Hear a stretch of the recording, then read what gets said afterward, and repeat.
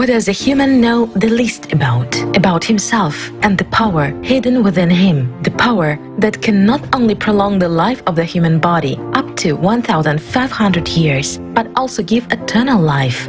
What kind of power is that? Why don't people know about it? How can you learn to control it, live your life happily, and conquer death?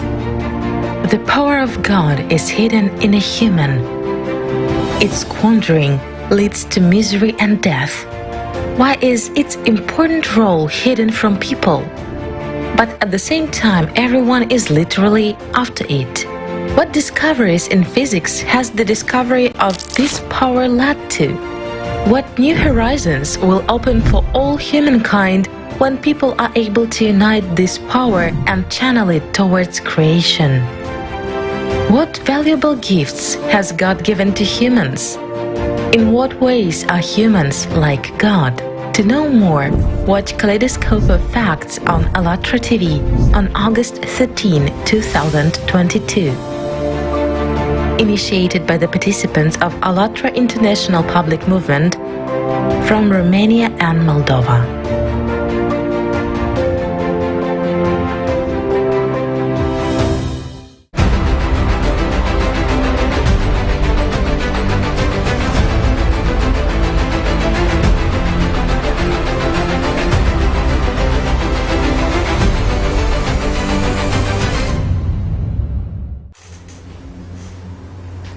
Здравствуйте, дорогие друзья! Greetings, dear friends. Indeed, if you want to hide something well, put it in the most visible place.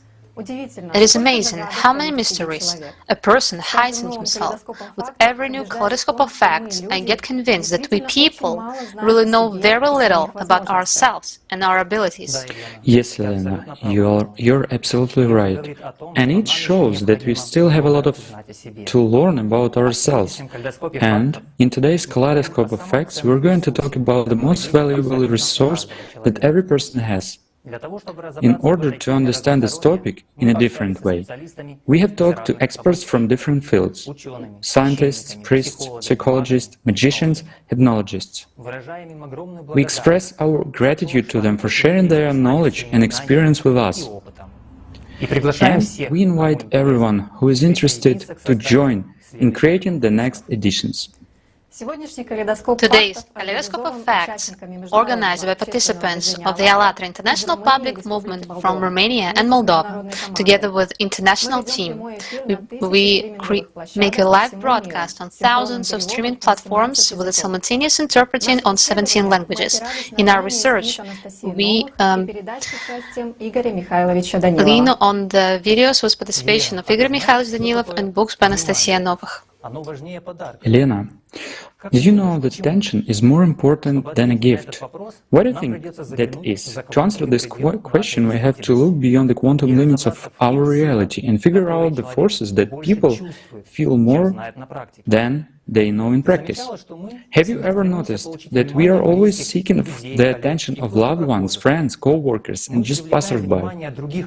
We get other people's attention by using all kinds of tricks, but there are also many among us who are professionally engaged in attracting attention to themselves. Let's watch a video on this topic.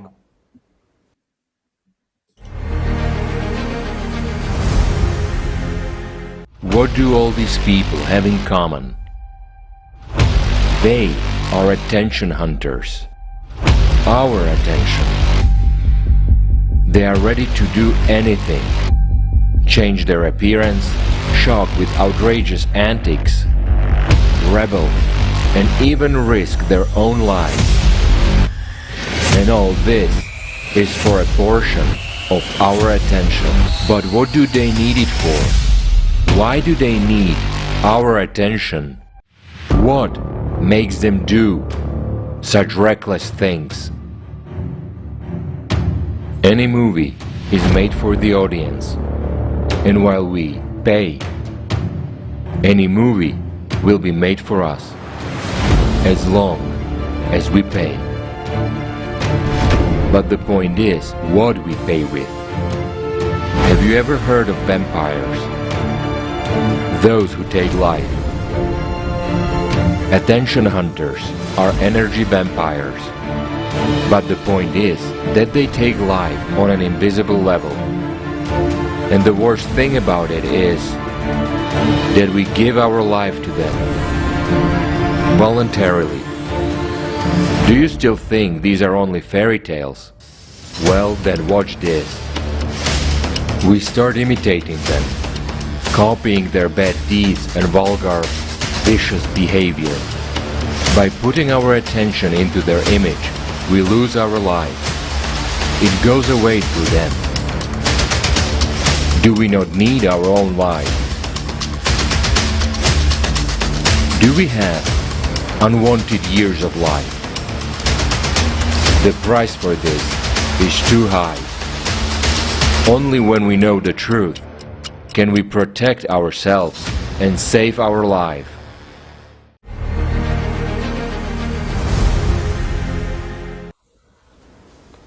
Most likely, many have seen in this video familiar and common to modern society situations and faces, isn't it? Isn't our information space being actively filled with this content today? And with each time, there are more and more of these attention seekers. Their tricks are becoming even more absurd and stupid, but this is only the first glance. After all, it all works. They are very good at getting our attention, and we have to wonder why. Why do people hunt for attention? What does it give them? Who do they serve? To explore these questions, let's watch a fragment of the program Circle with Igor Mikhailovich Danilov.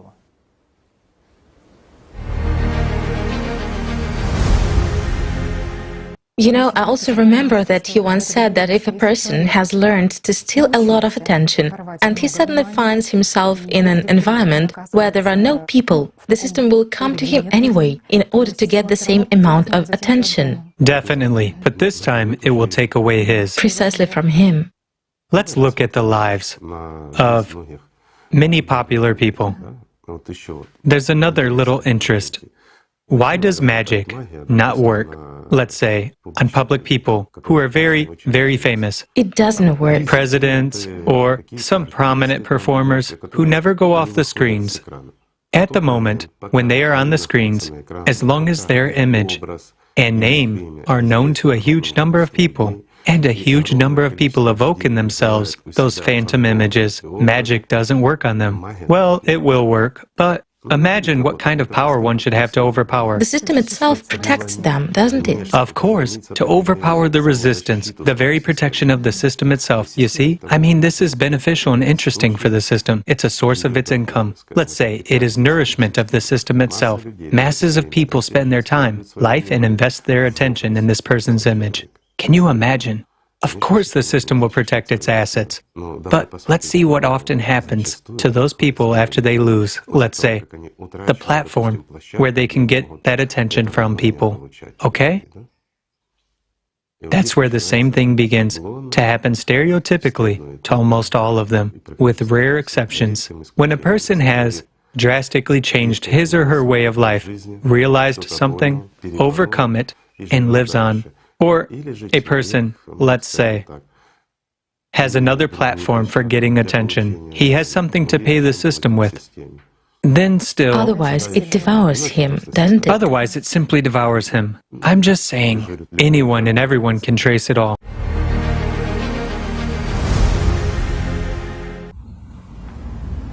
Thank you, Igor Mikhailovich. So attention is a power which has a great influence on our lives, and it's very important to us. What does the word attention mean? Perhaps there are interesting facts in the etymology of the word that indicate the value of this resource. Ksenia, you have the floor. Thank you, Elena. Greetings, dear friends. Now, let's look at the etymology of the word in different languages. First, let's divide the word attention into two parts. Then we have, in Russian language, внимание, attention, has two parts, вни and mania. Внимание, внимана, внеума, outside of mind. Meaning that something that is not connected in the mind, that is outside of our mind, outside of consciousness. The English word attention comes from the Latin attentionem, which means attention, attentiveness. Now on your screen you can see a diagram which shows the attention comes from the genitive case of attendere, which means to listen to, literally to reach out to. The Greek verb prophison, professo, has two parts, pros and echo. The first part, pros, to, means first, former. The second part of the word echo is translated from ancient Greek as both to have and to grasp, to hold by force. Scholars also count as etymology-related words the Slavic verb сягать and the Sanskrit sachti, to fasten, to attach to oneself. It turns out that attention is an attempt to grasp the truth when one wants to get to the bottom of things. Our attention can be a force that binds us to an object or phenomenon over which we can desire for possession.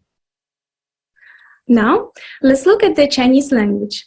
The word attention in Chinese is chui sui. This character has two parts, chu, which means to flow, to pour in, together, to flow in, to pour out, and yi, translated, means thought, idea, desire, aspiration, attention. So it's turned out that where there is a desire and aspiration, something is flowing in, gathering there, flowing away. In this case, we can presume that it's some kind of energy that is outside of matter. In Arabic, attention is translated as انتباهه. The word comes from the verbs to awaken, to be enlightened. Dear friends, from all of the above, a brief conclusion can be drawn. Attention is constantly flowing substance that is outside of this matter. It doesn't belong to the mind, consciousness. If human beings do not purposely direct the attention, it is still consumed and dispersed unconsciously and affects the world and human destiny in one way or another. This is why wise people have always said that it's important for a person to define the purpose of his or her life and to permanently invest the attention in it if he or she wants to achieve it. Thank you for your attention. I now give the floor to the presenters. Thank you, Ksenia. It's interesting because even this expression, thank you for your attention, we use all the time without thinking about it. But attention is really a very valuable resource. The proper distribution of this power directly affects the length of our lives. Lucian, you have the floor.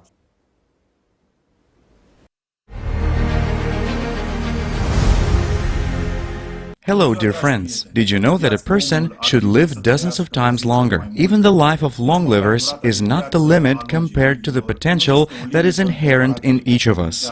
You might say that this is or you might wonder, then why don't people live that long nowadays? Let's figure it out together and find the answers to these questions, so we understand how longevity is related to the power of our attention. Right now, on the screen, you can see the pictures of young, fit, beautiful people. You probably think they are about 20 to 25 years old. But the Chinese woman in the picture, Lu Yelin, is actually 50 years old. Her 23-year-old son has to constantly explain that this is his mother, not a girlfriend. In the second picture is a Singaporean, Chuan Do Tan. He is 53 years old. He used to be a photographer, and now he is known as a model.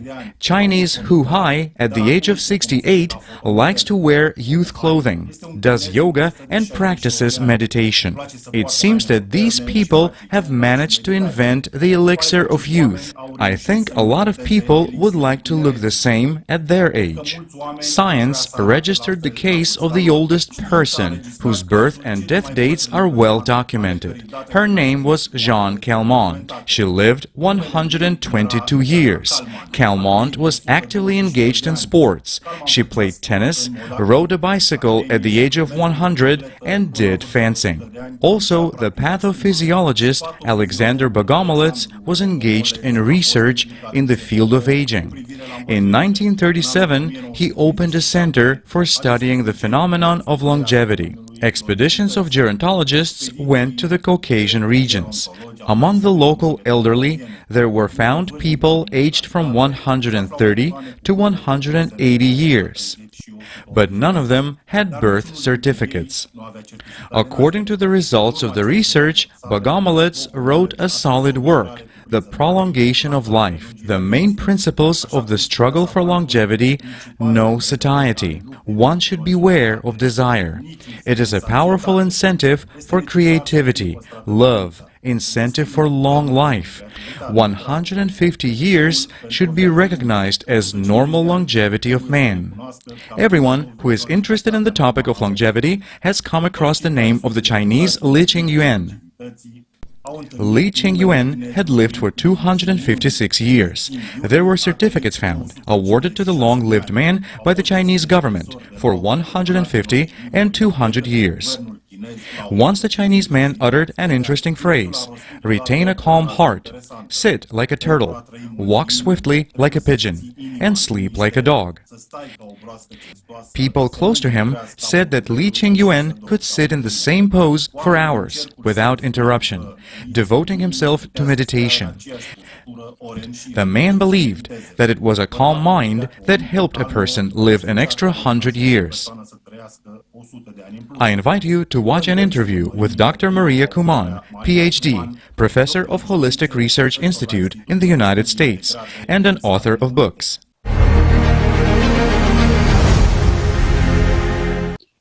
If you look at the Bible, starting from Adam and Eve and going all the way to Noah, all the people live more than 900 years.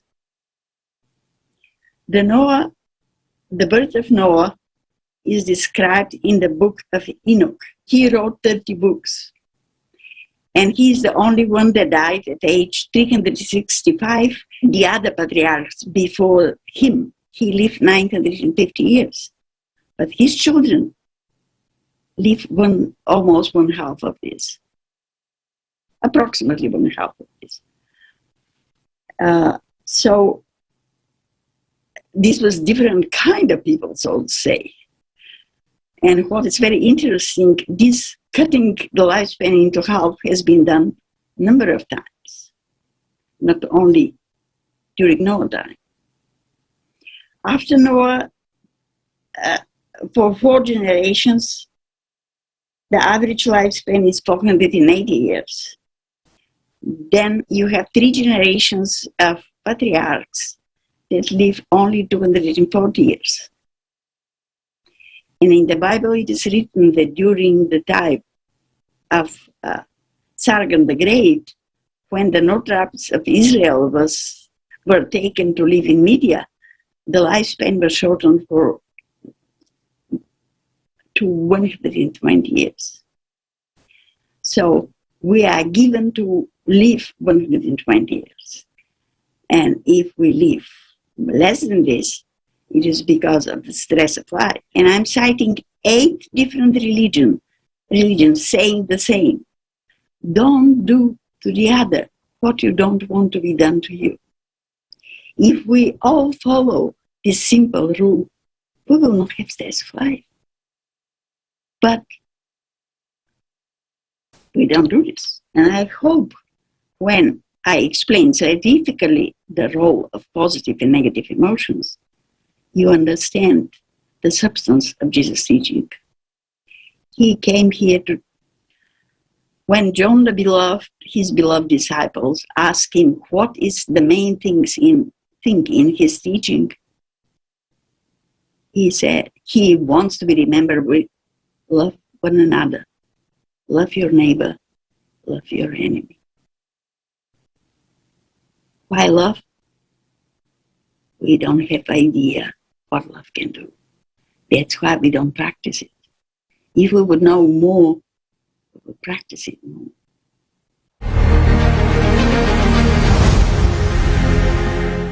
Thank you for this insightful information, Maria. We will hear more about the role that positive and negative emotions play in our lives from the next speakers. But for now, let's continue our conversation about how long a person can live.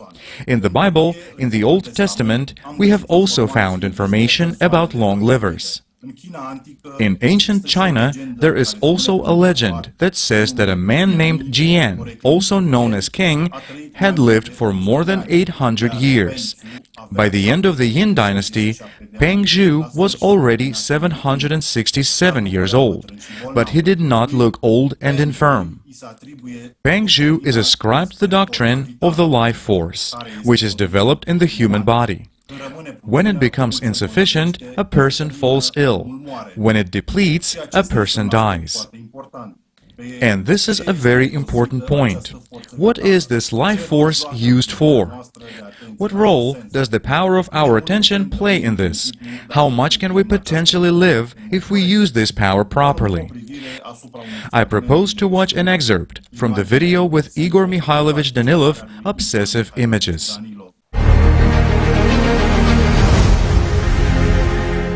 As the ancients used to say, God allotted every human with a lifespan of at least 1500 years. And the ancients wondered why people live such a short period of time. The answer was simply amazing. God, He is very kind and generous, and He endows us with everything. A long life, a very long one, as well as happiness, joy, and health. He endows us with everything. Yet why do we have it that way? Why do we live a short period of time? Why do we fall ill? Why do we not have peace, happiness, and joy? That's a good question, isn't it? We have a wrong lifestyle. What do you mean by a wrong lifestyle? Should we properly eat, get enough sleep, have rest, somehow love ourselves, take care of ourselves, and somehow exploit our body carefully? Psycho-emotional state. Well, psycho-emotional state, we should be satisfied with everything, right? And again, our psycho-emotional state depends on external factors, doesn't it? It does. For instance, if we are surrounded by a good, wonderful team, where we feel good, or in a family, where we respect one another, where everything is splendid, where everyone takes care of each other, and everything is wonderful, right? That's the way it should be. Yet, have any of you seen such perfect conditions in real life? There is nothing perfect in this system, indeed. Absolutely right. Yes. Now, we already deformed a priori. Literally fantasize. Why? If a family, let's say, consists even of 3 people, and if they do not engage in their own spiritual development and have not achieved any results yet, they cannot be perfect. Just cannot be. Why? Because they have images, they have emotions, they get irritated, they fight for being the alpha. There is confrontation and everything else all the time, just like in any group. In the literal sense of the word, even a child tries to dominate and fight for our attention, the attention of adults.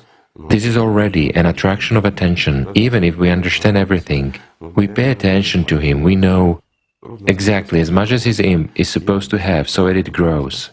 And so on. I mean, we are literate, intelligent, and spiritually mature, while a child is unstable.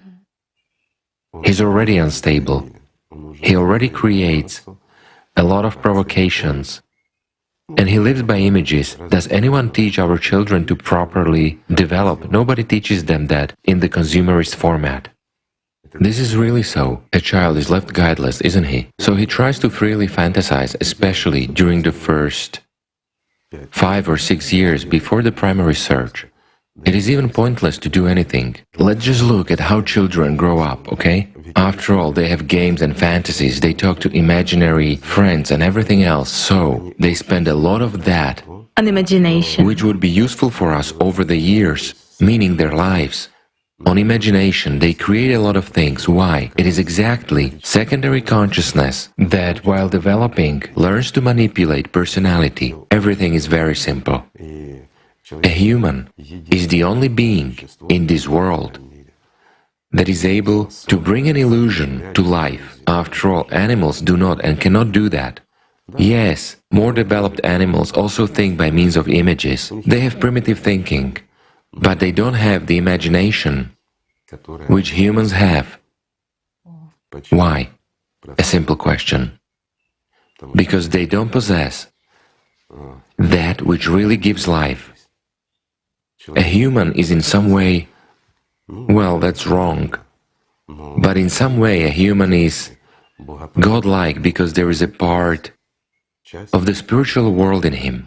What we should spend, let's say, on gaining life, we spend on bringing images to life in our heads.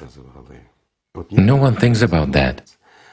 While in reality, images are not a product of our brain. No.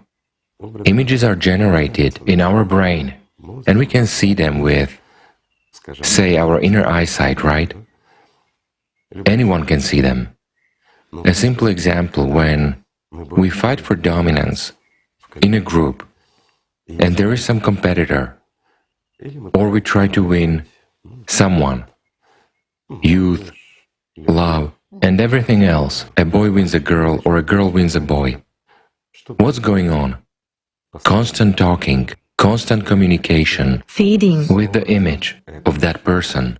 Or a dispute arises with someone. Okay, it doesn't matter where you are, friends, at work, at home, in a family, anywhere else. It doesn't matter. You encounter a stronger demon, and the game of imps in your head begins. This microfight is maintained. Of course. Continuous, yes. Yes, and we prove something, we explain. In other words, in the beginning we create an image of a non-existent person. I'm saying again, there is a specific person, but we create an image of a non-existent person.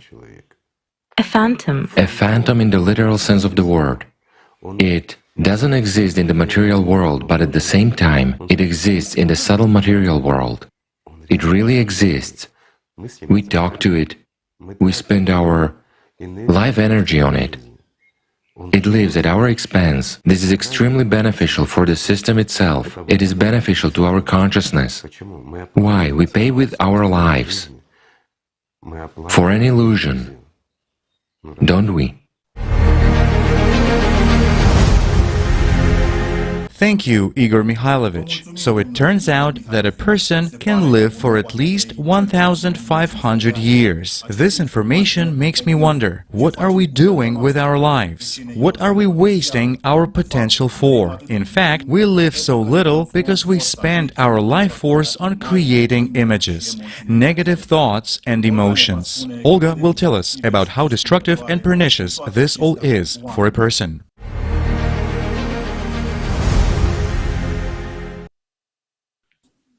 Good afternoon. Thank you very much, Luciano. For thousands of years, people have been asking themselves, why do we age? What are the causes and mechanisms of this process? And most importantly, is it possible to reverse aging? Nowadays and lately, it's becoming increasingly clear that scientists that the rate of aging depends on a complex interaction of factors, from biological to social ones. Authors of numerous studies are unanimous that thought and human thoughts and emotions have the main influence on a person's state of health and the rate of aging. Elizabeth Blackburn, the Nobel Prize winner, and psychologist Elissa Apple came to the conclusion that aging is a dynamic process that can be accelerated or slowed down. Scientists claim that a person's mental patterns can harm telomeres, an important part of cells' DNA. Telomeres form caps on the ends of chromosomes where our genetic heritage is recorded. They may be compared to the plastic tips on the ends of shoelaces that keep them from unraveling. In the process of cell division, protective caps wear out. Short telomeres are one of the main causes of aging of human cells. According to Dr. Blackburn's theory, they can lengthen and thus slow down aging. Telomeres' length is greatly influenced by a person's lifestyle. This is due to the fact that telomeres don't just follow the commands given by the genetic code, but they listen to a person and his body responds to external factors. I suggest us watching a video. if we are sick, it's just because we are putting the negative thinking inside of us, and those cells hear it and capture those vibrational energy, and it's harmful for the cells in our body. That's why we have diseases. So when we are conscious about that, then we can change our mindset, and we take the garbage out and put back the positive thing into our mindset.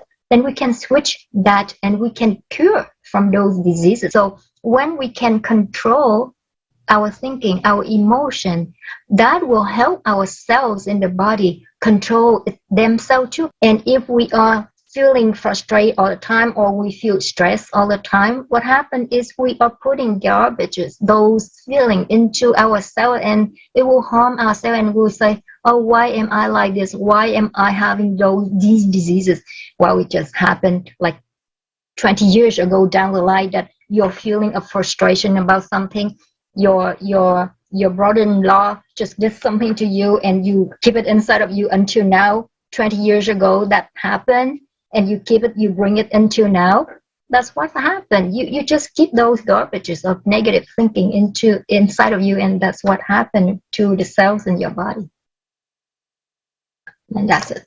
So usually people just talk about what they don't want instead of talking about what they want, right? And the law of attraction just works both ways. Either you want it or you don't want it. So that is where people, when they are sick and they start thinking about their sickness, they will get more sick, right? And the people who are sick and they are lively, they are joyful, they are happy, and they just go with the flow, those people have more chance to recover from their sickness. And that is why the law of attraction is just working for them like that. And that is what happened. And when we understand about that, we can manifest anything in our life.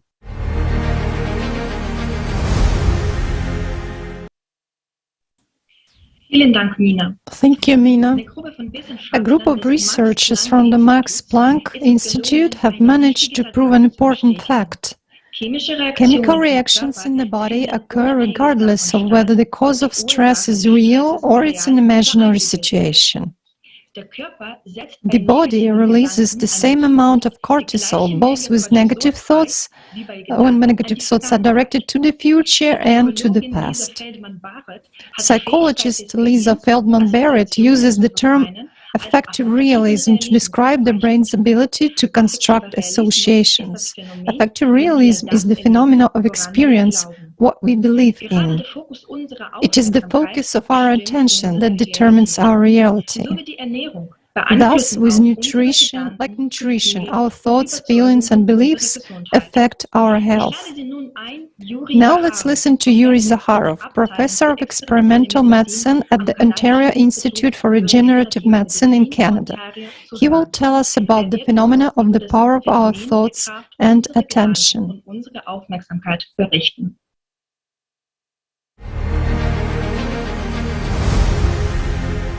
Scientists have been studying this phenomenon for a long time. At one time, in the 1990s, we conducted an experiment at the Brain Institute. It was a special, closed at that time, laboratory, where the main question was posed: whether this phenomenon exists or not, whether it works or not. It turned out that yes, it works. Yes, it does exist. But we were not the first at all. We can recall, for example, Ellen Langer. She is the most classic psychologist. She was the first woman psychologist, I guess from Harvard, who did very unusual work. Later, she wrote a book and thus made history. What did she do? She conducted a very remarkable experiment. They took a non-operating monastery and locked up a large number of 75-year-old people there.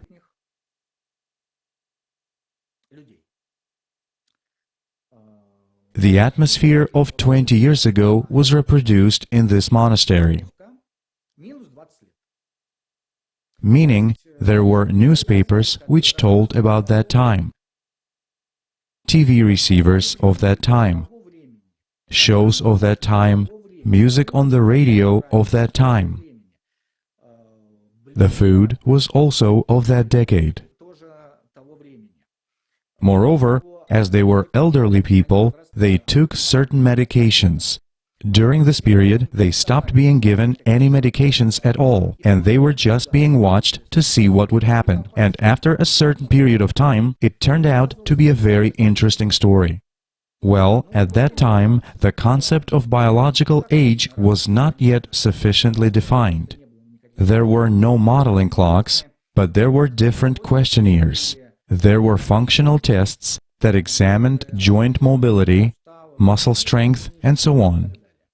And it turned out that people became about 10 years conditionally younger just by being in that environment. In other words, they actually lived in it and convinced themselves that they were minus 20 years old.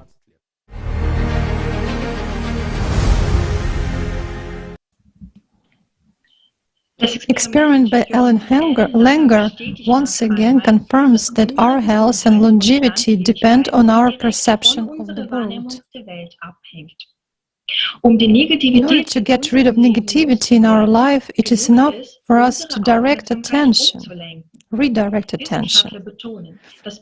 Scientists emphasize that positive thinking is the most effective action to improve a person's psycho-emotional state. An optimistic attitude towards life reduces stress levels, strengthens the immune system, and thus prevents the development of diseases. The book ALLATRA says, "The most interesting thing is that if you start to simply ignore bad thoughts and emotions, which surge suddenly, and you intentionally focus on something good, for example, on good thoughts or a good deed, then with time this negativity retreats, as if this state has never existed at all. And if you give in to a bad mood, begin to feel sorry for yourself, and so on. In other words, if you give your attention to negative emotions, then this state only gets worse and starts to live inside you, or rather to poison your life like a parasite." It is worth mentioning that among the factors that influence both mood swings, hormonal fluctuations in the human body are also taken into account. And do you know how long does the hormone action last in us? Exactly 90 seconds.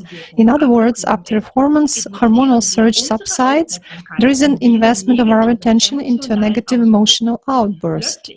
Suddenly, a 90-second irritation escalates into days or even years of anger, resentment, and frustration. In order to learn more about the impact of thinking on the human body, let us watch an interview with writer Maria Kuhlmann, PhD professor at the Institute for Integrated Studies in the United States of America.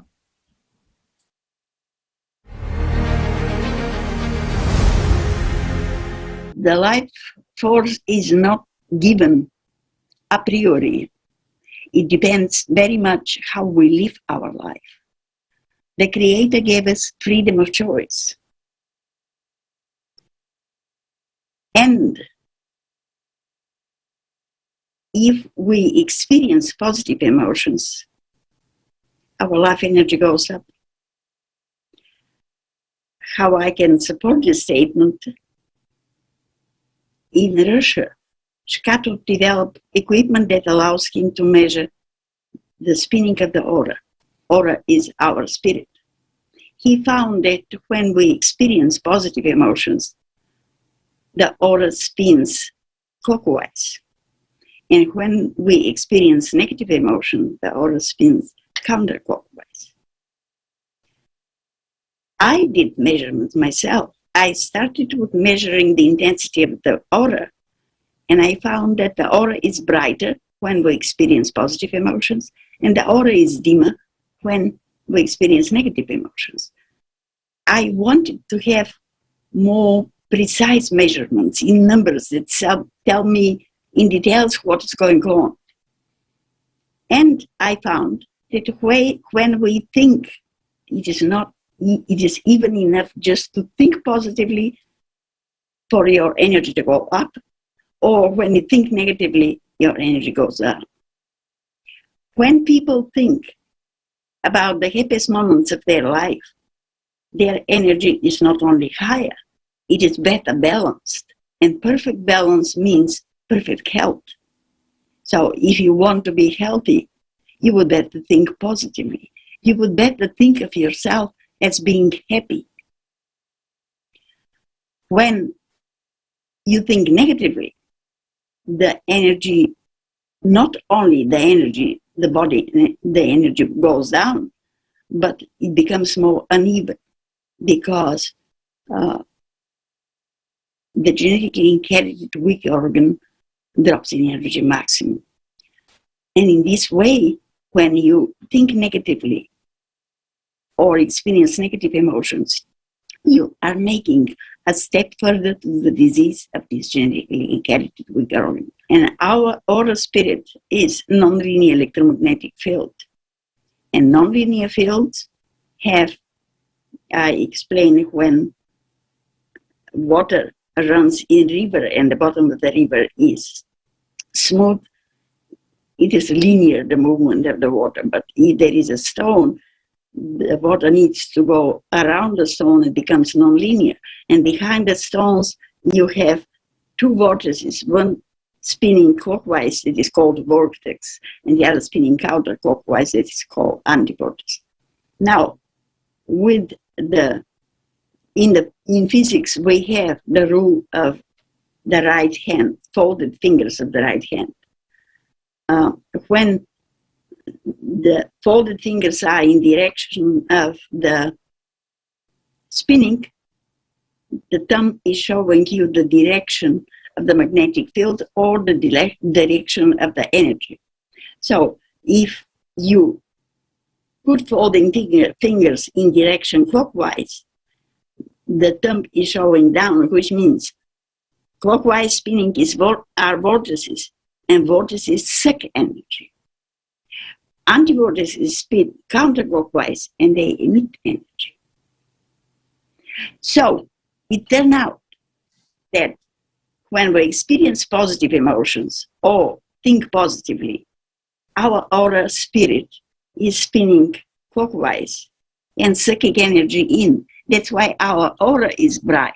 And that's why we are saying we are in high spirit. When we think negatively or experience negative emotions, the aura spins counterclockwise and emit energy. That's why we are in low spirit when we experience negative emotions or just think negatively. Very simple and very logical explanation. So God gave us the freedom of choice. And if we choose to be positive, loving, forgiving, and helping others, as Jesus was teaching, our energy goes up, life energy goes up. And our lifespan is going to be longer, healthier, and happier. If you experience negative emotions or just think negatively, you are losing energy and you are shortening your life. So that's how it is given. It is not a priori given. It depends on the way you are living your life. And this way depends on your choice. When people think dominantly negative, they will have dominance of neurotransmitters related to negative thinking or negative emotions. That's why they are chemical imbalance. But at the bottom of this is emotional imbalance. And that's why when they try to correct this chemical imbalance, temporarily they can have success. Later on, the things drift the way they were. In 80% of the people, in 80% of the cases, the people go back to drugs because their way of thinking remains the same.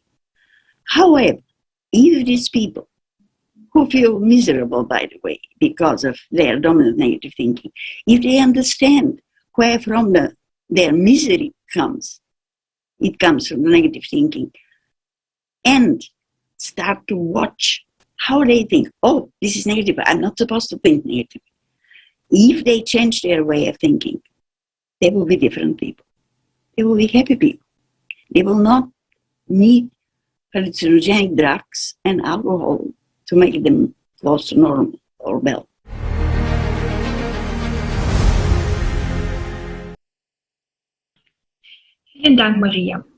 Thank you, Maria.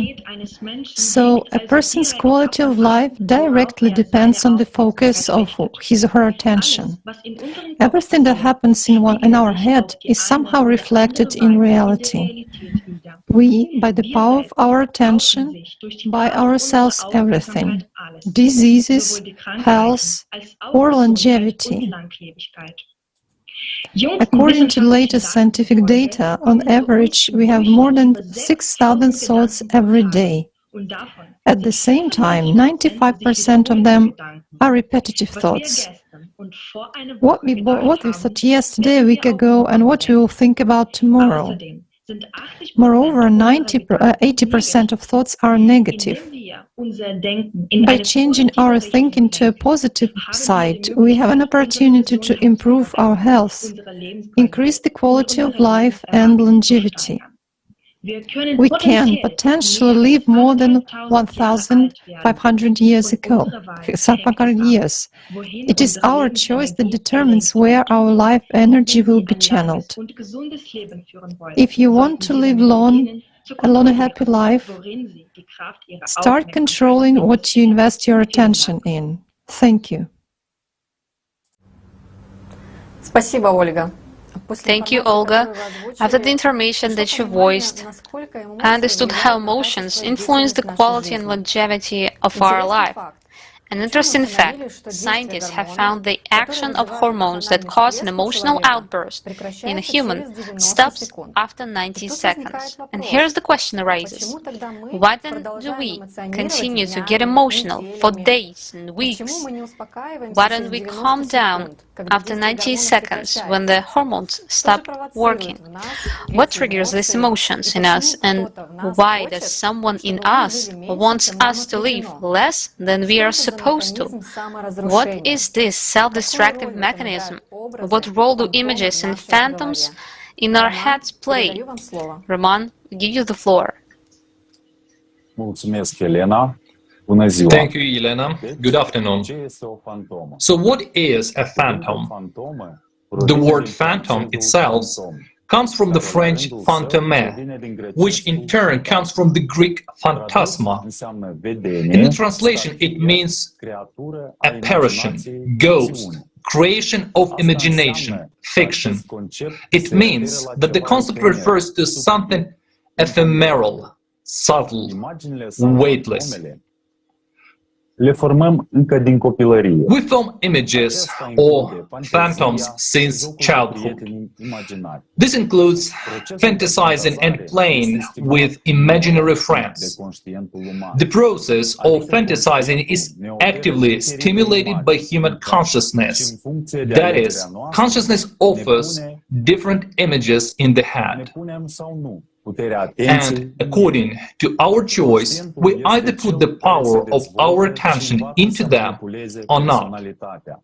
Consciousness develops and learns to manipulate personality with images, because one's energy is channeled through images and phantoms into consciousness, and this is its main and only nourishment.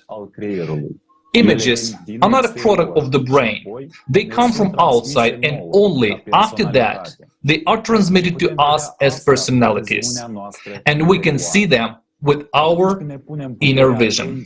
When we put the power of attention into the image of a character from a movie or just a person in our head and have a dialogue with them, we create an image of a non-existent person.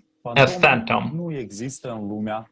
The phantom does not exist in the material world, but at the same time, it exists in the world of subtle matter. It really exists.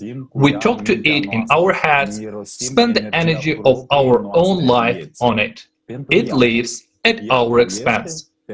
Human is the only being in this world capable of animating an illusion. As the power of attention is invested, the illusion becomes a reality already in this material world.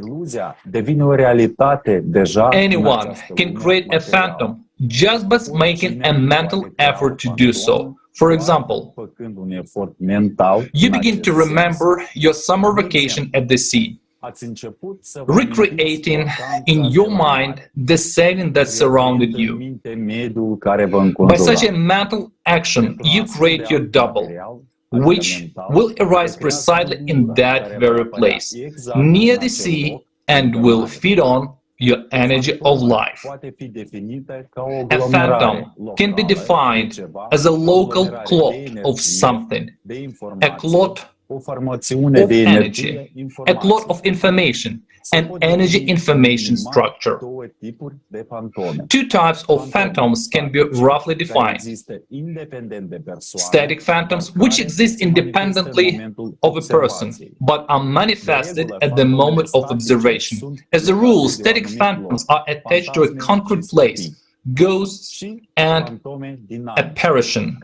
Dynamic phantoms that are formed by a person's consciousness, thought images.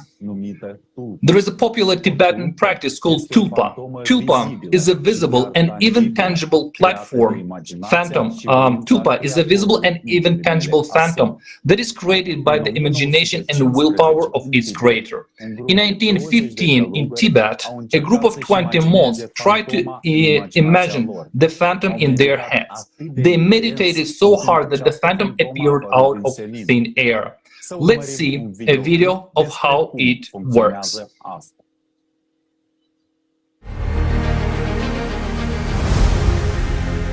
Can people create a phantom? They can. But there is a certain law. There must be a certain number of people, excuse me. It's not 5 or 7 people who are sitting at a table, but many more. They must invest their attention at such a concentrated level so that this particular image would arise.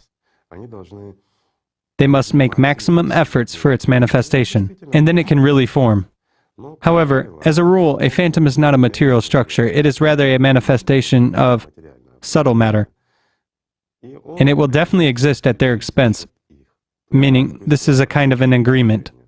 Well, for example, we would like, how does this work? I'll simply explain. A necessary number of us have gathered, no fewer. It's possible with a greater number, and not with a fewer one. I'm not saying how many, otherwise people will play with it. Although one can find these practices described. They are described in more detail in Tibetan literature. What's the point?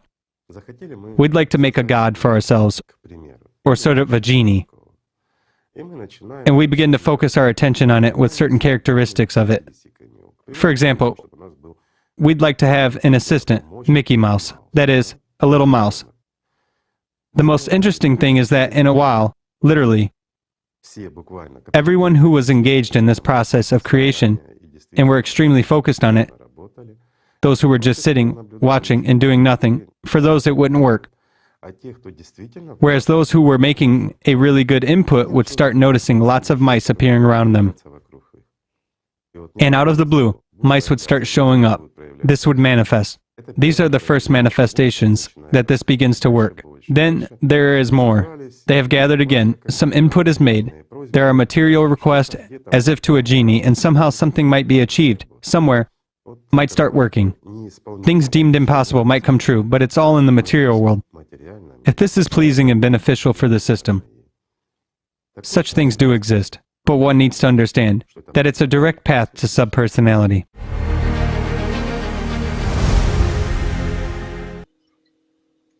Thank you, Igor Mikhailovich, for the valuable information. Indeed, in order to create a phantom, a person spends his life energy putting attention into the image, thinking over all the details down to the smell and structure. The phantom is closely connected to its creator and feeds on his energy, and its continued existence will depend only on the host.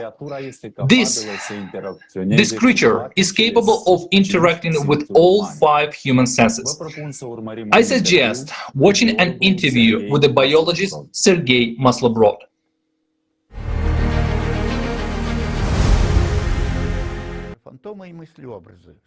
Phantoms and mental images. What is it? This is something that exists in our world, often in an invisible form.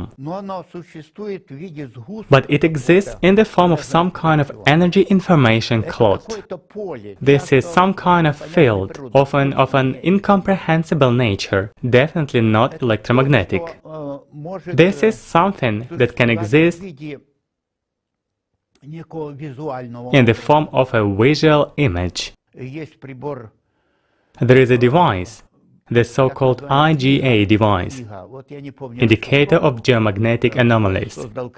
The decipher was created by Kravchenko.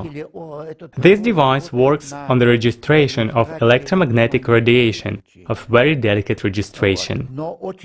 The slightest change in the electromagnetic component is caught by the device. So it can identify pathogenic zones, where there are voids, where there are some pipes, not even metallic ones. But the electromagnetic component is a consequence of the phantom itself. And by all accounts, it's not electromagnetic in nature. Well, if it hangs in the air, if it passes through all sorts of obstacles, if it moves around instantly, you can place it, transmit it over a distance. There is no electromagnetic component. I've already said that. But it does disturb the environment during its action. And the environment is usually an electromagnetic unit. It also has its own personal lifetime. That's their peculiarity of existence, self-existence, self-organization. And in some cases, if it is initially powerful, it can even improve itself, life on its own. There are such techniques when powerful psychics created, like that woman who gradually made a phantom. I read, I do not remember her last name, she was a powerful psychic. She created an assistant. She materialized it. So the one she created was a homunculus. It was like a servant. It understood that this person gave birth to it. So she could kill it too. So it had to either escape or encroach on her life. And she felt it, the author. And it turned out that this homunculus had become dangerous to her, no longer an assistant, because it had developed a kind of consciousness. Consciousness itself is universal, spread throughout nature and on every level, everywhere, and even in plants, and in a human everywhere. And so it emerged, formed within it, because there is a structure where it can fit in. And so it understood that, and when she understood it, she tried so hard to destroy it, eliminate it, because it became dangerous. And such things also happen. First, it's fine, then it gets its consciousness, and it's against it. You create a phantom, then you give the order, go away, or you're dead. That's the mental order, that's it. The dissolution takes place. That's the kind of thing I tried to when we were studying the aura of a human. Then I sent him something. You will feel fine. The device immediately showed something. And then I removed that. There is a return, amazing. I haven't dealt with it in detail. But there is the very fact that such actions are possible. This world is driven by the thought. Not just our thought, but some global thought. So diverse and inconceivable and fascinating. And we don't know who we are here at all.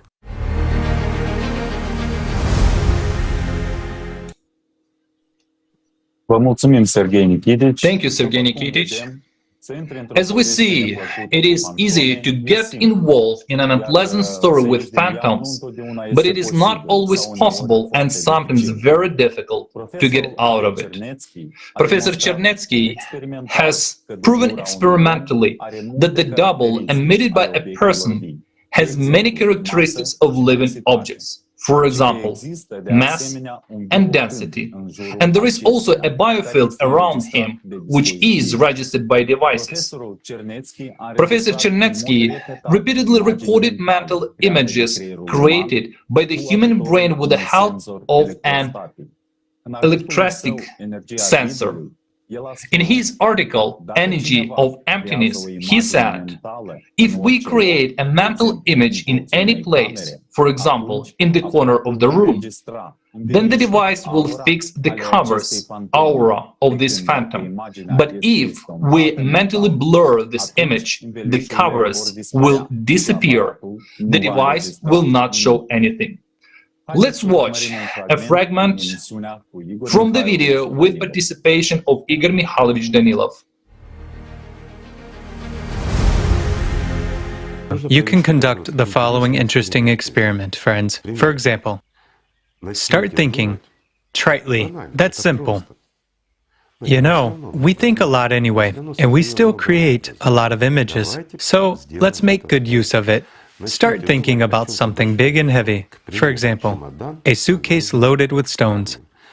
Pick any color and size you like, but recall it 20 times a day. Just think about how you lift it, how you carry it, and you will see how much energy flows out of you. Why? After all, it's in your thoughts. You don't carry it physically. You merely imagine how you carry it, how you lift it. When you go to work, take it with you mentally. You will even come to work and feel tired. Those of you who do not want to, friends, don't do that. Let it be a joke. But for those who don't believe and want to experiment, please experiment, but treat it conscientiously, with full responsibility for the purity of the experiment. When you come home, bring your suitcase with you. If you go somewhere for work, take it with you and imagine, clearly imagine its weight, size, and dimensions. And you will see what your imagination is capable of at the physical plane. That's how our life disappears. Yet, we create phantoms, images, we argue with someone, talk to them, and all this is sort of not real. It's not real. It doesn't give you anything here in this material world. However, it really and seriously takes your life and your energy. So, is it worth carrying that suitcase?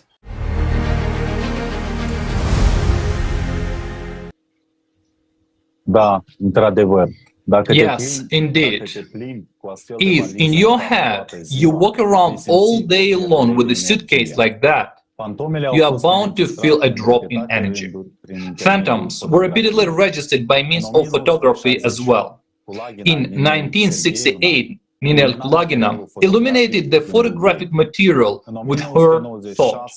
In 1996, the newspaper Anomaly published an amazing picture. It depicts the researcher of the Tunguska meteorite, Mr. Zoltov, and the phantom of Ninel Kulagina, a famous psychic.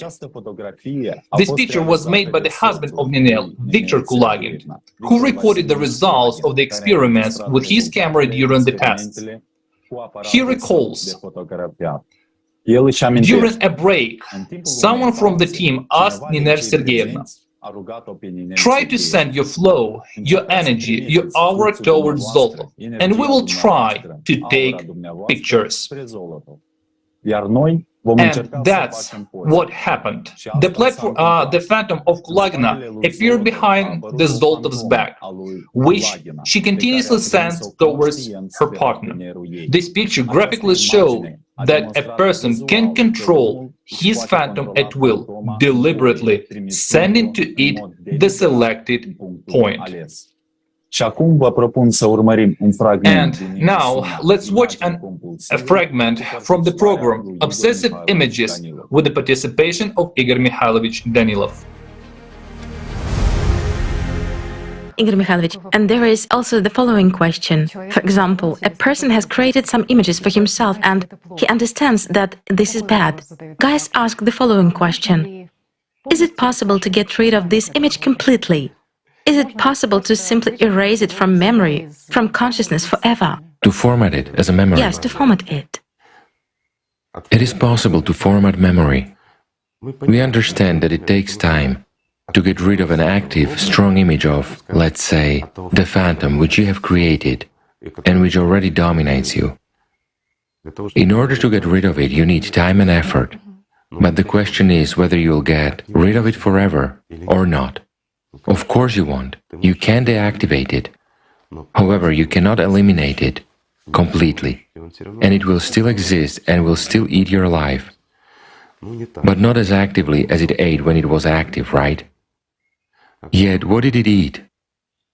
It ate a person, the one who created it.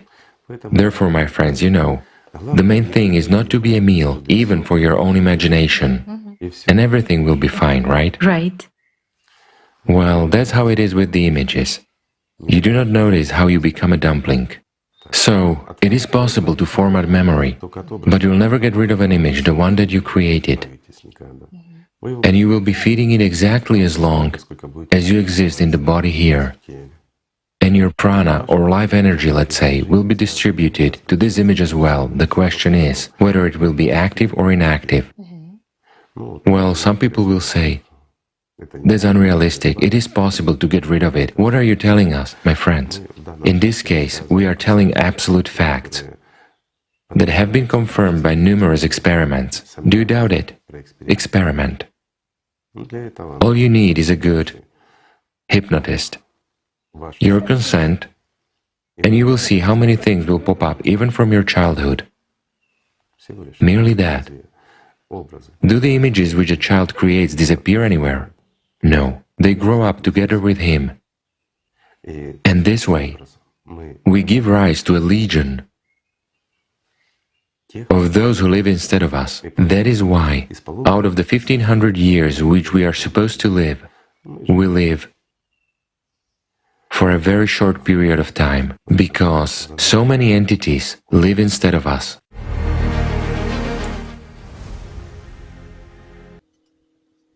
Thank you very much, Igor Mikhailovich. Considering the fact that a human being is a lifespan of at least 1500 years, comes the understanding of why we actually live about 80 years of this lifespan. Because we waste our life energy on thoughts and images in our heads, creating a huge number of phantoms, consciously or unconsciously. I give the floor to the host. Lena? Thank you, Roman. We've just heard some very important information about phantoms. It turns out that this is the same image that we give our attention to. Phantoms exist at the level of information. They settle and remain in the subconsciousness of a human.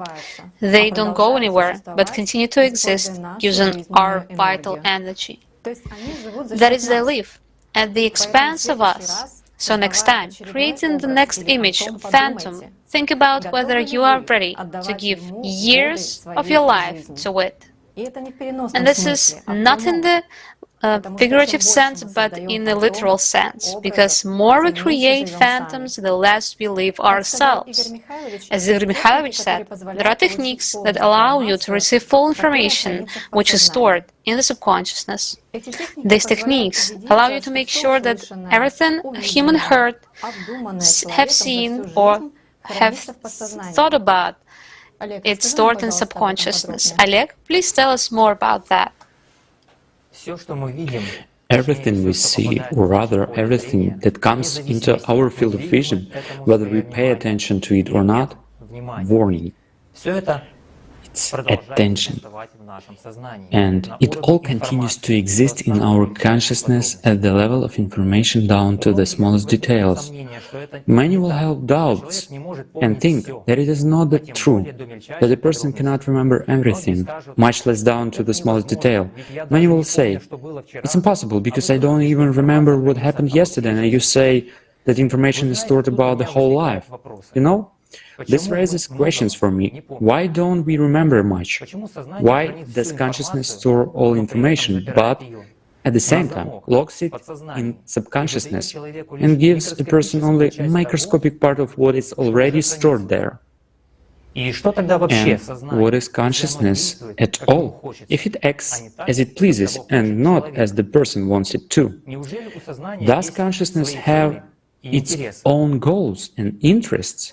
A familiar example: at school we were constantly cramming the multiplication table, formulas, this or that information during our studies. But when the teacher called us to the blackboard and asked us a question, then, as if by Murphy's law, the right answer did not come to our mind. There was a blank slate in your head, like everything was zeroed out, and it was like there was no information on the subject at all. Familiar, isn't it?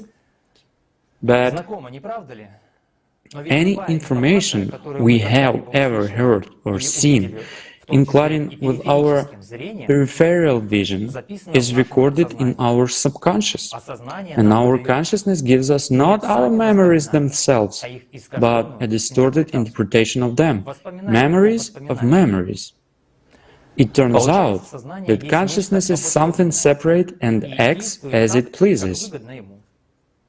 It gives us information if it wants, and if it does not want to, it doesn't give it to us. But why?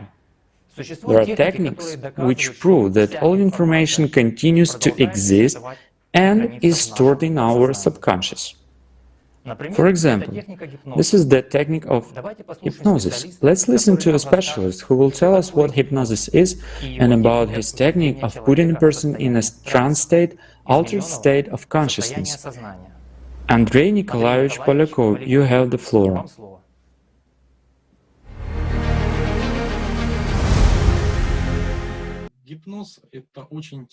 Hypnosis is a very interesting state. It is a trance state, a waking state, a dream state. It's an altered state of human consciousness in which a person can solve certain problems. There is classical and Ericksonian hypnosis. Classical hypnosis is directive hypnosis, and it implies certain commands, while Ericksonian hypnosis uses hidden indirect suggestion techniques, which also help to solve problems effectively by altering consciousness, working with the subconsciousness, and bypassing critical thinking. All hypnotherapists are also hypnotized, and they too go into a trance. They kind of enter this state and establish an invisible bridge of communication, meaning an invisible connection, a channel.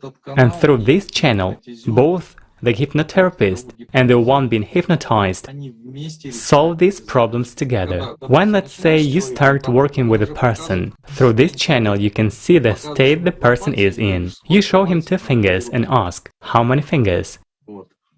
And the person tells you how many fingers there are. So there's already a calibration, and you begin to understand the person's state. If he tells you 2 fingers, that means he's already a visual person. He's only calibrating information with his eyes, and he didn't connect his ears. But the information was. I'm just explaining the mechanism of subconsciousness and these techniques. So I actually asked how many fingers I had showed with my hand, right? I was showing 2. These are the calibration moments that determine what state a person is in. It doesn't mean that he's got some serious mental problems. No, it just helps to see what state a person is in, what their leading state is. Some are kinesthetic. They need to touch, and only then they can feel what they are connected to. Some need to smell, to taste, and so all these moments are used in work. When a person comes, it's important to calibrate him and understand which channels must be used to achieve certain goals. Whether it will be auditory, visual, or kinesthetic style. Immersions can be different. Sometimes a person can immerse instantly, even with his eyes open. A person may not necessarily be sleeping or something like that. He can get into this altered state with his eyes open, and his brain begins to emit different frequencies, which also change. And when the hypnotherapist talks, he makes, let's say, certain finger snapping. And these snaps correspond to certain activation of alpha, beta, gamma, and theta waves in the brain. So these moments are also important.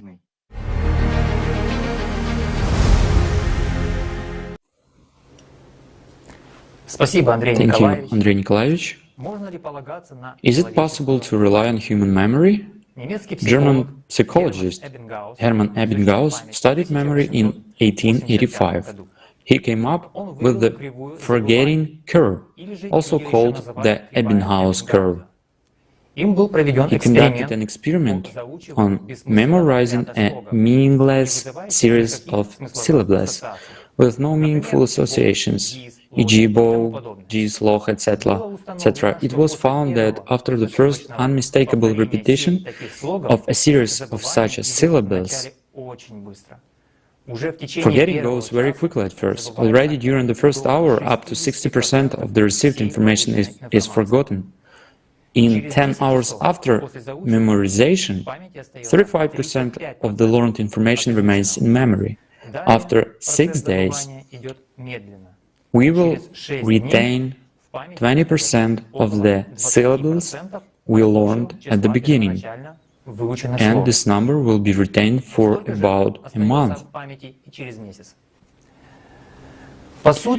As a matter of fact, human consciousness is a forger.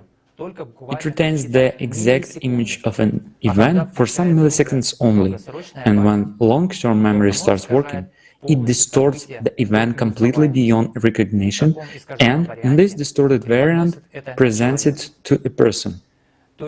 That is, memory in our common understanding is not how information is kept in its pure form in human subconsciousness, but exactly how consciousness presents information in its distorted form to the person.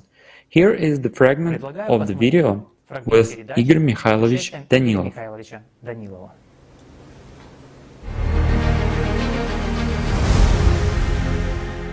If a person is put in an artificially triggered trance-like state, meaning hypnosis, then the person can basically recall literally everything that he heard, everything that he saw.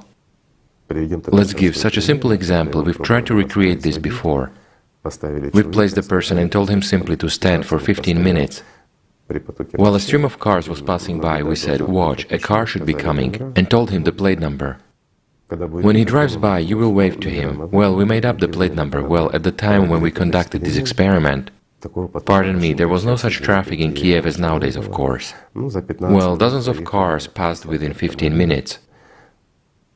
For the experiment purity, the reason why it was precisely 15 minutes, because video cameras weren't like those today, guys. A reel of film was enough for 15 minutes of recording. And down the road, Andreevich recorded on a camera himself, meaning the entire flow of cars that was coming in his direction.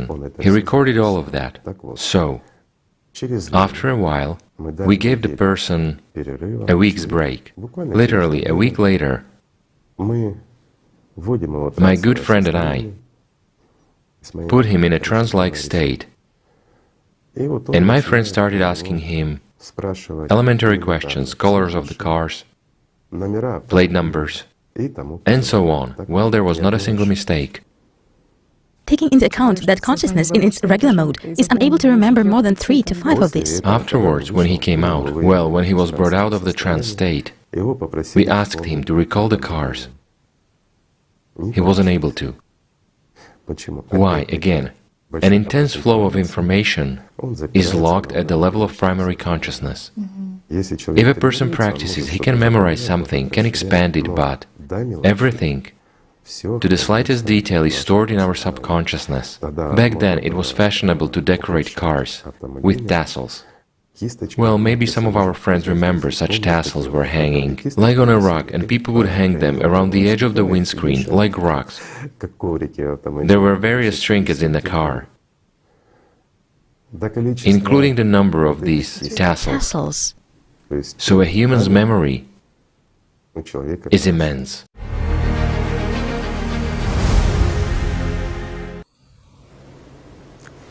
Что показывает электроэнцефалограмма головного мозга при гипнозе? What does the electroencephalogram of the brain shows during hypnosis? Calm, peaceful wakefulness changes to drowsiness, at which point the theta wave appear on the EEG. Fluctuations in the brain become slower and more rhythmic, with a range of 4 to 8 Hertz. This condition is often referred to as twilight, as it places the person between sleep and wakefulness and allows him to see images, memories, and he appears to be awake rather than asleep. Theta waves are an indication that the person is entering a deep, altered state of consciousness, which, with subconscious dominance. Theta waves are the subtle boundary between consciousness and subconsciousness. Hypnotist Susan Foxley will explain how it happens.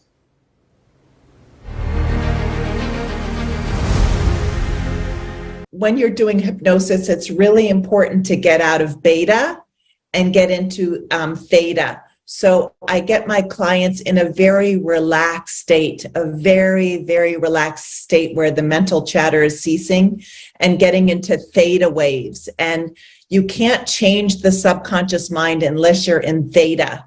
And so I get my clients into theta brain waves, and then we plant that image of what they would like to visualize and feel and smell and taste and touch and hear. And as long as I'm describing that image in their mind, it plants that seed for as long as that image is there. But it's like a TV station, you can change the TV station to another station. But that image, let's say you watched a movie last night on Netflix, and that image is still in your mind from last night, but you're making breakfast now. So the image is already, you've forgotten about it unless you want to go back and rehearse it again. But you plant those seeds in the recesses of your gray matter, and you plant it in your subconscious mind. And how you change the subconscious mind is through imagination and repetition. Imagination and repetition. So when I do hypnosis with my clients, I record it for them, and I tell them to listen to it at night before they go to bed for 30 days and keep using their imagination and repeating that image over and over again. Imagination and repetition. Imagination and repetition. And the image is there just as long as you're visualizing it. But just like a photographer taking a photo, the longer you keep that still in your mind, the more likely as within, so without, you're going to attract it to you more easily and effortlessly through using your imagination and repetition. So it's in there, and it's like the seed in your subconscious mind, and it can take a while to show up. It could be now, or it could be next week, it could be next year.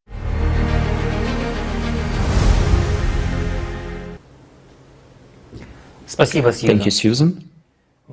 During hypnosis, the left hemisphere of the brain shuts down, and with it, the evaluation of the situation and the control of behavior. The person will fall into a right hemispheric or hypnotic state of altered consciousness. The right hemisphere is responsible for imagination, and here the hypnotist begins to impose and to transmit images. The right hemispheric state is characterized by the loss of the ability to critically perceive any information. Critical thinking, meaning the person's ability to question incoming information, including his or her own beliefs, is off. Theta rhythms reduce the action of protective mental mechanisms and allow the therapist's words to penetrate deep into the subconscious. At the same time, the statements made by the hypnotist are immediately recorded in the person's subconscious. I suggest watching this video.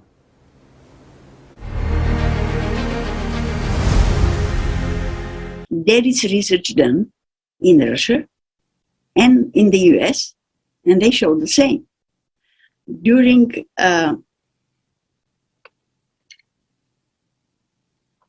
prayer or meditation, the brain is not active. The brain is like sleeping. The only rhythm is the alpha rhythm, which is the basic rhythm of the brain. And this was done in Russia, that there is no brain activity registered during prayer or meditation.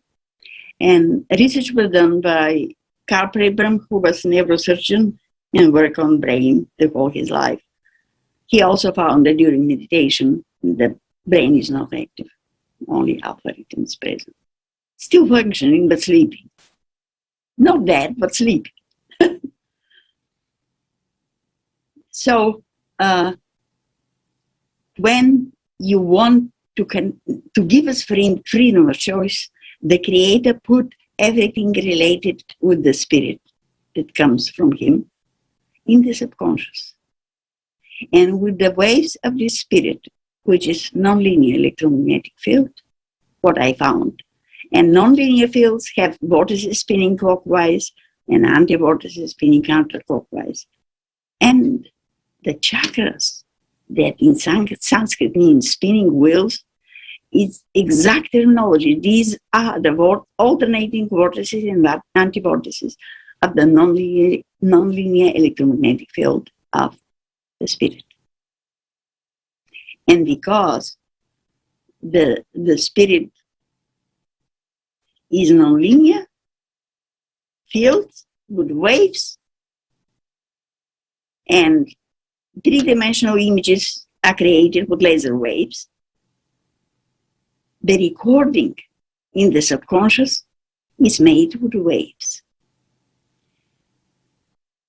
And it is holographic in nature. And holographic record is very compact. And I don't know why our scientists know, but our science is at the level we describe what we observe. When the sleep switches between conscious and subconscious, it reads in the conscious everything that's recording during the day and sends it for permanent storage in the subconscious, where it is recorded on holographic principle in a very condensed form. Why our scientists don't ask the question, why? They know that the sleep is a constant switch between activity of the brain, they register this with an electroencephalogram, and activity of the subconscious, which is emotional activity, and it is registered with galvanometers. They don't ask why this is done. This is done to save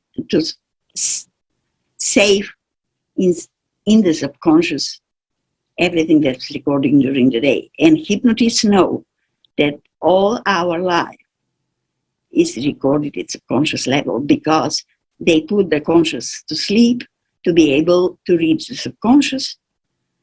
And the subconscious tells them all that happened during the lifetime, and they look what caused the trauma, what caused the problem that the patient is having. So they know that we have full records of our time, it's conscious. But our science somehow ignore what the hypnotists are finding. Another thing that the hypnotists are finding is hypnotized people with sleeping conscious can calculate at least 10,000 times faster, which speaks about what we must have a more powerful computer than our conscious computer at subconscious level. We do. And it works with waves, with the waves of the spirit. That's why it is quantum computer.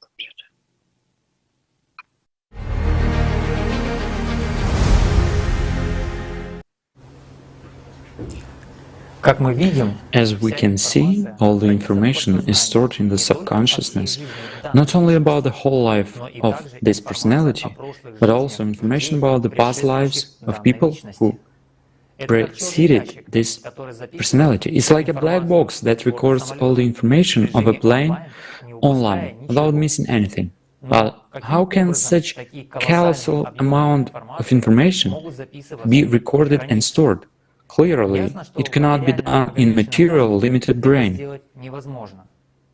Maria Kumai, a scientist from the United States, will tell us more about this.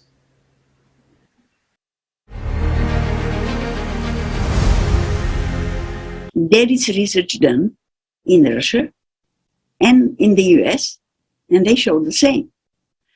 During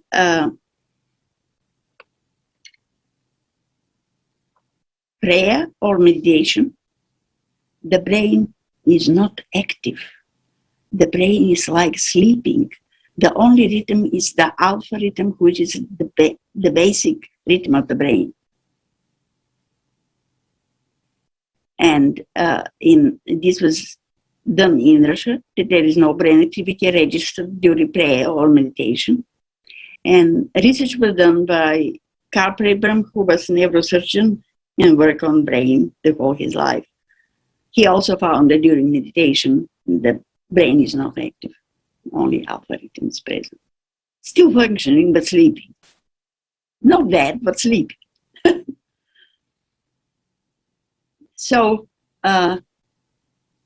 when you want to give us freedom of choice, the Creator put everything related with the spirit that comes from Him in the subconscious. And with the waves of this spirit, which is nonlinear electromagnetic field, what I found. And nonlinear fields have vortices spinning clockwise and anti-vortices spinning counterclockwise. And the chakras, that in Sanskrit means spinning wheels, is exact terminology. These are the alternating vortices and anti-vortices of the nonlinear electromagnetic field of the spirit. And because the spirit is nonlinear fields with waves, and three-dimensional images are created with laser waves, the recording in the subconscious is made with waves. And it is holographic in nature. And holographic record is very compact. And I don't know why our scientists know, but our science is at the level we describe what we observe. When the sleep switches between conscious and subconscious, it reads in the conscious everything that's recording during the day and sends it for permanent storage in the subconscious, where it is recorded on holographic principle in a very condensed form. Why our scientists don't ask the question, why? They know that the sleep is a constant switch between activity of the brain, they register this with an electroencephalogram, and activity of the subconscious, which is emotional activity, and it is registered with galvanometers. They don't ask why this is done. This is done to save in the subconscious everything that's recording during the day. And hypnotists know that all our life is recorded at subconscious level because they put the conscious to sleep to be able to reach the subconscious. And the subconscious tells them all that happened during the lifetime, and they look what caused the trauma, what caused the problem that the patient is getting. So they know that we have full records of our time, it's conscious. But our science somehow ignore what the hypnotists are finding. Another thing that the hypnotists are finding is hypnotized people with sleeping conscious can calculate at least 10,000 times faster, which speaks about what we must have a more powerful computer than our conscious computer at conscious level. We do. It works with the waves of the spirit. That's why it is quantum computer.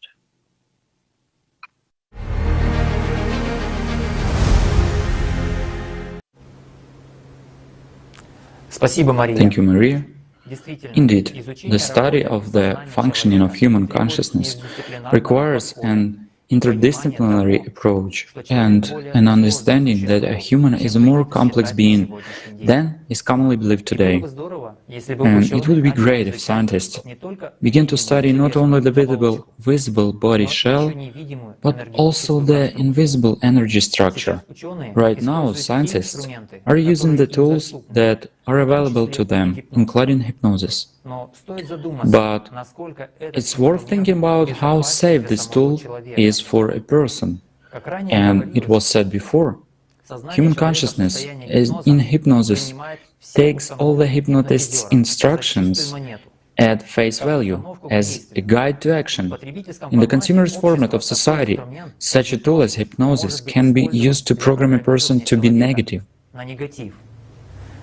up to the point that a person hearing a certain word code can turn into a zombie.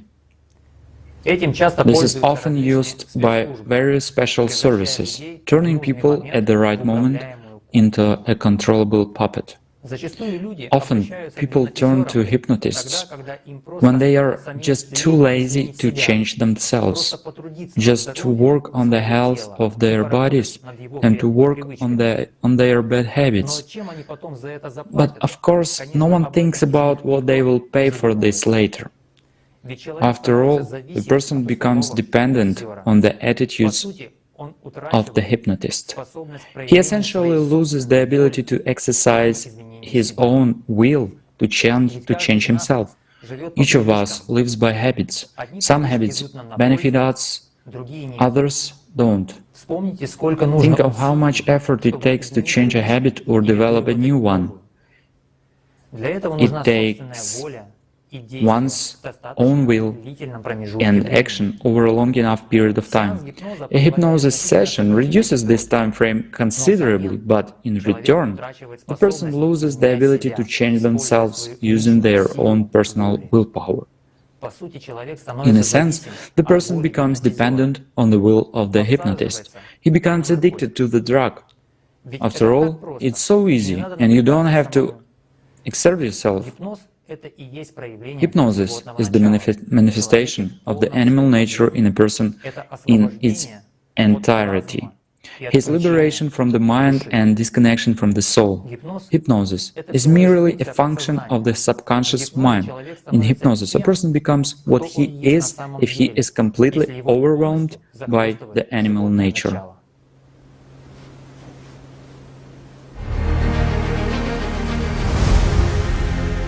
A simple example, in the state of hypnosis, it is suggested to a person that he's a singer or an actor or an actress, doesn't matter, and he will sing. He will perceive himself on the stage. 100%. Personality doesn't give a damn. It finances all this. Why? It's not essential for it. These are details that it is uninterested in. But this is interesting to primary consciousness. So as a matter of fact, in this three-dimensionality, we are this major self, this little immature egoist. Why immature? Because primary consciousness is limited in its development. Up to the primary surge, so it is slightly smarter than a primate, but not more. It remains with the same beastly, that which predominates in us later on, you see? Primary consciousness is a mediator between personality and secondary consciousness. And hypnosis affects exactly primary consciousness. That's where all of these substitutions as well as suggestion and everything else occur. By the way, the placebo effect and a lot of other factors are hidden behind this. And this is very interesting, because there exist such word combinations which are already deep-rooted. That subpersonality displaces personality, or say, What happens to personality? Nothing. It turns out that no one replaces anyone, right? No one and nothing. If personality is undeveloped, well, personality is mostly, pardon me, undeveloped. Who engaged in development? How many people in the world know that they are personalities? Based on psychology and everything else, everyone will say, yes, I'm a personality, and so on. Well, another term. Our entire personality is locked on primary consciousness, more rarely on secondary consciousness, because dialogues arise in us there and the like. Meanwhile, even observing this chatter, these dialogues from the position of personality, we are not aware that we are personality, that we are the one who observes that, the one who finances it all. In other words, we don't understand who we are and what we are. We precisely live in displacement of this theatricality, of this foolishness, of this entire mess that takes place in either our primary or secondary consciousness. But for us as personalities it is, I'm just saying, neither name nor anything else matters. It's enough to bring in some command with a substitution, and we already perceive it as reality, because it's not valuable to us. But if a person develops spiritually, how does he develop? As personality. And here he begins to understand that his personality, he begins to live. He begins to live here, to live already as personality. Then he sees what consciousness is, how it plays around, he understands all this. Then he certainly sees that whoever comes and gets mixed with him, whoever wants to plug into his socket, what kind of gadgets, subpersonalities or anyone else, there are so many of them in this invisible ocean. He will see and know it all, and will already choose and decide whom to finance and whom not to finance.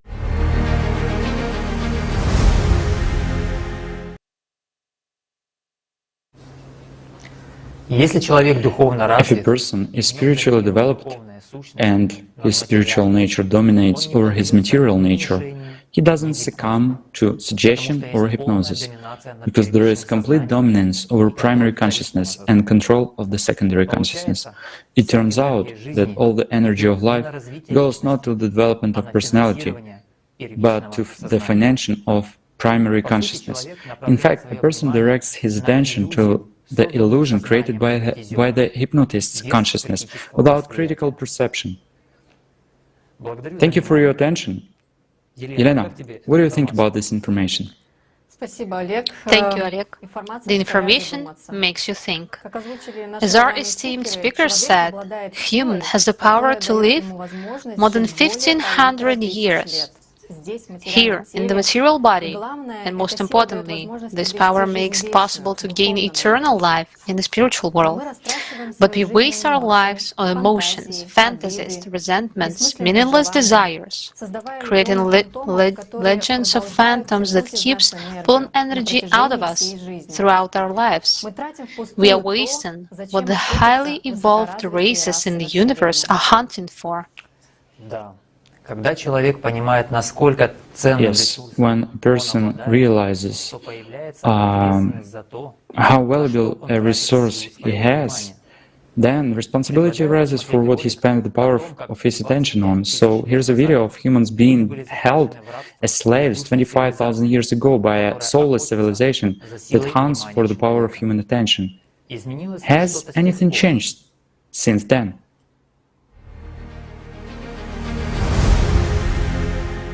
There is a power, the most valuable power in the universe.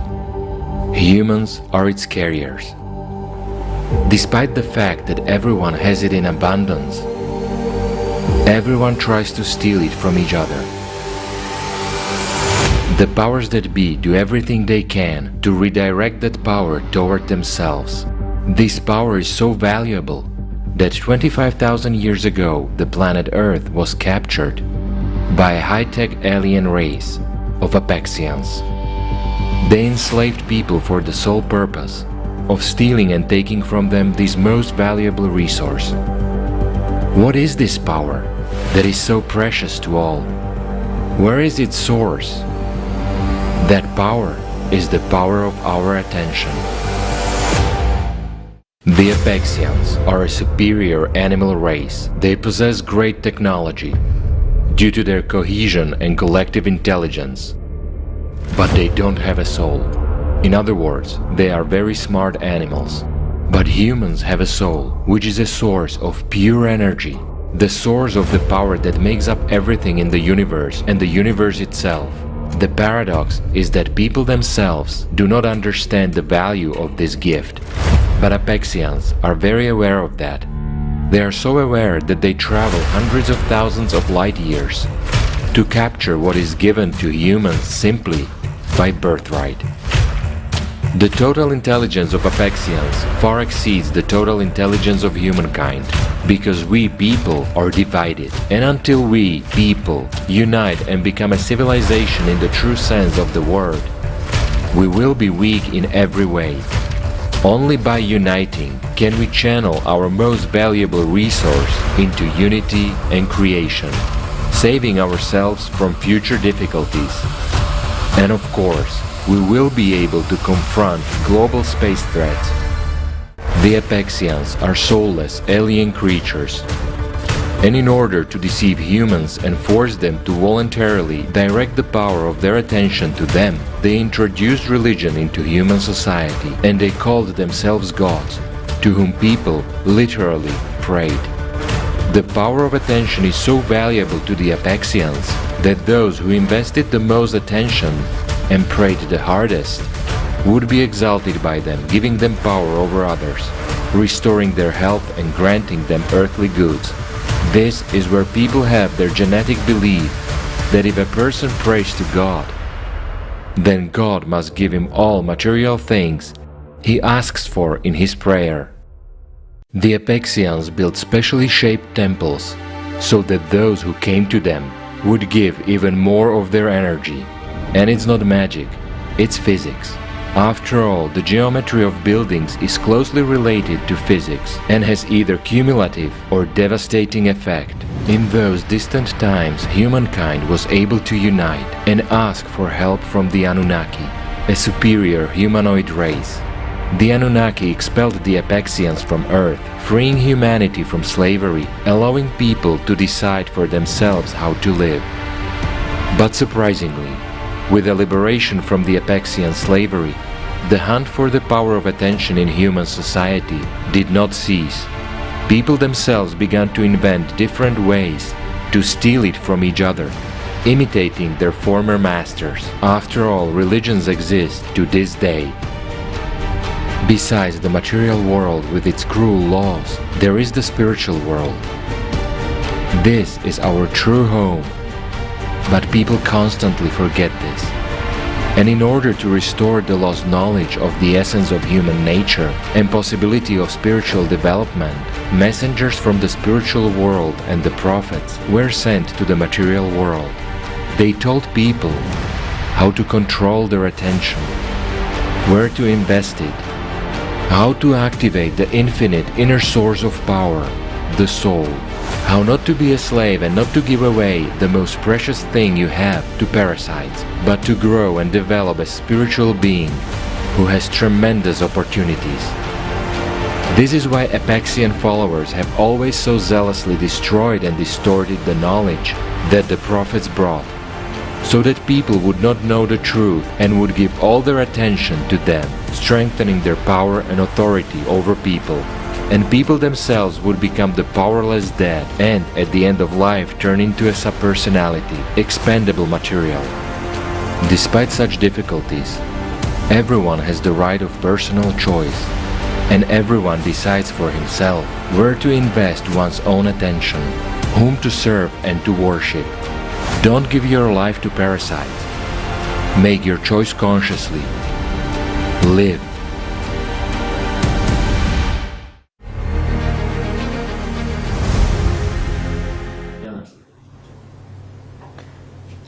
It's very sad that we see so many attention seekers among us these days.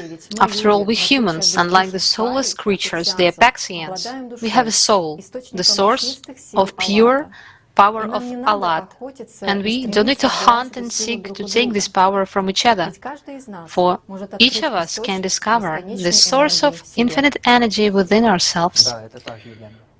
Yes, exactly, Elena. Mankind is lucky that the Anunnaki responded to their call for help.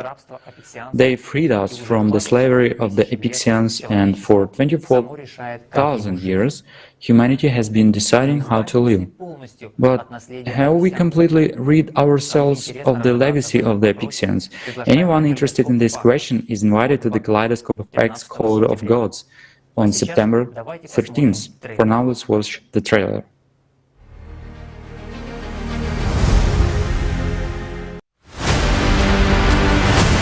Do you know what this gesture means? What do the coins gesture and the alien mummies found in Peru have in common? Why do people copy the greeting gesture of aliens, imitating them? After all, we copy those who we want to be like, those who we worship. Why did people begin to worship alien mummies? What don't we know about our real history? On September 13, 2022, watch the live broadcast of Kaleidoscope of Facts International Research Project, The Code of Gods. It's time to give the truth back to people. Initiated by the participants of ALLATRA International Public Movement from Israel.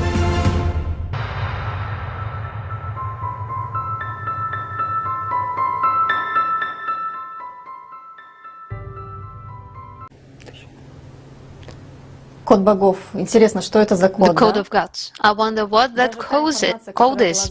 Even the information that was announced in the trailer is shocking. I'm really looking forward to this episode of Kaleidoscope of Facts. So guys, join September 13. There are still a lot of white spots in the history of our humanity, which we don't even know about. You're absolutely right. The power of attention is a tool, and it all depends on who's using it and for what. The history of our civilization is full of examples where the power of attention was used by people in power for the detriment of humanity. Unfortunately, it hasn't stopped even today. Robert, you have the floor. Thank you, Alec. Greetings, dear viewers. As we have already understood from previous speeches, the power of attention is a creative force. Like any force, it can be directed both toward good and evil. In our consumer format, it is more for evil. There was a period in human history when the state tried to combine the work of many different institutions and to direct the power of attention of a huge number of people to creation of evil.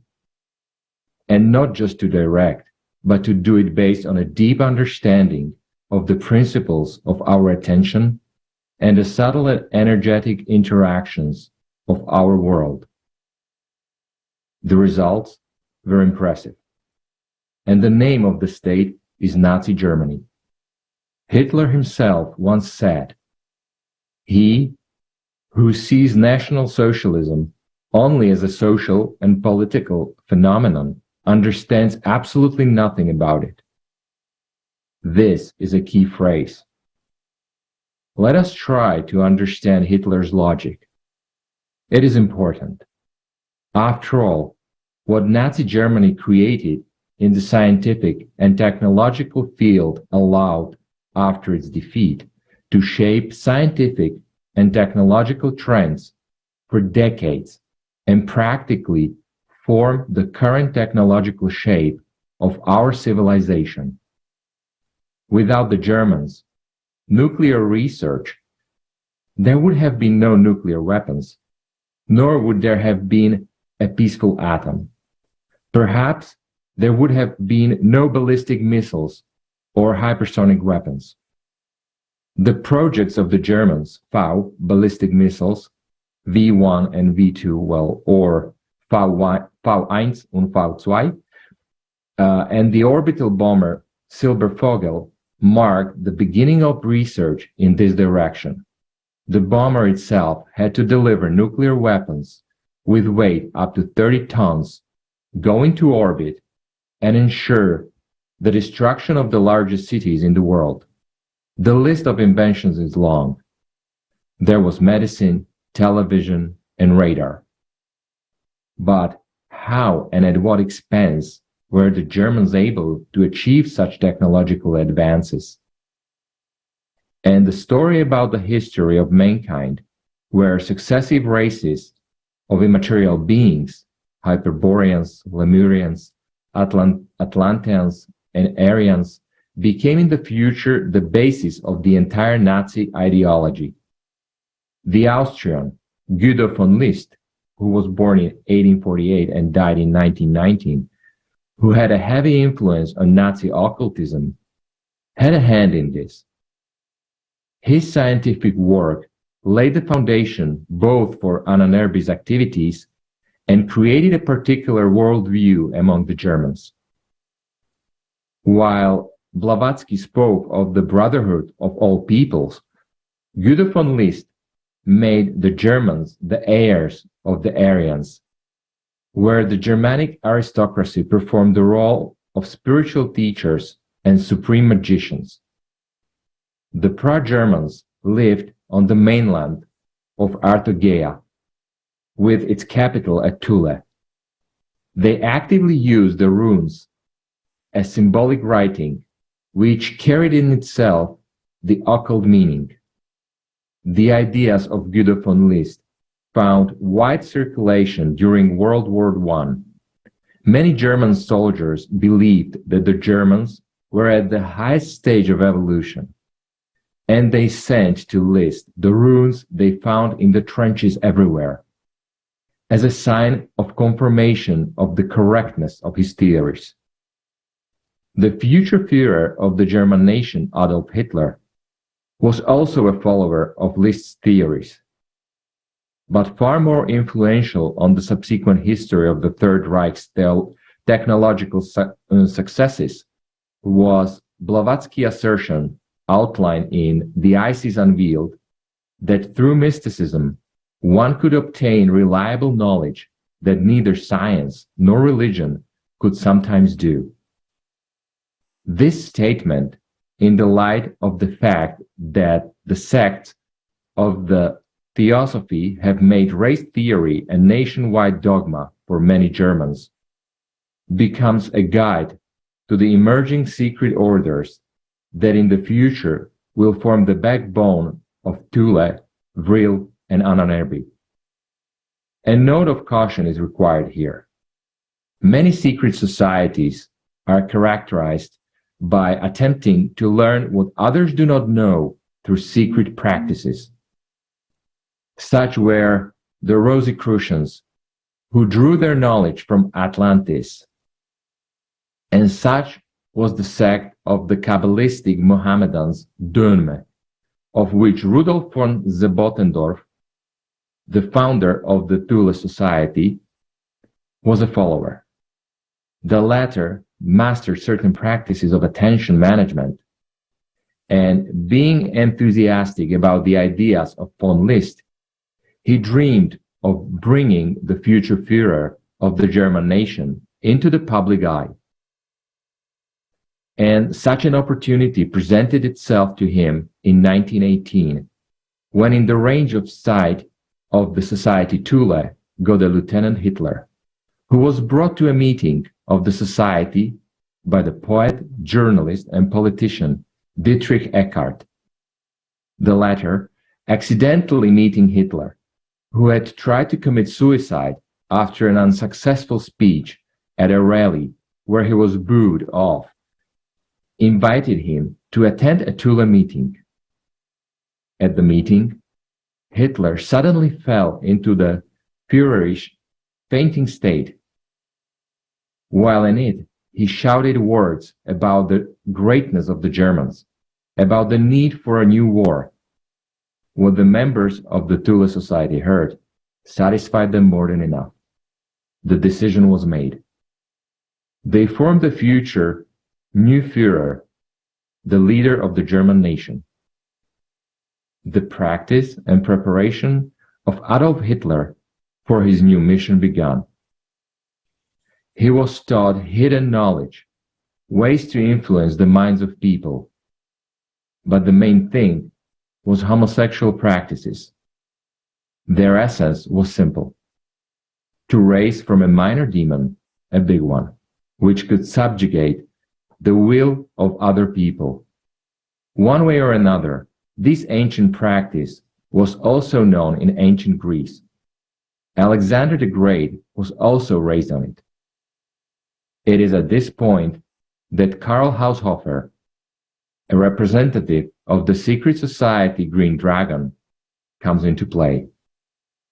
And from this time begins the history of one of the most effective orders in Nazi Germany, Vril Society.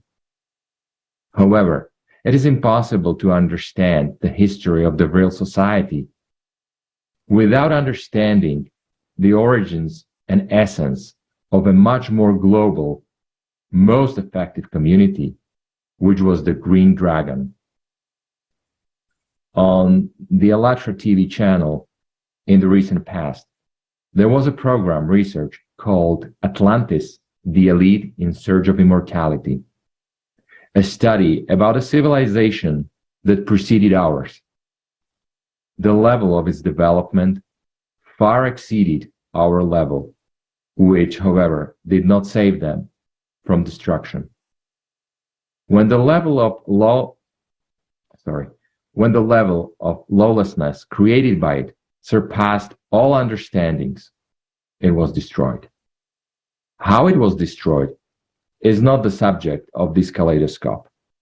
However, it should be noted that it was headed by El, a man who fancied himself a god, a man who had the all-seeing eye and the Vajra, the technical achievements of the previous civilization. It was from his name that the word elite, ingrained in our civilization, was formed. Those whom El know, his inner circle, Avalon and Elysian fields are from the same root. El believed that he was immortal because Atlantis science had long ago discovered a means of prolonging the life of the human body, which, however, did not make that he could not be killed. That's when the Order of the Green Dragon emerges as El's personal security service. Green means rebirth, eternal life, eternal spring. We see this color with the same meaning in our civilization on the dollar. Dragon, as well as serpent, have always been associated with matter. And it is the dragon as a symbol of consciousness that is the controlling system of matter. The Atlanteans knew many secrets. Their civilization actively studied consciousness and deeply understood that it is a controlling field structure and the brain is only a means of transmitting images. The Atlanteans performed experiments to bring people back to life 40 days after their death, successfully. But were they humans? Working with the consciousness opened many secrets. Its research allowed finding the proper methods of concentrating and controlling the surrounding reality. The fact that it was a way of magic and there would be a price to pay was of little concern to them. Despite all the twists and turns of subsequent human history, the Order of the Green Dragon survived. Over time, it also found those whom it could and should serve. By the beginning of the 20th century, the Order had an extensive network of subsidiaries to which, in one or another way, knowledge and certain practices were passed on. And a number of friendly individuals, like the same founder of the Thule Society. Haushofer himself became a member of the Green Dragon in 1909, when he was an advisor to the Japanese army. It was he whom the Green Dragon commissioned to form the correct view of geopolitics by the future Führer of the nation. Adolf Hitler, after the Beer coup, this task was accomplished by lecturing on geopolitics in Landsberg prison to Rudolf Hess, who was appointed Deputy Führer in 1933, and to Adolf Hitler himself. But that would come later. And in 1919, Karl Haushofer received important information about the eminent medium Maria Orsic, who, according to her claims, managed to contact the civilization of Aldebaran and obtain schemes of flying machines based on new physical principles. Haushofer realizes that this is true. First, it fits what the available knowledge of the Green Dragon, and second, he understands the way how Maria Orsic obtained the information. She fits his plans perfectly. A member of the Nazi Party of Austria, advocating unification with Germany, a medium ready to do anything to see things through, harsh, beautiful, principled, slightly lacking understanding of her abilities, but the Green Dragon has techniques that can refine this beautiful gem to a diamond. Techniques for working with attention, or rather, working with it correctly. It all adds up. The future Führer is being pumped up in the toolless society, that he is a potential Führer. Haushofer had no doubt that members of the Green Dragon possessed the technique of sneaking through, and one of the possible future scenarios talked about exactly that. But the future Third Reich needs technological superiority to win. All the Germans would not be enough to destroy all the armies of the world. This problem will be solved simply. The Germans in the future will have access to the city of the gods, Asgard, with its colossal library of knowledge, preserved from the civilization of Atlantis. However, the history of the future Nazis' search for Shambhala and later Asgard is a separate story.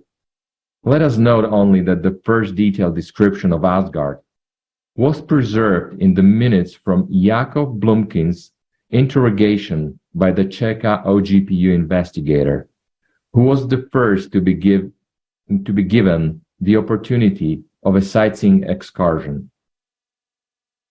There are mentions of the huge Vajra, which can melt gold into gold oxide at temperatures over 5,000 degrees. There too are mentions of a superpowered weapon that was in a military base buried under the ice of Antarctica. But this is still the future. It is still probable. Only a little later will Haushofer take an active part in opening up access to Tibet to the Nazi through the capabilities of the Green Dragon and the Yellow Hats, the Tibet-based sister order of the Green Dragon. In the meantime, he realizes that deciphering the vast knowledge requires multiple clarifications, which can only be obtained through properly orchestrated contact with a more technologically advanced civilization. Haushofer receives the command to create the Vril Society. The newly created society includes representatives of the Lord of the Black Stone Order, the Black Knights, the Black Sun, structures under the control of the Green Dragon, and Maria Orsic. She was tasked with creating a group of 5 people: Maria Orsic, the medium, an assistant medium, and 3 supporting ones. After some time, the group was formed. Sigrun became the assistant medium. and Trotte headed the supporting group. Thus began the history of the real society. Under the real society, a company was set and sent to help the German industry refine engines and other construction products. The logic is clear. If the society can gain new knowledge, it may as well, through its capabilities, clarify the perspectives of certain products and their constructional disadvantages. In time, it is this enterprise that will legalize the society in German industry and create an operative legend of the traditional scientific approach. It should not be noted that Maria Orsich's group became the inner circle of society. Members of the previously mentioned orders performed protection, provision, and communication functions. All of them became the future core of the SS. Speaking of the SS, many people think that this unit was responsible for the personal security of the Führer of the German nation. That's a little different. The SS was responsible for party security. Strange as it may sound, but the function of the Führer's personal security was taken over by the Green Dragon organization. A representative of the order, known in Berlin as the man in the green gloves, was introduced to the Führer. The introduction made a lasting impression on Adolf Hitler. It was this man that the German Chancellor referred to in subsequent private conversations as a superhuman, as he experienced a great sense of fear and a desire to crawl into a corner upon meeting him. It was the man in green gloves who effectively countered more than 4 dozen, officially 42, attempts on the Führer's life. However, Hitler himself, who took an active part in the rise of the Thule Society, could also have done something, although some of these attempts were organized by the Green Dragon himself, so that Adolf remembered who is the boss. You can't say that Hitler did not try to eliminate this control. He banned Freemasons in 1933, eventually banning the Thule in 1941, and other secret orders as well. The only legal way for them to exist was to participate in the Ahnenerbe, the mystical order of Nazi Germany itself. But what Hitler definitely could not prevent was the threat of his elimination from a distance.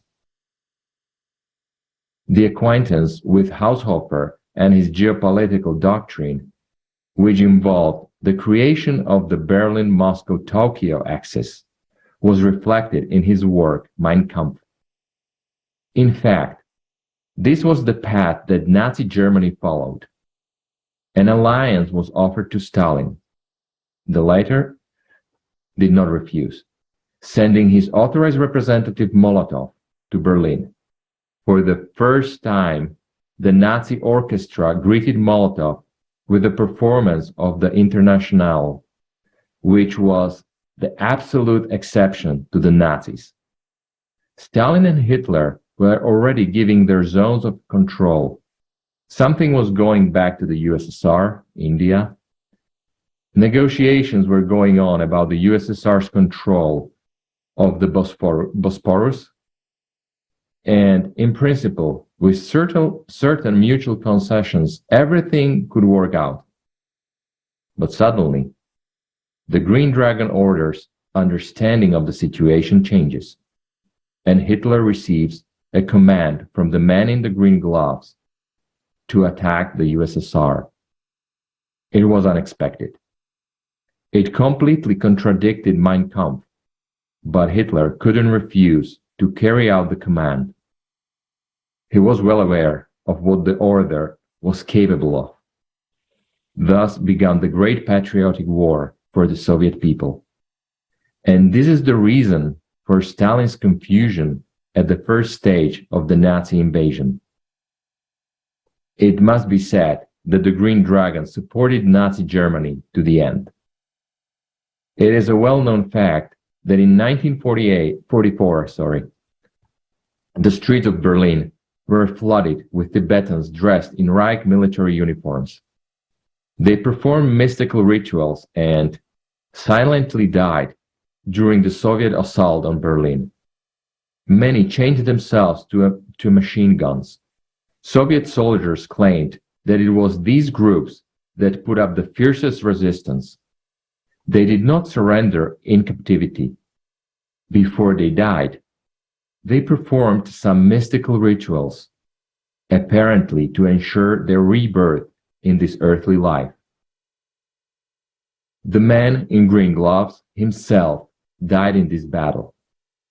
The order of the Green Dragon was very powerful, but it still didn't take something into account. More precisely, its Tibetan and Japanese branches did not take it into account. This is the background of the creation of the real society. To be more precise, this is the background based on which this creation was possible. Let's return now to the members of the society and try to understand what kind of people they were and what they managed to accomplish. Thank you for your attention. I will give the floor to Anna and Elena, who will tell you more about this. Thank you, Robert. That was very interesting, and in fact, physics and magic have always gone hand in hand. Apparently, what we call magic is a facet of physics not yet known to humankind. So, who were the major assets of the real society? The real society consisted exclusively of girls. The goal of the girls was to build a starship. They wanted to fly to an extraterrestrial civilization that they contacted through channeling. The real's responsibility was to search for extraterrestrial intelligence and conduct research in the field of free energy. There is information about the group's plan to fly their craft to the Arctic and from the Arctic to launch it into space. It's easier for machine to reach space from the Earth's pole. As we have heard before, the real society was part of the unearthed. The inverted and modified rune bird was chosen as an emblem of the real society.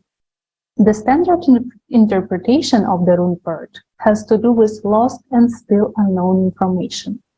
Bird is a female rune. It is the gate, the door. In esotericism, it symbolizes transformation by obtaining a new knowledge, through which one begins to holistically perceive the world and see the essence of what is happening. All of these girls had incredibly long hair, because they prophesied the idea that the longer the hair, the more energy and information they could take from the surrounding space. The real girls grew their hair almost to the floor and wore it in a ponytail, which was very uncommon and sexually attractive at the time. This became a distinctive characteristic of most of the women who integrated into Maria Orr's group in the real society. To identify themselves, members of the real wore a disc with images of their two strongest mediums, Maria Orsic and Sigrun. The image on the disc is a double biofield of the medium. Judging by this image, despite long psychophysical training, it was impossible to maintain the performance of the channel on one's own. Toward the end of the World War II, the real followers were already identified by the Dikete chain emblem, which represented a mental circular connection of the real members, that is, the telepathic network. At first, the real society consisted of three very beautiful girls who looked quite similar. Beside Maria Orsic herself, They were her friends, Traute and Gudrun. Later, the group grew to 5 girls. The leaders of this group were the source of the most important information for Hitler's Germany.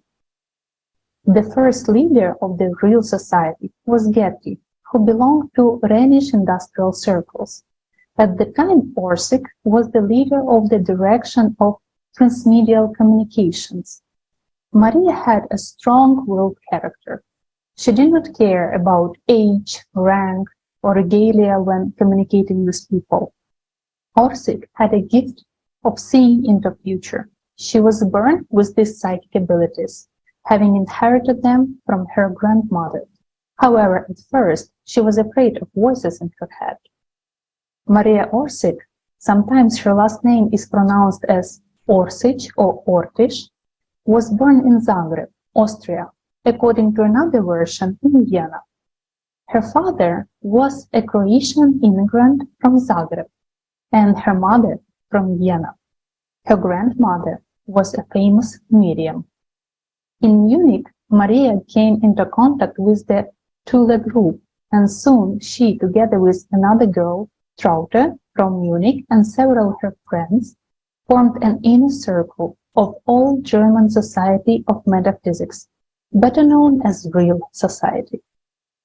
According to this myth, Maria Orsic's group acted as the initiator of the real society. According to other sources, Maria Orsic only created her group within the real society, but it was the mediums of her group who were the source of the most important information. Thank you for your attention, and I would like to pass the floor to Елена. Спасибо, Анна. Thank you very much, Anna. Let's talk about other participants of real society. Traute was born in South Tyrol. In the school, she met Maria, who also went to the boarding school quite early. She later lived in northern Germany, and then she came back to Vienna. At this time, she also received messages from Aldebaran, and she was instructed to contact Maria Traut. Maria and Traut understood very fast that they have a common goal, the path to the golden age. Nothing is known about the participant Sigrun except her name. Gudrun is the only girl in their group who had short hair, although I would like to point out that the length of hair does not affect a person's psychic abilities and ability to store energy. Today it is known that 2 competing groups have formed within the real society, the long-haired and the short-haired. The latter, led by Erika and Leonie, opposed the use of women's hair in biotechnological devices. The short-haired girls published a manifesto, Isai's proclamation, and withdrew from the real society. They created their own society, the Isai's Union. Thanks to the archives of the short-haired, correspondence between the Isis Union and the real has been preserved, which is now used by German researchers. We should pay attention to the fact that in the materials of the real society there are no such words as occultism, magic or technomagic devices, but we are only talking about scientific developments. In December 1919, a small group of representatives of the Thule Society and the Society Lords of the Black Stone rented a small house in the woods near Berchtesgaden, Germany, where they went with Maria Orsic and Sigrun. Maria announced that she had received a mediumistic message written in a secret cipher of the German Templars that was unknown to her. The message contained technical information for construction of a flying machine, which came from the Aldebaran star system. It was, at that time, 68 light-years away from the constellation of Taurus. The extant document of the real society really mentioned that these telepathic messages came from Aldebaran.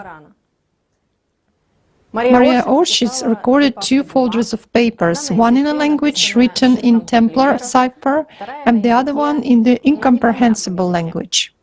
Maria herself believed that the second folder was written in some ancient Oriental language, which she identified as Pan-Babylonian. These reports were taken up by the scholars close to the Thule Society, Hugo Winkler, Peter Herbert Jensen, Friedrich Gerlis, and others. They figured out that the mysterious language was actually the language of the ancient Sumerian civilization that preceded ancient Babylon. Sigrun, along with members of the Thule Society, was able to translate messages from this language and decipher strange drawings of a round flying machine. Due to financial difficulties, it took about 3 years before this project of building flying machines began to be implemented. It was not until 1922 that the machine parts began to arrive from various manufacturers. All of this was fully paid by the Thule and Vril societies. In December 1943, Maria attended a meeting organized by the Vril Society at the seaside resort in Kolberg together with a girl named Sigrun. The main purpose of the meeting was to develop the Aldebaran project. The mediums of the Vril Society had received by that time all the exact information how to build a flying machine and the information concerning the inhabited planets around Aldebaran. Now they were going to organize a trip there. This project was discussed again on January 22, 1944, at a meeting of Hitler, Himmler, Schumann, a scientist professor of the Technical University in Munich, and Kunkel, a member of the Thule Society. It was decided that the Vril Hunter device could be sent through the extratemporal channel at superluminal velocity to Aldebaran. According to Rothofer's testimony, the first test flight in the timeless dimension took place in late 1944. This test flight nearly ended tragically because after the flight the Vril Hunter looked as if it had been flying for hundreds of years. Its interior planting looked very old, worn out, and had severe damage in several places. It is known that the main structural element of these flying machines was a red powder alloy, which is in a molten state was similar to mercury, but red in color. If you spin this red mercury at 7,200 rotations per minute, the disk with this mercury began to screen the gravitational field.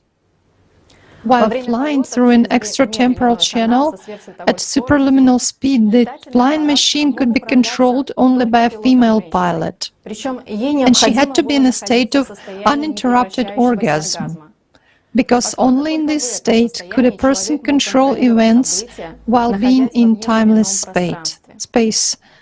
The best pilot proved to be Sigrun. An interesting fact was that Maria controlled the machine mentally with a magnetic tape attached to her forehead, without traditional control levers. It is worth noting that the technical data which Maria received was used for creating other types of UFOs. The most famous of those was the Vril 7 Geist, which was built in Arada Brandenburg and flew in 1944. Maria controlled the Geist mentally with her abilities of channeling, and she did not need the headband that the Schumann made for her. Identical data would be used by the Russians to create their own UFO, which flew twice over Siberian Leningrad and explicitly disappeared from the face of the earth. In 1945, all the girls disappeared without leaving any trace. On March 11, 1945, a letter was sent to all members of the Thule Society, which was written by Maria Oshich and ended with the words, "No one left here."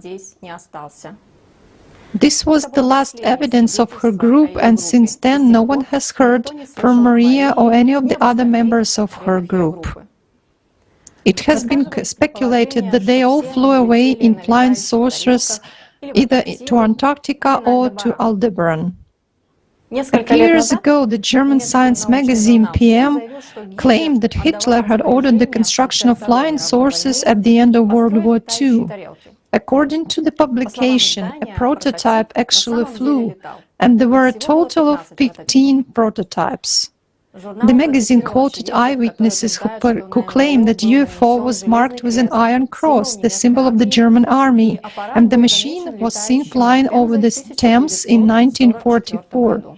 In addition, the Americans reported that their radar detected this flying machine as a potential danger.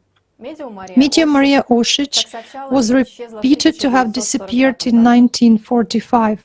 Zebotendorf, founder of the Thule Society, committed suicide by jumping into the Bosporus.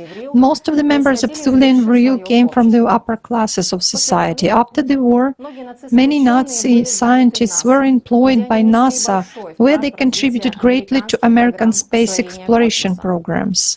Thank you very much for your attention. Stas will tell us about the power of Vril, what was known about it in ancient times, and how it manifests itself in life. Stas, you have the floor.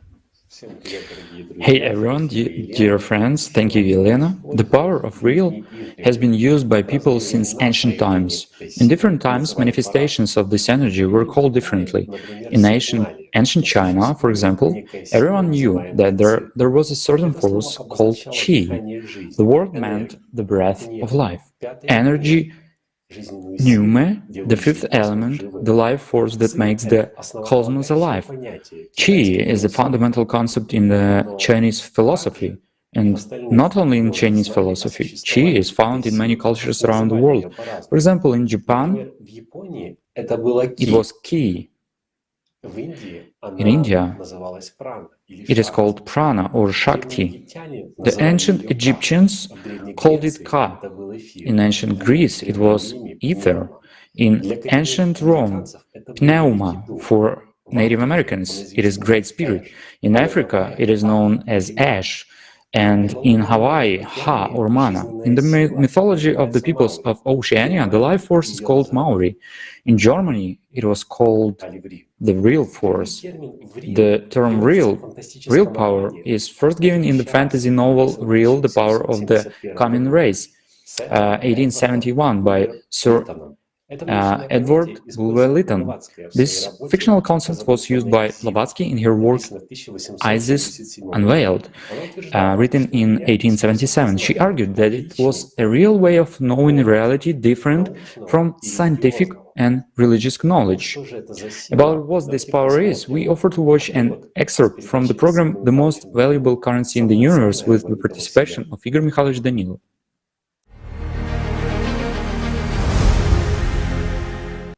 What is behind the power of Vril? What kind of energy is it? Well, I'm putting it simpler. If you could. There is the power of ALLATRA. The power of ALLATRA gives a person tremendous opportunities. The main opportunity is the attainment of life. And it is actually intended for a person to revive the power of love within himself, to direct it towards the spiritual world, and thus to acquire life eternal, right? That is, it gives rise to reciprocal love. This is the power of ALLATRA, but it cannot be used in our daily material life. Why? Because using the powers of ALLATRA in our everyday, three-dimensional material life converts ALLATRA into anti-ALLATRA. Our personality is capable of this. Is personality this very converted? Absolutely right. It is exactly personality, yes. So it is sort of dual. It is dual. It partially relates to the spiritual world and partially relates to the material world.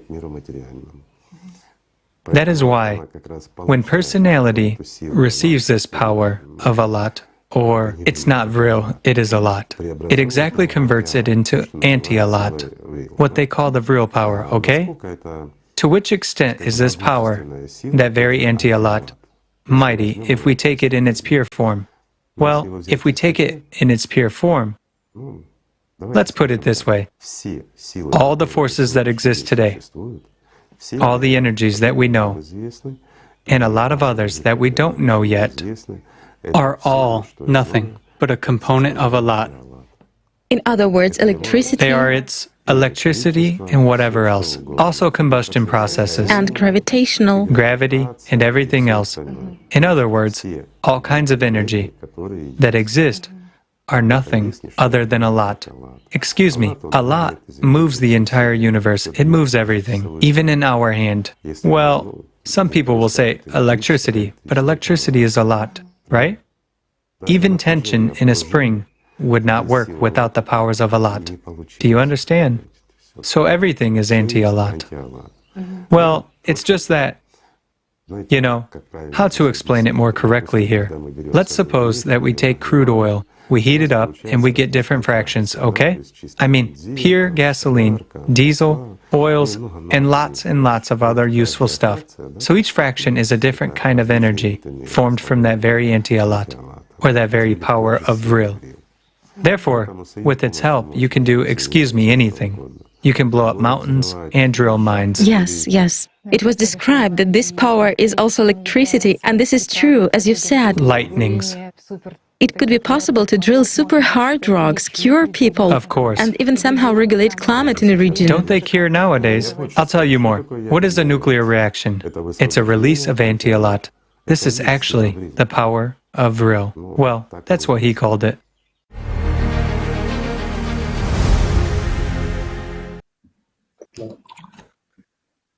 The term real means universal life energy, life force, or life magnetism. The space formed by the real forces was called the real matrix or the real space. Ideas, emotions, thoughts, archetypes, visions, dreams, fantasies are also objects generated and maintained by the power of real. The real space is also inhabited by other living beings with whom one may be in contact and make informational exchanges. The Real Compendium, Volume 11 of Vasilatas, provides the following algorithm for action. To exchange information in the empirical space with the auric body, it is necessary to find a certain place for information exchange. Having found a place, a person can make an information exchange with other living beings. To make a deal, a person projects real flows through his auric body and in return receives flows containing information. Information from this space comes in the form of gestalts. Gestalts are complete visual projections of objects. A person can break the whole image into smaller parts for a more detailed study of the object's functionality and construction with his attention. Natural real streams have a tree-like form. We can observe them during lightning discharges or on topographic images of terrain, veins of various fossil metals, human nervous system. The shape of mycelium at the visible level reflects the invisible movement of the real force. As we know, electric current runs along the path of least resistance, and lightning in a thunderstorm has a tree-like structure. Current flowing through a wooden plank also has a tree-like structure.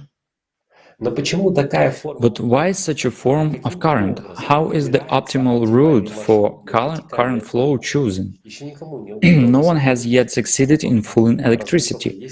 Does it have intelligence? Nikola Tesla considered electric current to be alive. Powerful real flows have been found between the walls of rocky canyons, among boulders and trees, in and near certain caves. Flows from Earth to space and from space to Earth are also the movement of real energy. Ancient scientists erected pyramids, dolmens, and burial mounds at the places of natural manifestations of real in order to ensure a constant flow of this power. Among materials for interaction with the real flows, the best are iron, copper, carbon, and their derivatives. Other devices for interaction with real were massive metal poles in the centers of settlements, which archaeologists find in various places around the world. There is a search of real energy whenever special star-planetary configurations connect in the night sky. Often, religious holidays are established on such days. Runes and writings have also been used since antiquity to interact with real and transmit information. In the 19th century, with the development of telegraph technology, specialists used anomaly zones with an increased flow of real to power telegraph apparatuses. As a result, the machine worked without external sources of electricity for decades. Thank you for your attention. Alexei will tell us about how this power was used for revolutionary technical discoveries. Thank you, Stanislav, and greetings everyone. So, over the past century, science has stepped far forward. Electricity, aviation, chemistry, astronautics, and IT technologies are just a small list of industries in which tremendous breakthroughs occurred in the 20th century. Interestingly, often fundamental breakthroughs were made by one person, and the rest only built upon these findings. And such people are called the geniuses of our time. Their discoveries are far ahead of technological progress, but what is behind them? Hard work, innate talent, or something else? Well, to answer this question, let's talk about the great aviation designer, Roberto Bertini. It is a well-known fact that while he made a great number of fundamental discoveries in the field of aviation, Bertini was not able to do basic calculations. His contemporaries described that he could sit with his eyes closed for hours and then come back and begin to draw quickly, in great detail, his next discovery. And here's what one of Bertini's employees said. Bertini couldn't even calculate the simplest knot. He said he graduated from the institute and did not know how to do technical drawings. But he knew an incredible number of things outside of his specialty: literature, architecture, history. He played the piano, painted, and spoke many languages. Well, his machines were calculated and drawn by other people. Bertini just saw them. He sits down, closes his eyes, an hour passes, then another, then he takes a pencil and draws, and he drew perfectly. It should be noted that he has over 60 aircraft projects that were ahead of their time, as you can see on the images that are shown on the screen. Well, for example, the model Steel 6 was able to reach 420 kilometers per hour, while its analogs at the time reached a maximum speed of 360, and 400 kilometers per hour was considered an absolute limit. Then there is a seaplane, Bertini Dar, which is in Russian, but it is a long-range Arctic reconnaissance aircraft. In late 1935, it was a flying boat with two 860 horsepower engines. And it was able to land on water, snow, and ice and take off from them. Paradox. Well, when developing complex structures, engineers conduct dozens of tests, bringing one single detail to perfection. But Bertini immediately issued the only correct solution without any tests. This means that he did not calculate the design, but received it in a finished and the only correct form. Well, similar facts are known about Tesla. During a casual walk in the park with a friend, Tesla stopped to sketch a generator that came to his mind, and subsequently he would spend a lot of time explaining how it works. Well, today, Tesla is known as one of the discoverers of the Earth's electromagnetic field, and he is the author of unique projects for producing the so-called free energy and transmitting it wirelessly to any part of the globe. But few people know that This brilliant man worked on anti-gravity projects at the beginning of the last century. In 1915, he wrote to the US Secretary of Defense, "My remotely piloted aerial machines, devoid of sustaining planes, meaning the wings, ailerons, propellers, and other external attachments, which will be capable of immense speeds and are very likely to furnish powerful arguments for peace in the near future." Let's watch a short video with Sergei Nikitich Maslobrod.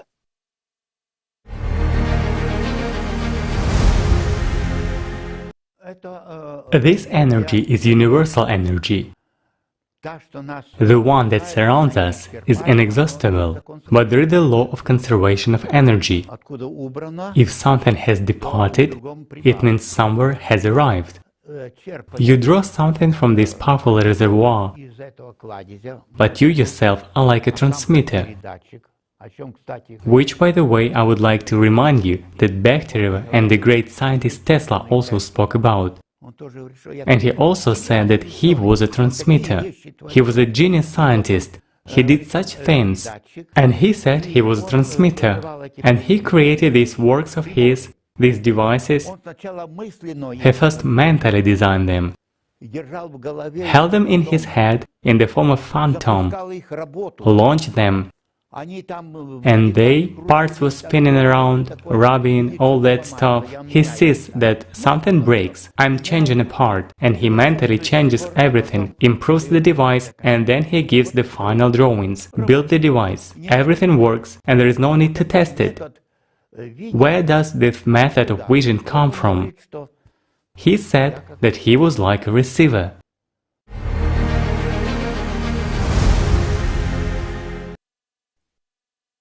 Thank you, Sergei Nikitich.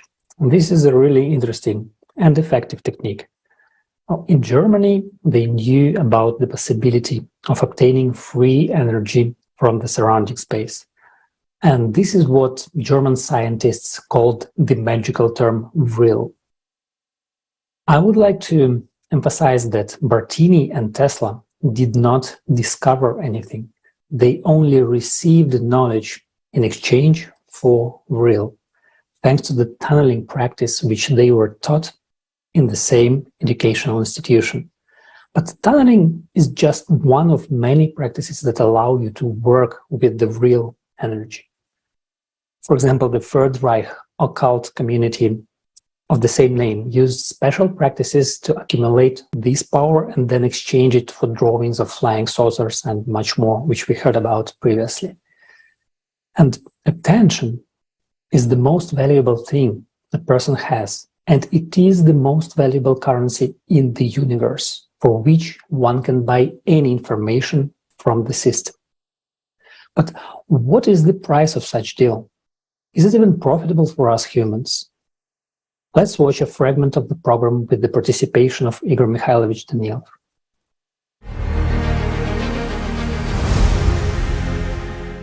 Igor Mikhailovich, if we take the real society in particular, the information which they obtained, is it information that they bought from the system, or is it a connection with aliens? Certainly. Tatiana has just said the main thing. They bought this knowledge they retrieved, drawings and many other things, by paying for them with ALLAT and converting it into anti-ALLAT. It is indeed a very valuable exchange fund, so to say, or what to call it more correctly. Well, it is actually the most valuable currency in the universe. Igor Mikhailovich, is this magic or not? No, it's not magic. Any magic is based on anti-ALLAT, let's put it this way, but there is a tremendous difference. They worked in a group, using certain practices. The practices they used were Tibetan and Japanese. Let's say they used techniques and methods from the Yellow Hats and the Green Dragon organizations in order to achieve this result.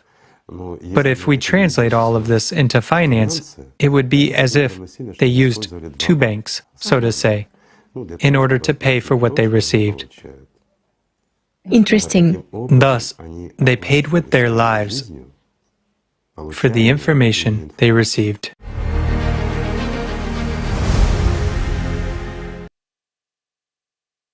in order to understand from whom the Vril Society bought the drawings, let's watch another fragment with the participation of Igor Mikhailovich.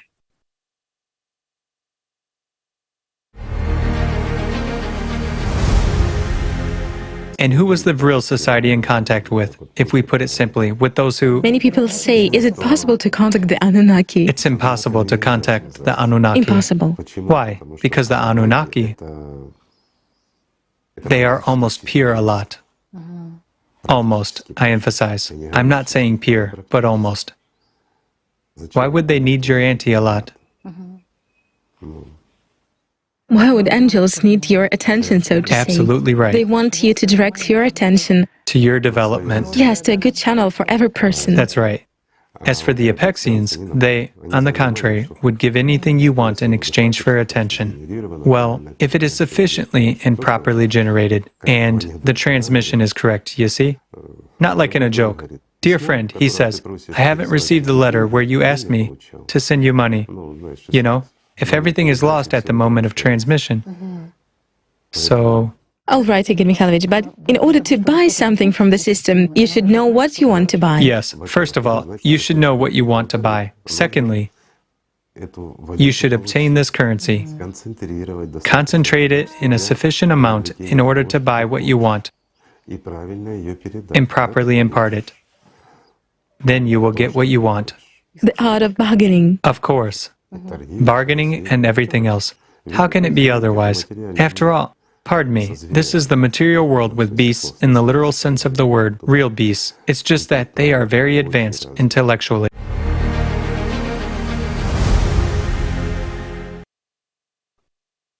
It is important to remember that the representatives of the spiritual world and those who serve them do not need Vril.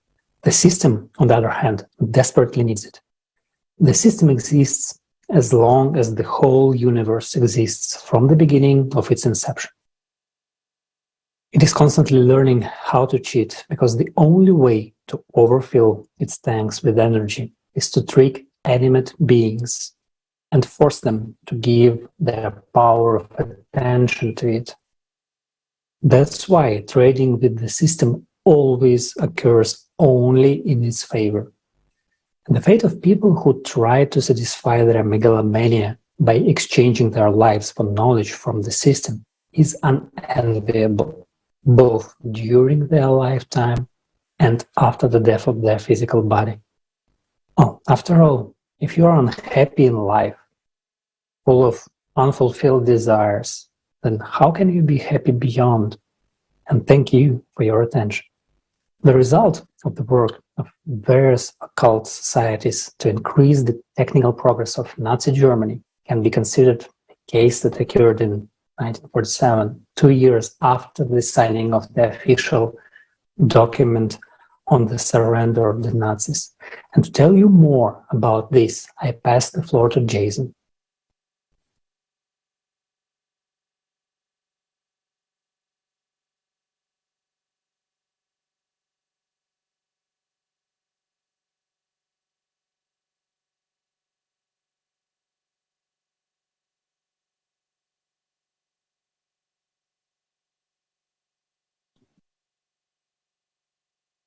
Well, we have some difficulties with Jason.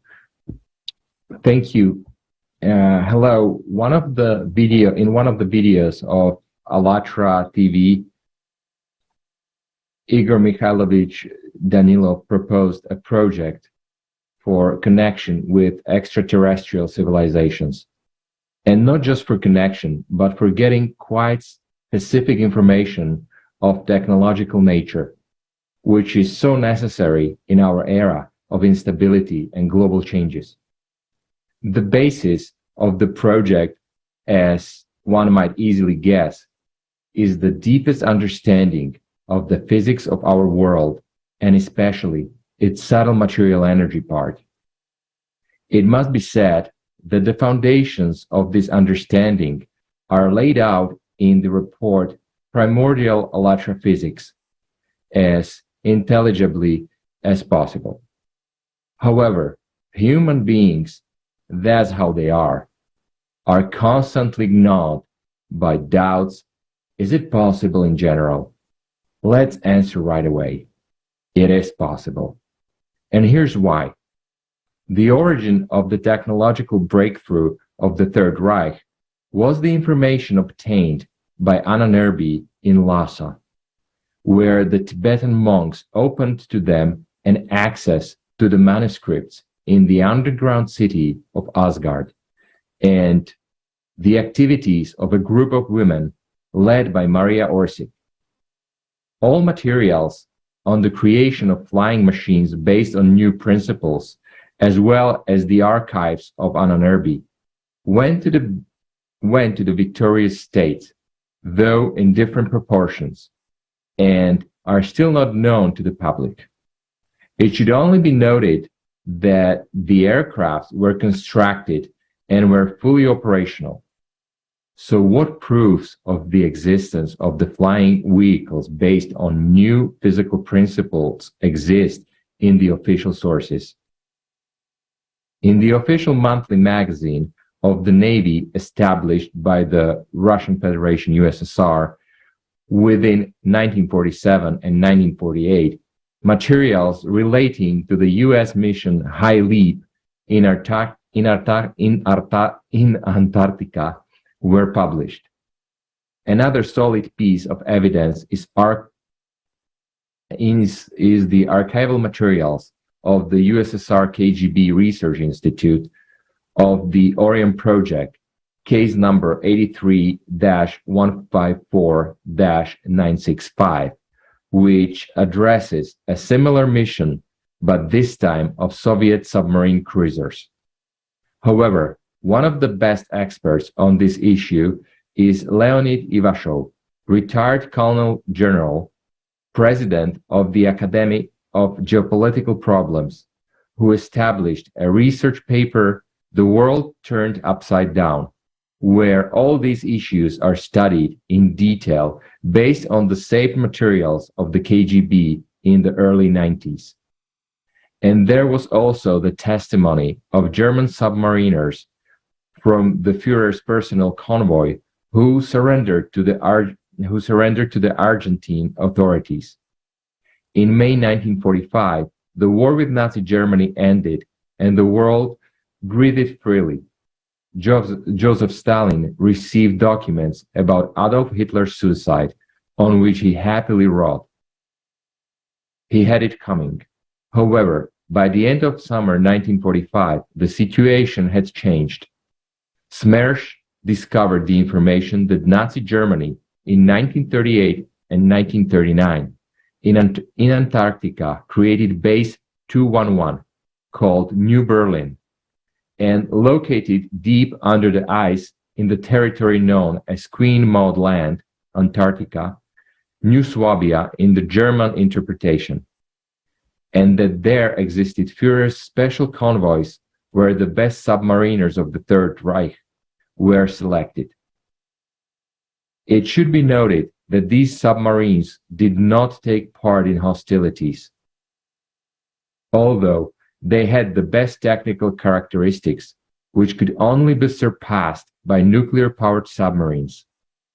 During the occupation, Americans were unable to find thousands of leading specialists, either among the living or the dead, in the territories they controlled, and the submarines themselves from the Führer's personal convoy were neither sunk nor found by the Allies. Only 2 of them surrendered to the Argentine authorities. The fate of the others remained unknown. The specter of a new world war loomed before the Soviet leadership. And Führer might be alive, and thus a rebirth of National Socialism might occur. The pilot charts found by Smersh clearly indicated routes, dive degrees, and other important details right down to the lunar tides. It turned out that New Berlin, the proper name of Base 211, was somewhere in the area of subglacial Lake Vostok, where the subterranean rivers had cut a path through the ice thickness which the convoy submarines took advantage of. In accordance with the order of the People's Commissar of the Navy, 3 submarine cruisers of the K series, 14 K-56, K-53, and K-51, with underwater guiding charts, were sent to the area of the Queen Maud Land for reconnaissance purposes. We will not describe in detail this campaign. We will only note that the mission was impossible due to the action of UFOs, more precisely, of submarines of a new type, apparently belonging to the remnants of the military forces of the Third Reich. In any case, the Soviet leadership was 100% convinced of this. When, on arrival in Antarctica, the Queen Maud Land, the cruiser K-56 tried to find passage to the New Berlin. The devices of the cruiser detected the movement around it of about 10 unknown objects moving at a speed of 66 knots, which is 3 times more than the speed of the cruiser on the surface, and over 10 times when underwater. As it was written in a memorandum signed by Comrade Merkulov, People's Commissar of State Security of the USSR, to the Central Committee of the Communist Party of Bolsheviks, attacking the objects was not possible because of their abrupt change of trajectory underwater. For the new mission, it is necessary to engage the appropriate forces of the USSR Navy and to solve the question of a combat operation in this location with the involvement of the Allies' Navy. The appropriate forces were engaged. Most likely, the attempt, reconnaissance, and possibly seizure of Base 211, which the Soviet Union was of concern to the United States leadership, so they made the attempt alone. More precisely, their Navy. In 1947, the High Leap expedition was organized with an aircraft carrier, 12 other ocean-going surface warships, 1 submarine, and 25 combat aircraft. More than 4,000 personnel with a 6-month food supply. Powerful naval squadron for a long autonomous action. On board the aircraft carrier, there were also representatives of the British Secret Service and geographers, researchers. On January 18, 1947, the squadron set out on voyage. Arriving in the Queen Maud Land area, the expedition began to fly over the area and photograph the sites, having managed to take about 50,000 aerial photographs. Admiral R. Byrd himself flew the reconnaissance mission. The submarine, under the cover of guard ship, attempted to approach the entrance of Agartha, a designation on German pilotage charts, in an underwater position. But suddenly the squadron was attacked by flying vehicles of strange appearance and extraordinary capabilities. These unidentified objects looked like discs or helmets of the British military. They emerged from the water at breakneck speed, moved absolutely silently, and with beams of red light literally cut in half the fighters who tried to attack them. An allegedly declassified transcript of the testimony of the head of the mission, Admiral Byrd, before a U.S. Congressional Commission of Inquiry has appeared on the U.S. area of the Internet, stating, "We need protection from the speedy and highly maneuverable fighters of the Germans active in the polar latitudes. We cannot confirm the veracity of this report." That's the Internet. But proceeding from the general logic of what is going on, and relying on former Soviet sources, which, unlike the American ones, have been to some extent declassified and, most importantly, documented, let us still assume that the squadron could well have been attacked by flying discs from the German base 211. Personnel were subjected to an unknown atmospheric phenomenon which caused mental disorders up to turbidity of consciousness. One destroyer was sunk, an aircraft carrier was severely damaged, several aircraft were destroyed. Official American press, however, reported about drastic change of weather condition, as a result of which the squadron having lost Murdoch destroyer, 13 aircraft, and about 40 servicemen, according to some sources, 68. They had to return to the coast of America. The US authorities preferred to forget about the expedition, taking all the participants to sign a non-disclosure pledge. Note that the attacking objects, neither in the first case nor in the second, sought to destroy all the ships, cruisers of the expedition. Probably they understood that revenge to the winners, with the subsequent attraction of wider attentions to themselves, here is irrelevant. They were simply protecting the entrance to their new home, the defense of this entrance by flying machines, which appeared, thanks to Maria Orsik's ability, was apparently the best option. As for the fate of Maria Orsik, it is as mysterious as Maria herself. It is known that she was categorically against the presence of the paramilitary group Schutzstaffel, SS formation, in the Vril Society, who wanted to use Maria's main ship for military purposes.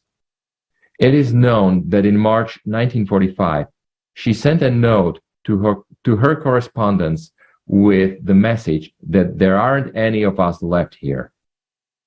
What she meant by that is not known.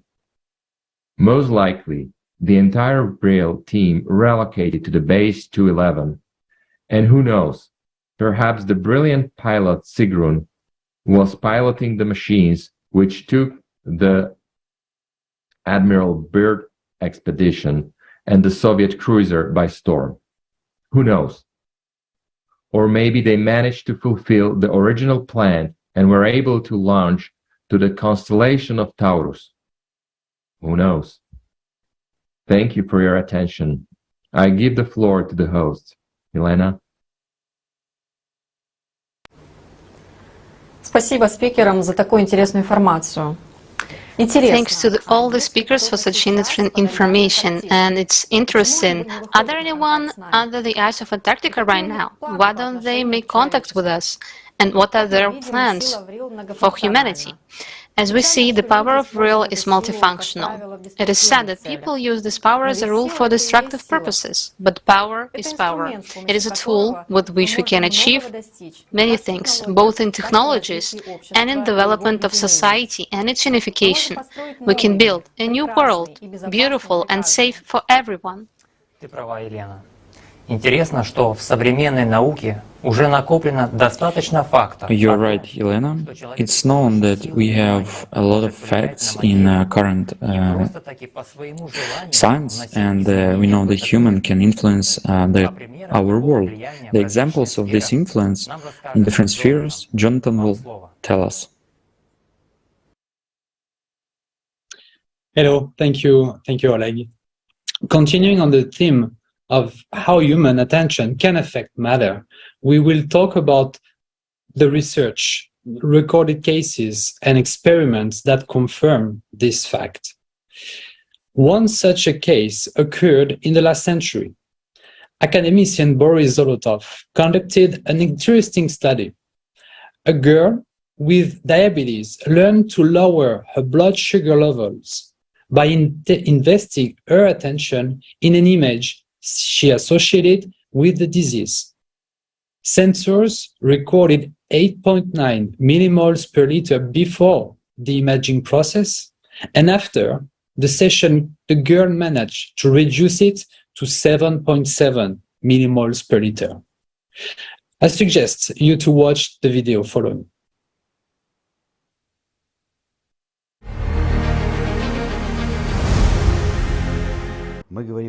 We are talking about the fact that thought affects material objects of the surrounding world. Well, it is clear that it affects each other. We affect each other. There is no doubt about that.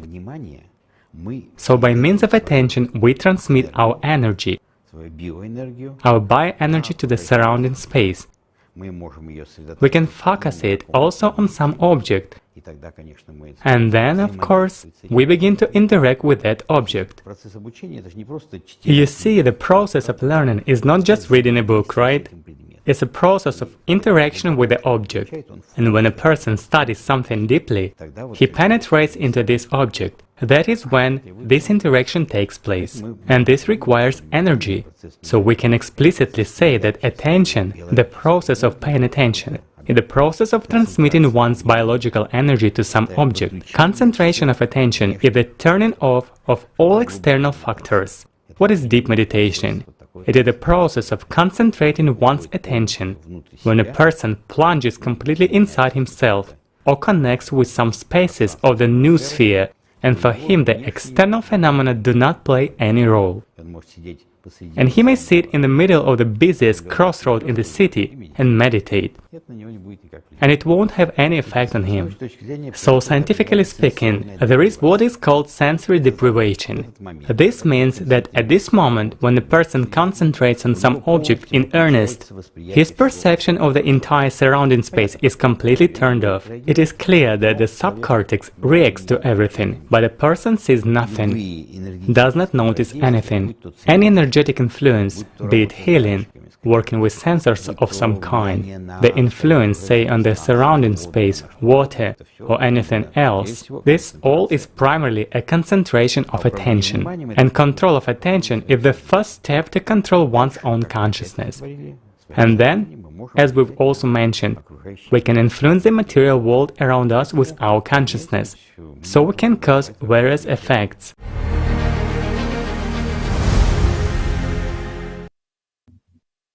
Thank you, Konstantin Georgievich. The power of human attention can be illustrated by the following example. In 1881, the ship called ALLATRA was sailing from Liverpool to San Francisco. While the ship was far from the shore, a fire broke out on it. Captain Niels Curry and his wife and 2 daughters were among the sailors who abandoned the ship. The nearest land of the wreck was 2,000 kilometers away. After a while, the supplies of fresh water was exhausted, and the people in distress began to experience the agony of thirst. Some became desperate, some went mad, some fell into a stupor, and some tried to pray. All of them were destined to perish. But after 3 weeks of painful wandering across the sea, the shipwrecked men managed to shore safely. When Neil Curry was asked what had saved their lives, he replied, "We were dreaming of fresh water. Somehow, in that state, we started to imagine the water around the Digny going from blue sea water to greenish fresh water. I mustered my strength and scooped it up. And when I tasted, it turned out to be fresh." Researchers at Princeton University have discovered what physics cannot explain and have continued to prove it for several decades. They have been studying the effect of human intention on random events generators. Scientist Dr. Roger Nielsen, who was directly involved in these experiments, will talk about it.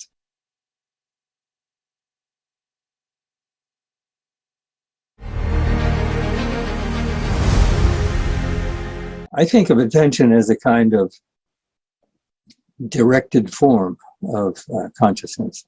So if I choose a certain aspect of the world to look at and to listen to, I'm giving my attention to that part of the world.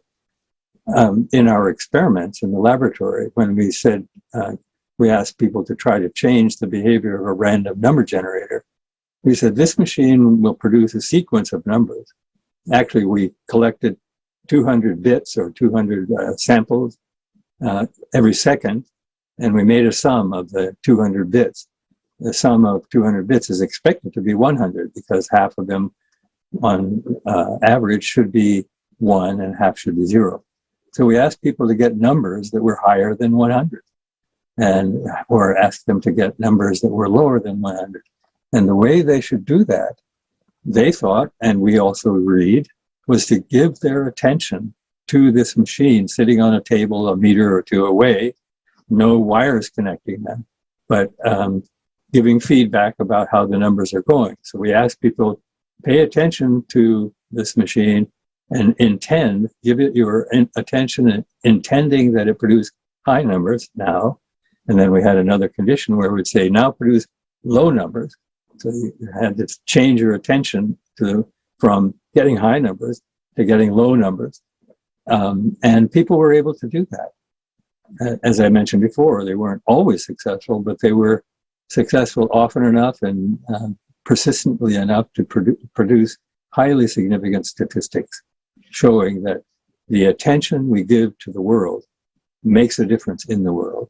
We have many, many, many millions, or actually it's many billions of neurons, and they are connected to each other in the sense that they can transmit information from one to the next, and from that one to the next. I think that we are, each of us, we are in the center of a huge influx of influences from other consciousness.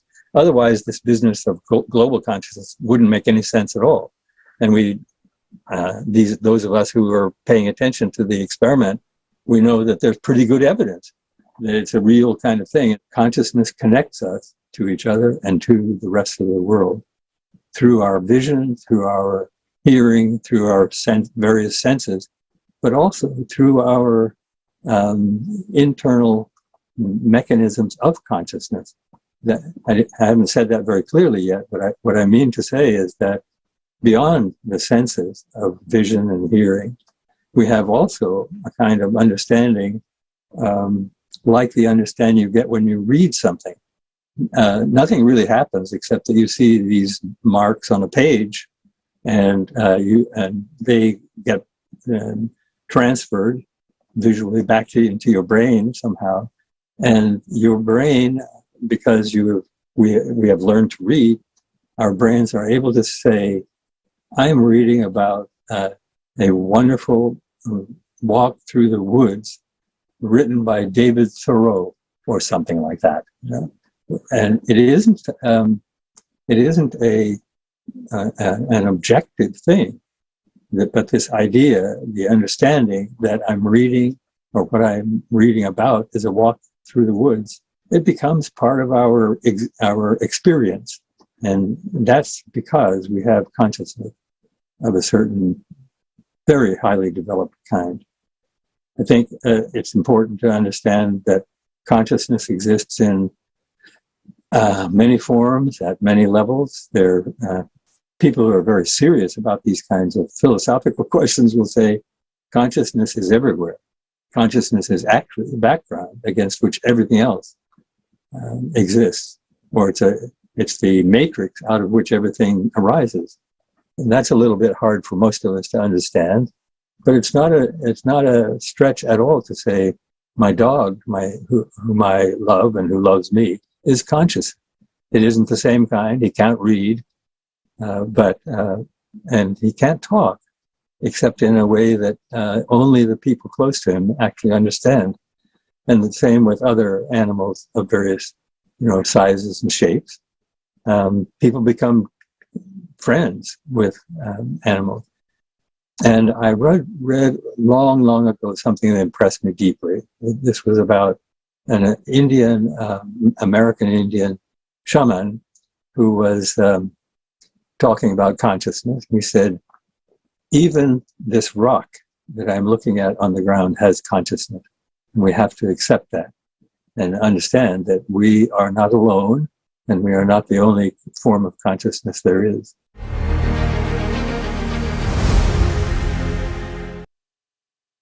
Thank you, Roger. These are really interesting scientific facts confirming that human beings are able to influence matter with the power of their attention. Maria Kuman, professor at the Institute of Integrated Studies in the United States, will talk about the power of attention, or, as they say, the power of belief.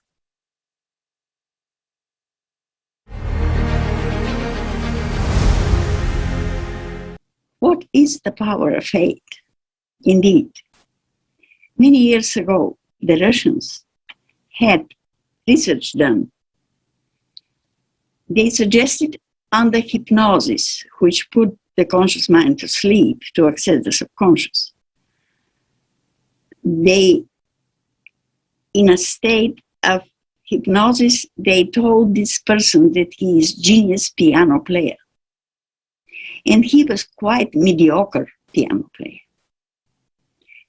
After this suggestion, he was so convinced that he is genius piano player that he played the best of all his playing.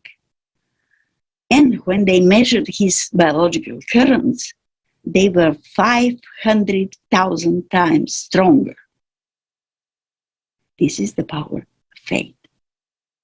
500,000 times stronger. So that's why the Bible says only the believers are blessed. If you are a believer, you have access to this coefficient of increase 500,000 times. If you are not, you don't have it. So attention can do miracles. We call them miracles because we don't acknowledge the fact that we are material, body, and spirit. They come from the spirit. They are miracles. What is the spirit? The spirit is very weak field. 1,000 times weaker, as I said, than the electromagnetic field created by the material body. And how this weak field rules and regulates everything in the body, that's what I found. It rules and regulates with the information it carries. It is informational field. Only now when we started trying to make quantum computers, we started speaking about informational fields in informational science. We are very much behind because we refuse to believe that we are body and spirit. If we would acknowledge the spirit, we would know a lot more about the informational fields, and we will not have problems making quantum computers, which will be supercomputers. As our subconscious computer is a supercomputer, the conscious computer is nothing comparing to the treasure that we have at subconscious level. Placebo is you believe that you are going to be cured of what you take. 56% of the people get cured with nothing because they believe what they were given really will help them to heal. Man means man of the creator hue.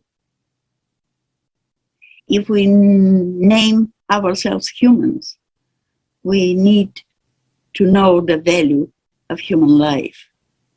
And the value of human life comes from the spirit that comes from hue. When the spirit leaves, the material body is an empty shell. If we don't understand the value of human life, we don't have the right to name ourselves human. We will be only material body, without spirit, without emotions, without compassion, without ability to love. I am always saying that if you don't have what to give, give love. Love is such a thing that the more you give, the more you have.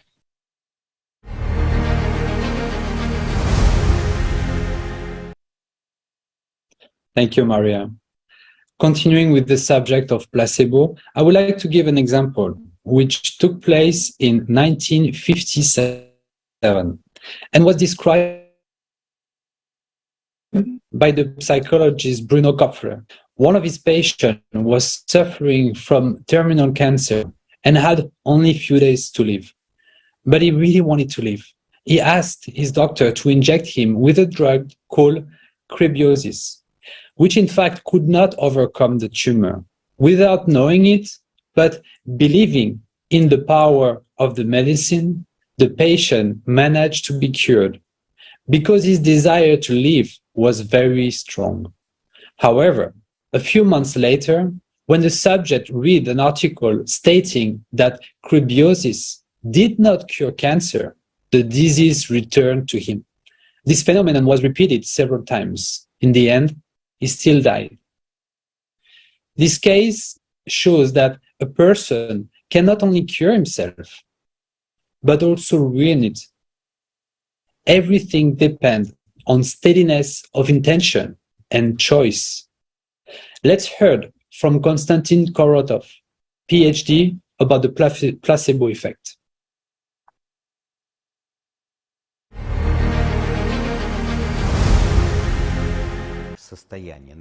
The state of our body is largely a state of our consciousness and our brain as a whole. And a person can suggest himself that he is healthy or that he is sick. And when a person is sick, he can change the work of his body with his consciousness. Because their body is a self-adjusting, self-organizing system. But you have to give it an opportunity. You should not interfere with the body's self-organization. It is necessary to follow the dictates of your body, the signals it gives you. And then, indeed, you can be in a good state, awake, energetic, and live such a good life for many, many, many long years. And the placebo is just that very indicator that shows a person that, yes, I can get better. And so to speak, a person starts to treat himself with an internal process. And this little pill is just a kind of a trigger, which triggers the internal process in a person. And this is now generally recognized in science. The number of examples is unimaginable, and the most difficult diseases, up to and including cancer, can be cured this way. The way you tune yourself up, the way you behave and hold yourself in this life, that same way your body will respond.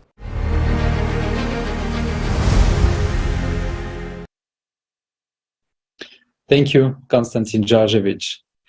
In the 1970s, Jack Schwartz from Holland astonished researchers in many laboratories in the United States with his ability to consciously control internal biological processes in his body. In research conducted at the Menninger Foundation in the Neuropsychiatric Institute, University of California, as well as in other laboratories, Schwartz led doctors to marvel when a 15 centimeters needle pierced his arm through without any sign of bleeding or pain, and without generating any brain beta wave. This type of brain wave is normally generated when one experiences pain. Even when the needle was removed, Schwartz's arm still did not bleed, and the needle marks were well healed. In addition, Schwartz could arbitrarily change the rhythm of his brain wave, extinguish cigarettes against his skin without causing burns, and even held burning coals. He claimed to have developed these abilities when the Nazi concentration camp, having had to learn to control pain in order to withstand a brutal beating. In 1947, the Dutchman Marin Danjo demonstrated something similar at the Corso Theater in Zurich. Danjo's assistant stabbed him through with a sword, hitting his vital organs, but causing neither pain nor harm. As with Schwartz, no blood was visible when the sword was removed, only a pale pink stain instead of a wound. After noise in the theater, the Swiss doctor Hans Nagli-Odjort became interested in him. He became aware of Danjo's unusual abilities and asked him to take part in a scientific study, to which Danjo agreed.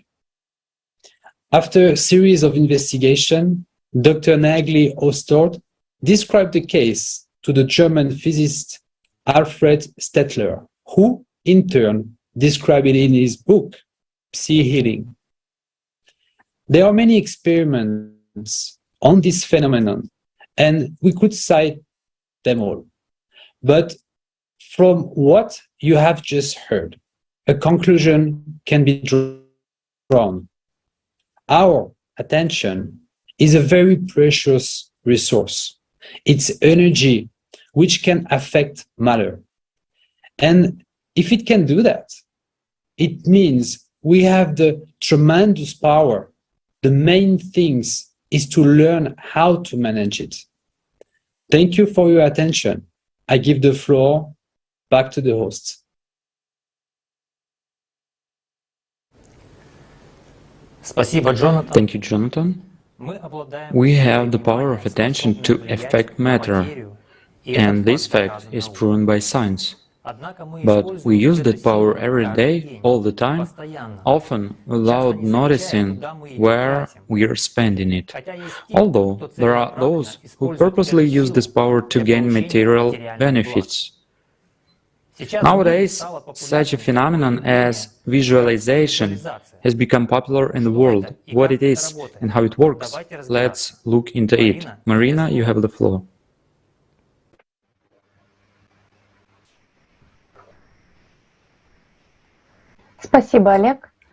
Thank you, Oleg. Yes, indeed. Many people are interested in visualization. So what is it? Visualization is concentrating attention on images that a person wants to realize in reality. Martha Pritula, an art therapist from Ukraine, will tell us about how visualization works. I started using visualization before I even heard this word, and later I realized that this tool is called visualization and how it works in life.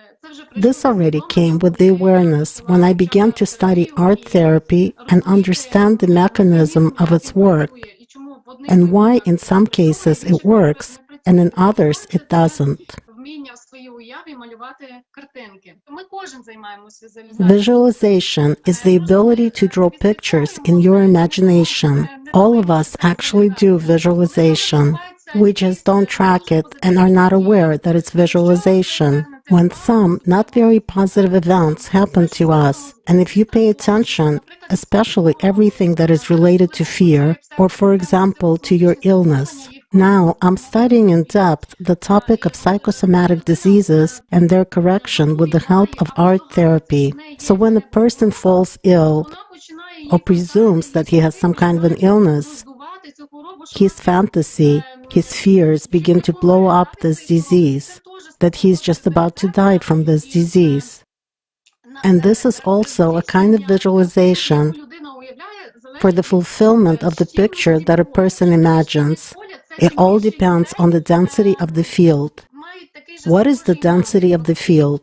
It means when many people have a similar intention. In the air, so to speak, this density of the field was created by people, and I join this density of the field, and this picture can come to life much faster. So a negative density of the field, unfortunately, is much stronger than the density of the positive intention.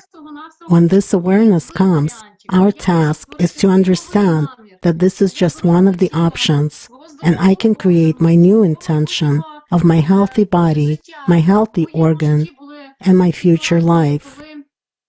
There were situations in my life when it worked. And when I had it seemed to me that I had such a special goal, and I put so much effort in it, and the space seemed to be against it, and there were a lot of obstacles. Visualization does not work without actions. In other words, from the fact that we only imagine pictures and attract these pictures, we can even attract this picture, but we will not be able to recognize it, due to the fact that we have not taken any actions in that direction. The second important point is to voice your visualization, to voice it with like-minded people, sometimes just voice into space. My greatest lesson is that to achieve something is possible, but to keep it, to expand oneself, to have this inner capacity in order to have something to fill and maintain this cup, this gift, this dream that has come, also needs our development in this. There are still a lot of false dreams, not ours, imposed by society from the space. And a person looks at something, like a child. I want the same, although I have a green bike at home, but I want a red one, which I don't have. He follows this false path and wants that red bike, although he has a green one at home. It is very important to study yourself, to be able to hear your inner self. The tools of art therapy, the tools of creativity help in this when a person calms down and begins to hear what he really wants. You begin to think more clearly and focused. What effective things I can really do? Those ones which will bring me closer to my intention, to my action. Everything is born from a dream, from a desire, even if people use other kinds of tools. There are results that I got. So I dreamt of a house. I live in a house. I dreamt of children. I asked for a long time, since 2005. I dreamt of having a son. After 15 years of dreams, he came into my life. It happened when I already didn't press and didn't hold on to my dream every day. When it seems to you that you let it go, when you really let it go, I let it go and decided that it wouldn't happen. It wouldn't come true. All the events around me were arranged in such a way that it wouldn't happen. But when I said goodbye and let it go, that's when it happened. So they know. The soul wants you not to have such dependence on a dream, a tie to a dream. It wants you to be free. It wants you to do it and be free inside. We have a tool for this. This is our body, so that we could implement everything through actions, through ordinary actions. Therefore, you simply begin to attract certain events to yourself like a magnet, and the space itself helps, begins to attract. It is like a magnifying glass in the sun. You start to increase and keep increasing. Ordinary, banal actions are required. Without these actions, faith is dead, and visualization is dead, and everything is dead, no matter how important and necessary it can be. There must be actions. Concentration, the power of attention, means action. Visualization, the power of attention, means action. When there are these two things, there must be an action as a consequence. The clearer our intention, our dream, the clearer visualization, whatever it can be called, the more focused the center of our attention is, and the more vague the state is.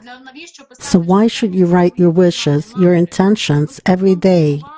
To concentrate your attention, to focus your attention by some specific mechanical actions. It is very important to track yourself. How is my attention during the day? Where is it? Different techniques are advised. To put a hair binder on your hand, set an alarm clock to check, do I remember my goal, my picture? Am I there? Where is my attention? Where? Where am I? I watched the news and I was already distracted. I was already in a different direction. I was deeply touched by the story of some of my loved ones, and my attention, my all energy already flowed there. So attention is energy. How directed is the focus? And that's why there are reminder techniques to keep track of yourself throughout the day. Where does my attention go? How much time am I actually in harmony and concentration with my goal, with my intention, with my visualization? It's a very interesting process to track yourself. It turns out not so much time as we think. And our state always depends on something, but it should depend on us, and we must be conscious controllers of our state. To have tools to be able to become the owner of our state again. A human can control nothing but himself. He can keep focus and attention on pictures, but he cannot control the date when these pictures come true. He can keep focus and attention on those pictures. He can expand them, fill them with his attention, but to control in regard to the clarity and quality, it's only his state that he can control. The most important thing is to figure out which pictures are mine, from my field of spirit, and which are imposed by the mind, picked up from the space, as I said, false pictures. It is very important to get rid of those pictures so that they do not take our priceless vital energy, priceless life force, which is measured out for everyone. We do not have such an eternal earthly life, and we don't have a whole eternity. Another 500 years ahead to do everything that we wasted half our lives on, 40 years of our life, some spent 30 years, but it's okay. I still have time. Now I understand everything. I still have time.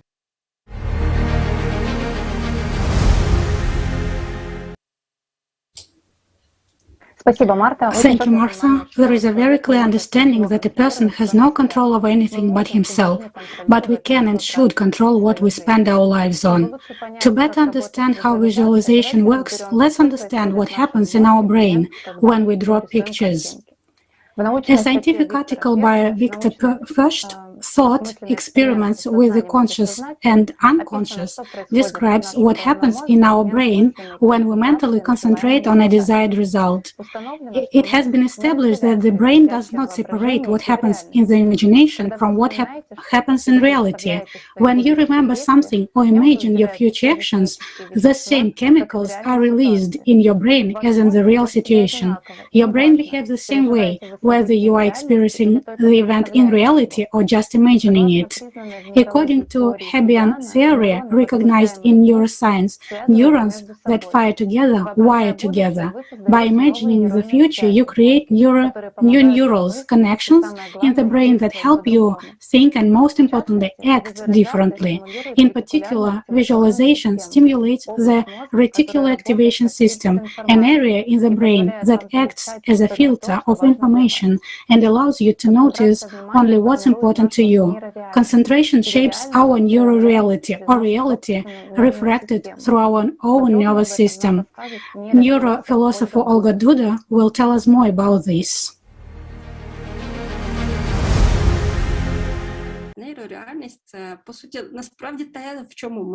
Neuroreality is actually what we are in, because it's what we process with our neurons. It's our old neural connections and new ones, and the ability to create those connections. So, in neuroreality, there is no time. I emphasize that all the time. There is no past, present, or future for your neurosystem.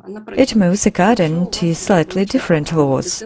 For example, if you had a huge trauma in your childhood, and you're constantly playing it out in your inner world one way or another, and even trying to transform it, you still constantly think about that trauma.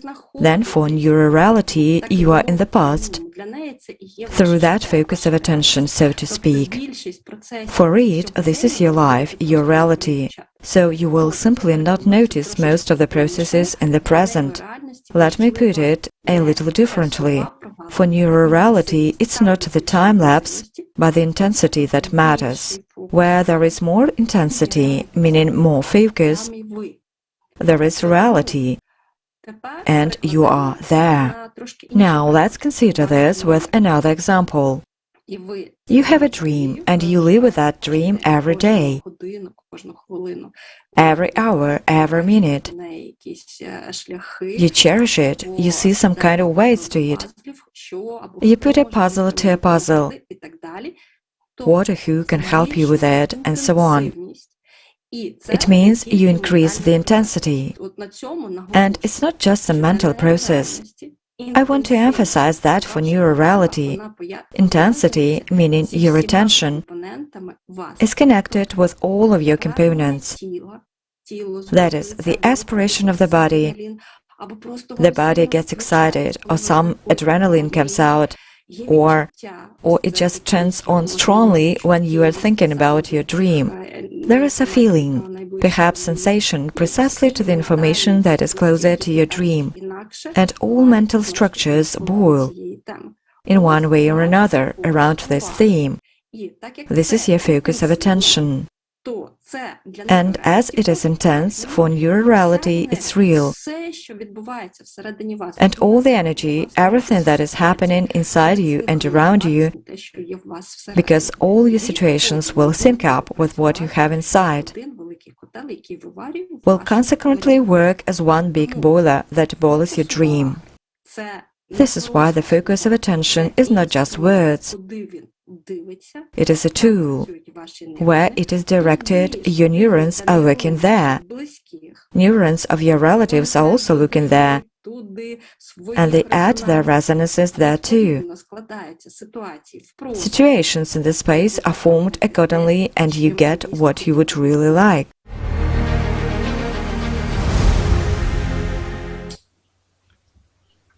Thank you, Olga. We ourselves shape that reality in which we live, either consciously or not, but everything that happens to us is the result of our choice. Where we have directed our attention, that is what we have got.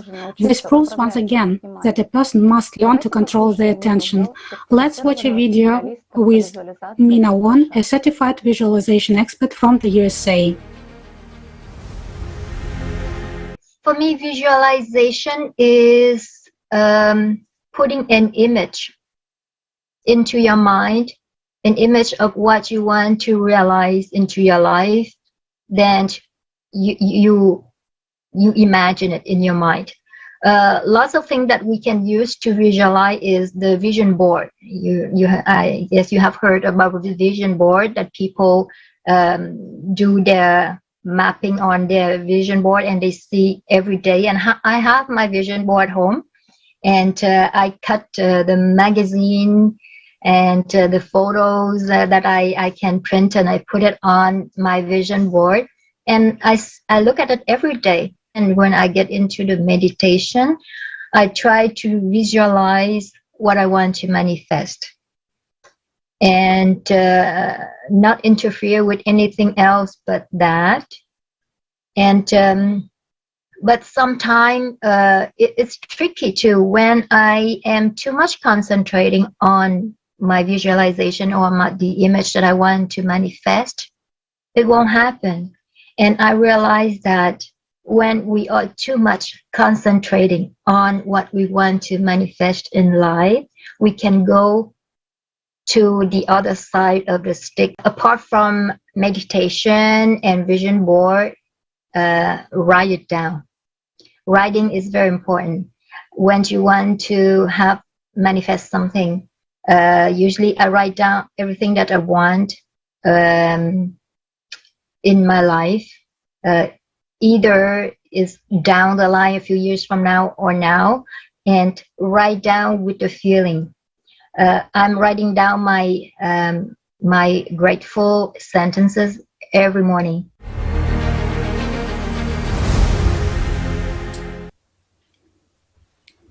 Thank you, Mina. A very important point is, first of all, a person must answer this question: who is he and what is his or her goal?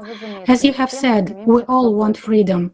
But do these material desires, in which we have invested so much effort and attention, give us freedom? Do they really make us happy? Let's listen to Anna from Romania.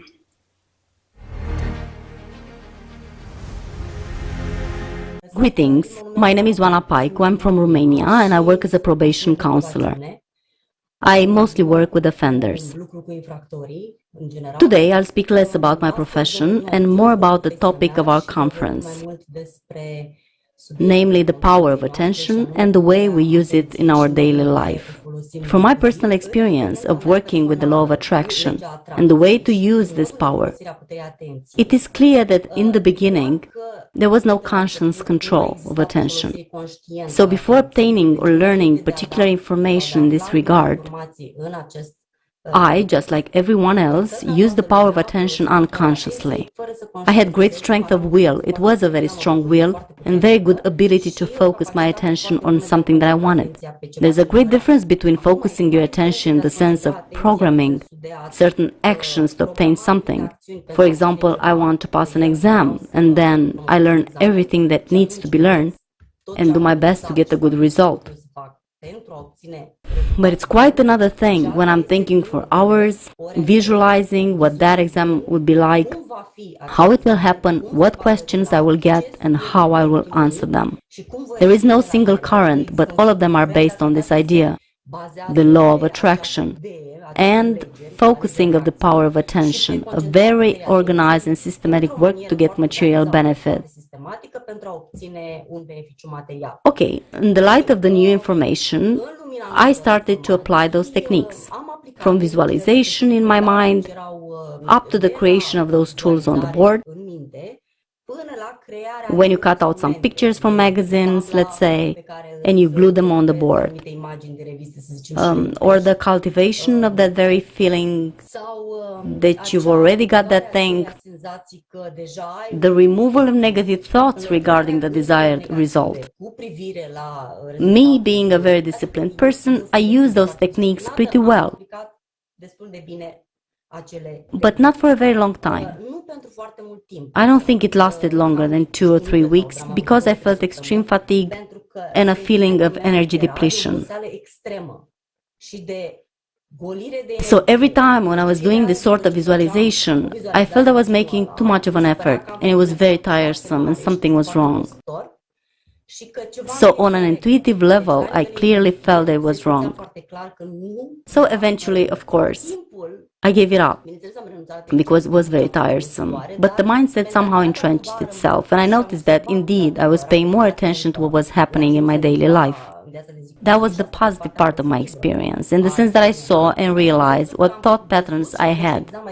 At least a good point that I acquired from this experience is the ignoring of negative thought patterns, to the possible extent, meaning the thoughts that lead to negative consequences. Later, after I came across the teaching and the knowledge of ALLATRA,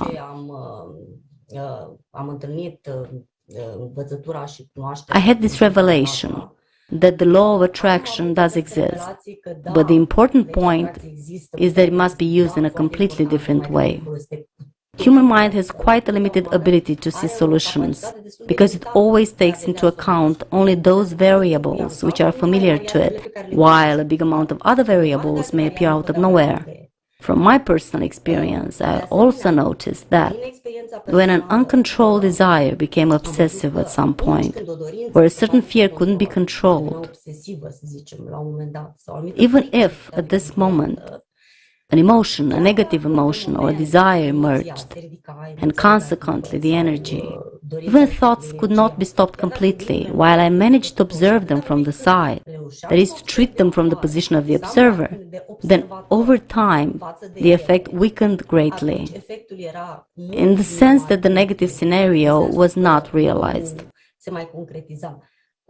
There is another thing I've noticed. Material benefits that you get from using the power of attention, as in that wrong way of visualization, obsessions, desires, and so on. Even if you get what you wanted, you get it with side effects. So at a particular moment, you understand that something that you had really wanted and eventually got came with a context or with some side effects that you didn't want and certainly didn't need. Now, in my professional life, the evolution of the people I'm working with, again, somehow reinforced my conclusions based on my personal experience. They go hand in hand because the great majority of people I work with, 99% of them, do not have this information. They are not aware of the power of attention or its impact. I mean offenders and their families, the people I work with. It's clear that these people are part of the huge population that uses the power of attention unconsciously. And then they fall under the same patterns that we all know. Negative thought patterns in most cases, destructive and self-destructive ones, because these patterns are more cultivated in life. Thus, they take deep roots and strengthen. I've noticed a lot of directives, mindsets, let's say, like in computer software, in the people I have worked with, namely the negative mindset towards themselves and people around them, or society, blaming others for any personal failure, the belief that evil somehow wins and it's useless to fight it, a very strong identification with one's thoughts. No matter what comes to mind, a person thinks that he generated that thought or that emotion. And in these conditions, it's very hard to work with such a person, if his belief is very strong. Because it's very hard for him to take the position of the observer, as every person has certain directives that keep repeating.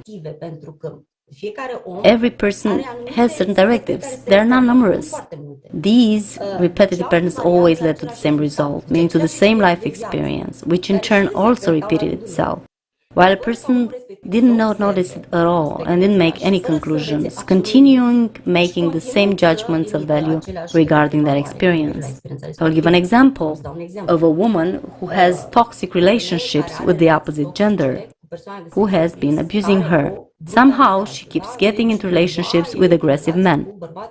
This aggressive behavior is not obvious in the beginning of the relationship, but it develops with time. So in the beginning there is nothing hinting at such behavior. The man behaves very nicely later in the beginning, and later when they are together, jealousy and aggression appear. Such a person may have 3, 4, 5 relationships of such kind and would learn absolutely nothing, thinking that it's just my bad luck in life. I'm quoting here. Yes, it's a profound negative and destructive directive without even a slight understanding of why she attracts exactly this kind of person. So this attraction was on a subconscious level and was the result of how she used her power of attention for a long time. It's clear that the roots are deeper and older. Probably in her childhood there was a trauma and aggression, perhaps connected with her father or another adult, which generated this thought pattern and this attraction on a subconscious level. But the thoughts that followed later in her grown-up life and the directives that she developed strengthen and fix this pattern of behavior. Because no matter what kind of experience we take from our childhood, this experience is not controlled. The child cannot control his experiences and relationships with the people around him, especially with adults. But if this experience is later not analyzed and correctly worked on, then destructive patterns will be more powerful and they will be much harder to control. People have repetitive thoughts, emotions, and life situations, but unfortunately they don't see their interconnections. This is an observation from my own practice.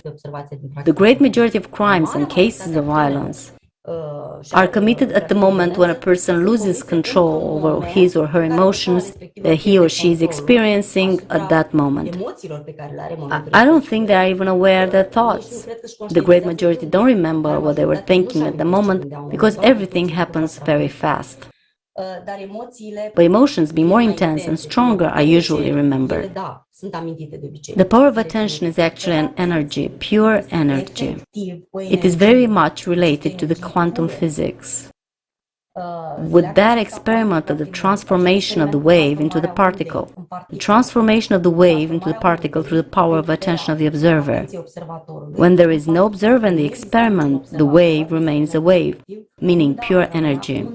The particle represents and means materialization of this energy, which means that we, at the soul level, actually generate this pure energy.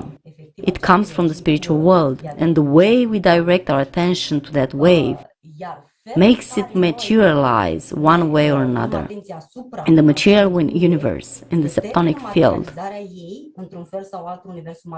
There is another point here. Why do I say that silence is better than any thought?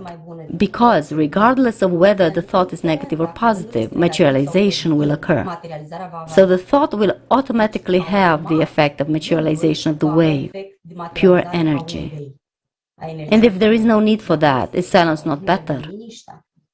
Because then we save this pure energy.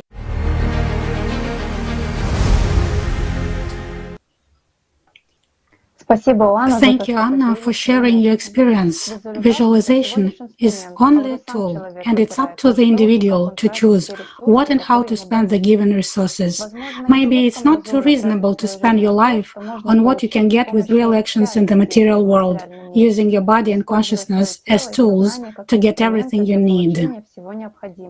So, let's watch an excerpt on this topic from the video Energy of Life with the participation of Igor Mikhailovich Danilov.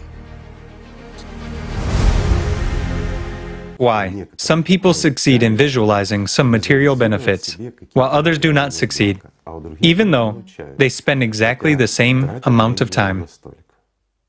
The frequency of investment of your attention, in other words, this is magic, my friends, real magic, for which a person is deprived of life. And why is he deprived of his life? Because he wastes his power. This is indeed magic. In order for you to get a desired result in this material world, you have to cast away all other thoughts as far as possible. You shouldn't disperse your attention and should focus it precisely on the point of a desired object. For instance, if you desire a house, you must see it clearly. You must live in it, down to the smallest detail. Tell me, is it worth it? Do you want a house? Earn money and build it. If you don't have such an opportunity, do not fantasize.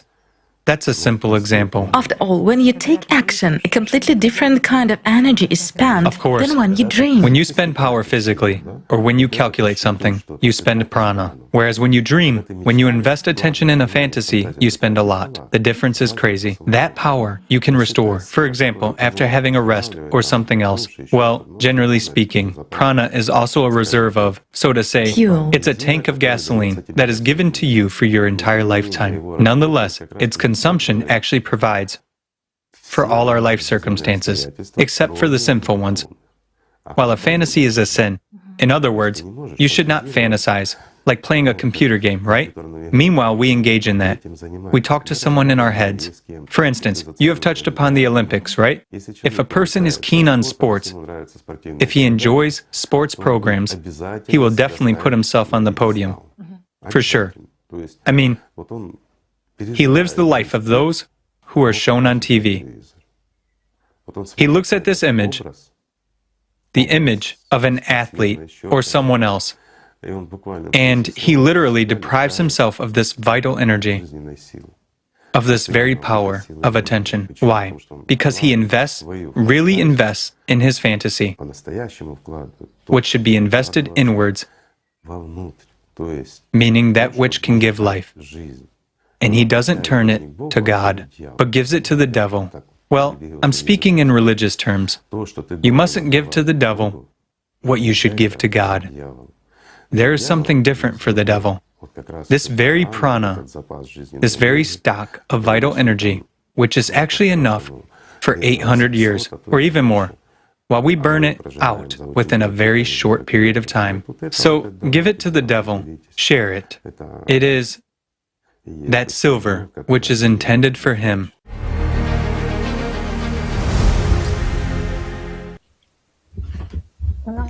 Nowadays, there are a lot of books and movies with the titles creative visualization. We suggest looking at the examples of Anya, who kept a visualization diary, and how exactly her wishes came true.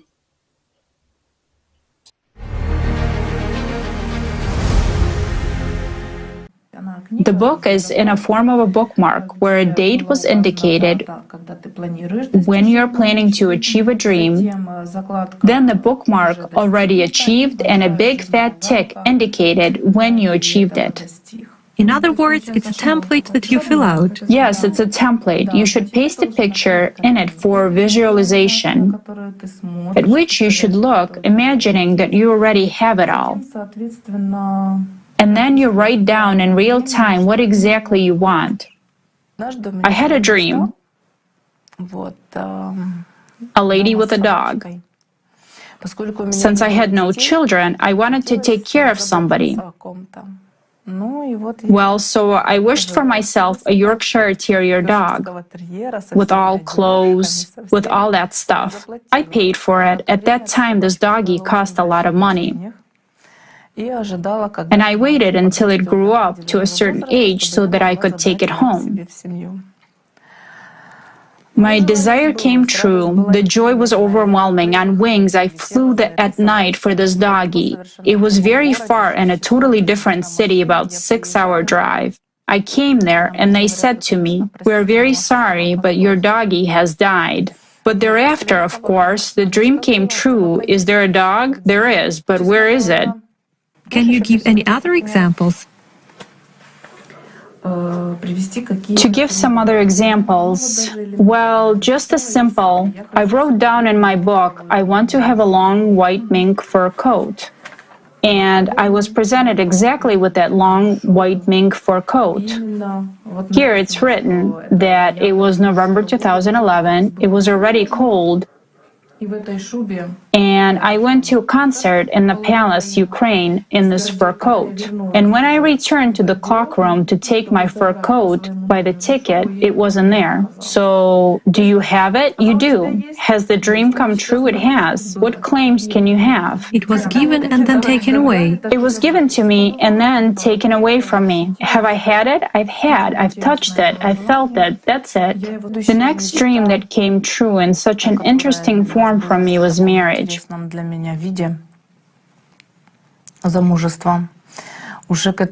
this age, such a fear had been drawn already that I was older and nobody needed me. If I'm already... How old were you? 25. I was 25 years old and I wanted to get married as soon as possible. Not just get married, but get married right away. I was in a relationship with one person at that time. However, I married someone else, but very similar in appearance. Meaning the picture worked in such a way that I married not this person, but another one with an identical appearance. I married a prince most girls dream of. It was exactly the dream. A prince of some country, right? Yes, a prince of some very rich country. And when I looked at it all, it really came true. But I married not this person who is now here with me in my dream. I had always wanted, when I was visualizing this picture, I remember in details what I wanted. I lacked this, male courtship. Beautiful, kind of unearthly. It pictured in my head like in some movies.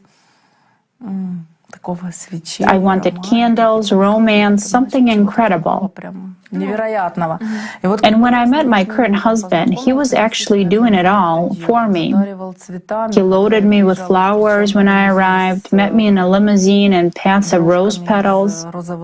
Also, I married him. I really ran to a faraway land, and I really got locked within 4 walls. Here you are, nobody can call you, nobody can talk to you. You wanted to run away from everything, now you have it. Here is a box for you. Live, exist. You wanted this freedom, you have it. I took you away from everything worldly. And now I understand that my wish was fulfilled. You wanted, you received. Thus, every desire fulfillment in this game which I had entered ended up with something negative, with some very distressing outcome. So the system gave it to you and then took it back. Yes, it took back 3 times more.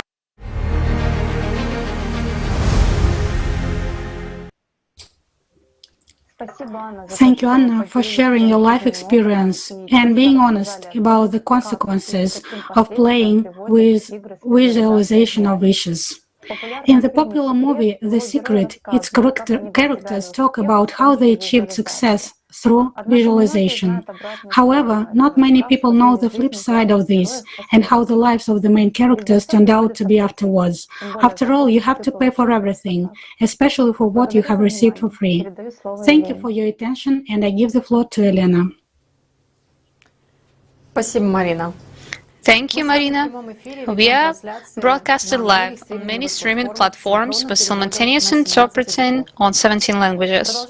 As we continue our kaleidoscope and look at the topic of desires, a question arises. Why sometimes our desires are fulfilled in a completely different way than we imagined and not when we wanted? Their fulfillment brings us a lot of problems. Why this happens and how the magic of wishes works, Marcela will tell us. Marcela, we give you the floor.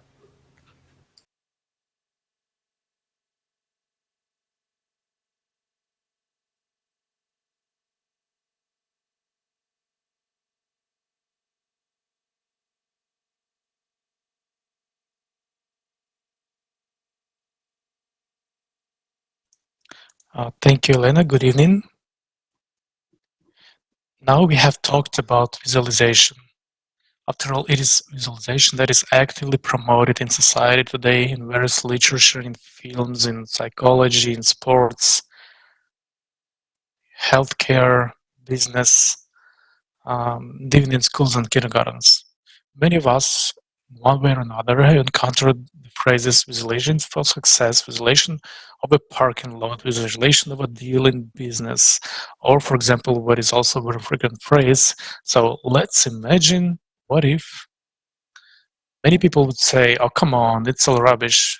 I keep on dreaming and dreaming, but get no luck in love. Things are different in life. Yes, my friend, and that's true. It all depends on how much attention we give to this or that desire. If a person dreams about it from time to time, he forms an image or a phantom, and that phantom will constantly feed on his life energy.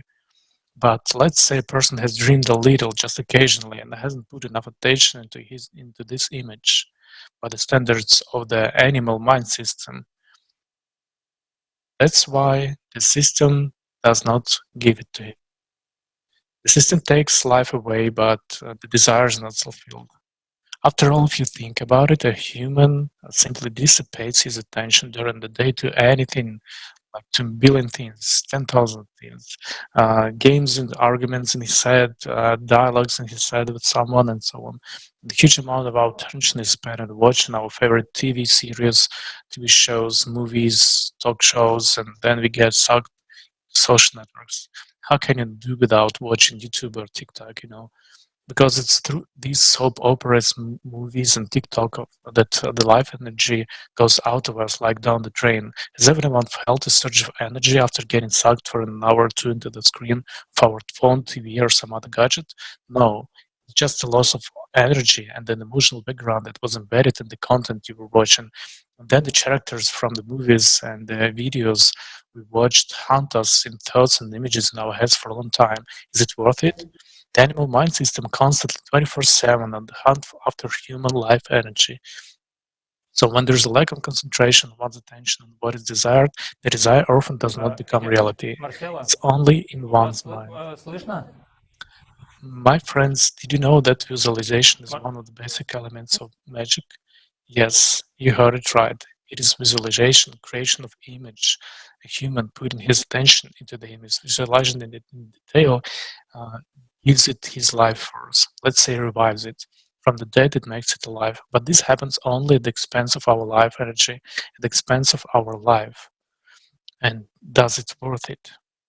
Have you thought about the consequences? What makes a person wishes come true? Let's watch a video with magicians who have dedicated their lives to magic.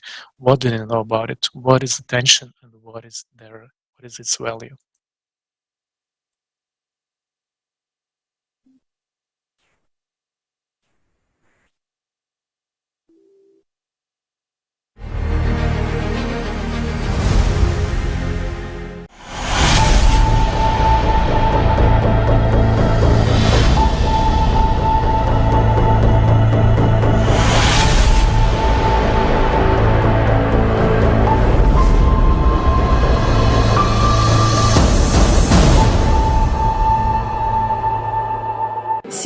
The power of a person's attention is above all the power of concentration. Yes, attention plays a huge role in life in general and in magic in principle, because the success of rituals, in fact, depends on our attention.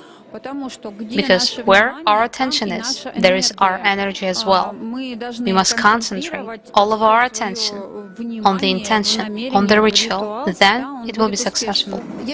There is a popular expression, where focus goes, energy flows, and where there is energy, there will be power. I think human attention is a very material thing, and that object where we put it to, where we direct it to, resonates, feels this energy directed to it. And that's actually why rituals work. This is why our intention of something works. And the effectiveness of rituals directly depends on the amount of personal power of a human. Your attention should be completely focused on the pouring off. Then it will be good and there will be 100% result. And generally, it is the same with everything in life. If we reduce our concentration, if we pay our attention on some extraneous things instead of our work, then of course our work, either magical or any other, will be not of high quality. This is why everything depends on attention. Attention concentrates our energy. Where our intention is, changes happen. If there is no intention, nothing will happen. Our attention directs the flow of our energy. The point is that entities from the invisible world are attracted to us, to our bad qualities of character, dependencies, bad habits, the love to some pleasures. And when we direct our attention again and again to this dependence, we drain energy there, and thus we feel the entity that is somewhere near us, and it prompts us to direct our attention there again and again. I mean, everything is really very interconnected there. That's why I recommend it. You pay attention to positive, good things, not to negative things. Don't watch disturbing programs, news of that kind, because people develop a dependence on this with time as well, and it also attracts entities. Attention in magic is probably one of the key abilities and one of the key aspects.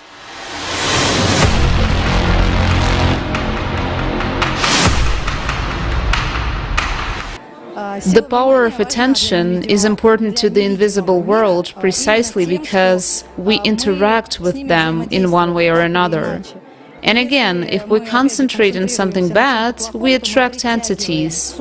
So a person has problems at work, he starts drinking, for example, and entities begin to be attracted, and then again, like a snowball, everything accumulates, piles up, and either a person copes with it by switching his attention, or simply goes into a swamp, so to say. This power of attention, is it important for the invisible world? Very, very important, because I guess they come to us exactly to get it. It's the energy we feed them. They help us and we help them.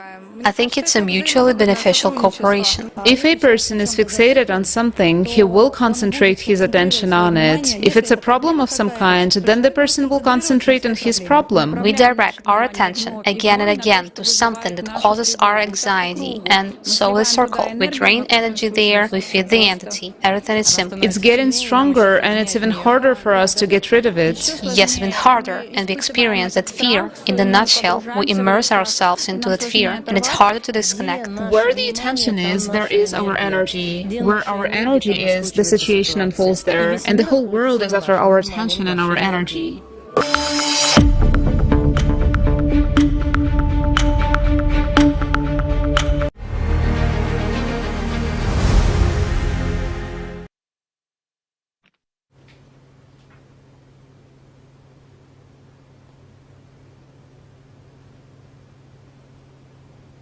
Марсело, мы вас не слышим. Марсело? Hello, I'm here. Marcelo? Hola, hola, aquí estoy. Да. Do you Can hear you hear me? me? Да, мы вас слышим сейчас. Да. Yes, we can hear you well. Okay, please proceed. Let's move on. Esa fue la frase clave. El mundo entero Okay. está That was the key phrase. nuestra atención y nuestra energía. The whole world is hunting for our attention, our energy. So, does magic exist? Y funciona gracias What a does nuestra it work energía. for? El mundo invisible ayuda a una persona a conseguir su Yes, deseo. it exists. And it works by our energy, at the expense of our energy. The invisible world helps a person make a wish come true, but it takes away much more. It takes away our life. Yes, you heard it right. A human pays with his life for all of his desires, no matter how big or small they are. But a person can realize his desires and fulfill his desires on his own. It is most beneficial for them, because when he asks for help from the invisible world, those entities which will help him in this fulfillment of his desires, he will be forced to pay off for them. And as a rule, they usually charge a very high fee, which is not favorable for a person at all. He will pay much more than he would pay if he would put his own efforts and real actions to fulfill his desires. Magicians themselves say that these entities with whom they interact have, if I may say so, a sense of humor. If the request about the desire is not formulated clearly, but in general terms, then it will be fulfilled at their own discretion. And as a rule, the person who made the order doesn't always like it. So the invisible world also has a sense of humor. To wish, and then the discretion of the system to get nothing, or to get it, but in a highly distorted version, which clearly doesn't suit you. Always remember this: a human pays with his life for what he desires or orders. And it doesn't matter whether it's a tasty candy when you're hungry, or a luxurious mansion, or a yacht. You have to pay for everything. Human attention is very valuable. Not only we humans hunt after each other's attention, but so do those who live on the other side, the invisible side. They are exactly those who can facilitate not only the fulfillment of human desires, but also the emergence of those desires. And both of these entities simply can even manifest physically. But why do they do this? Why do they need to appear metaphysically? The answer is always simple. They need the energy of life, that is our attention. We all know firsthand about paranormal manifestations, like objects start to move around in space, or we clearly feel someone's presence, we hear strange noises that no one could make at a given moment of time. So, all in all, in other words, all kind of devilry takes place, and people can't call what's happening in any other way. Now, I would like to pass the floor to Daniel Barrios, so that Daniel, as a researcher in the field of paranormal manifestations, share with us his observations and insights on this subject. Daniel, you have the floor.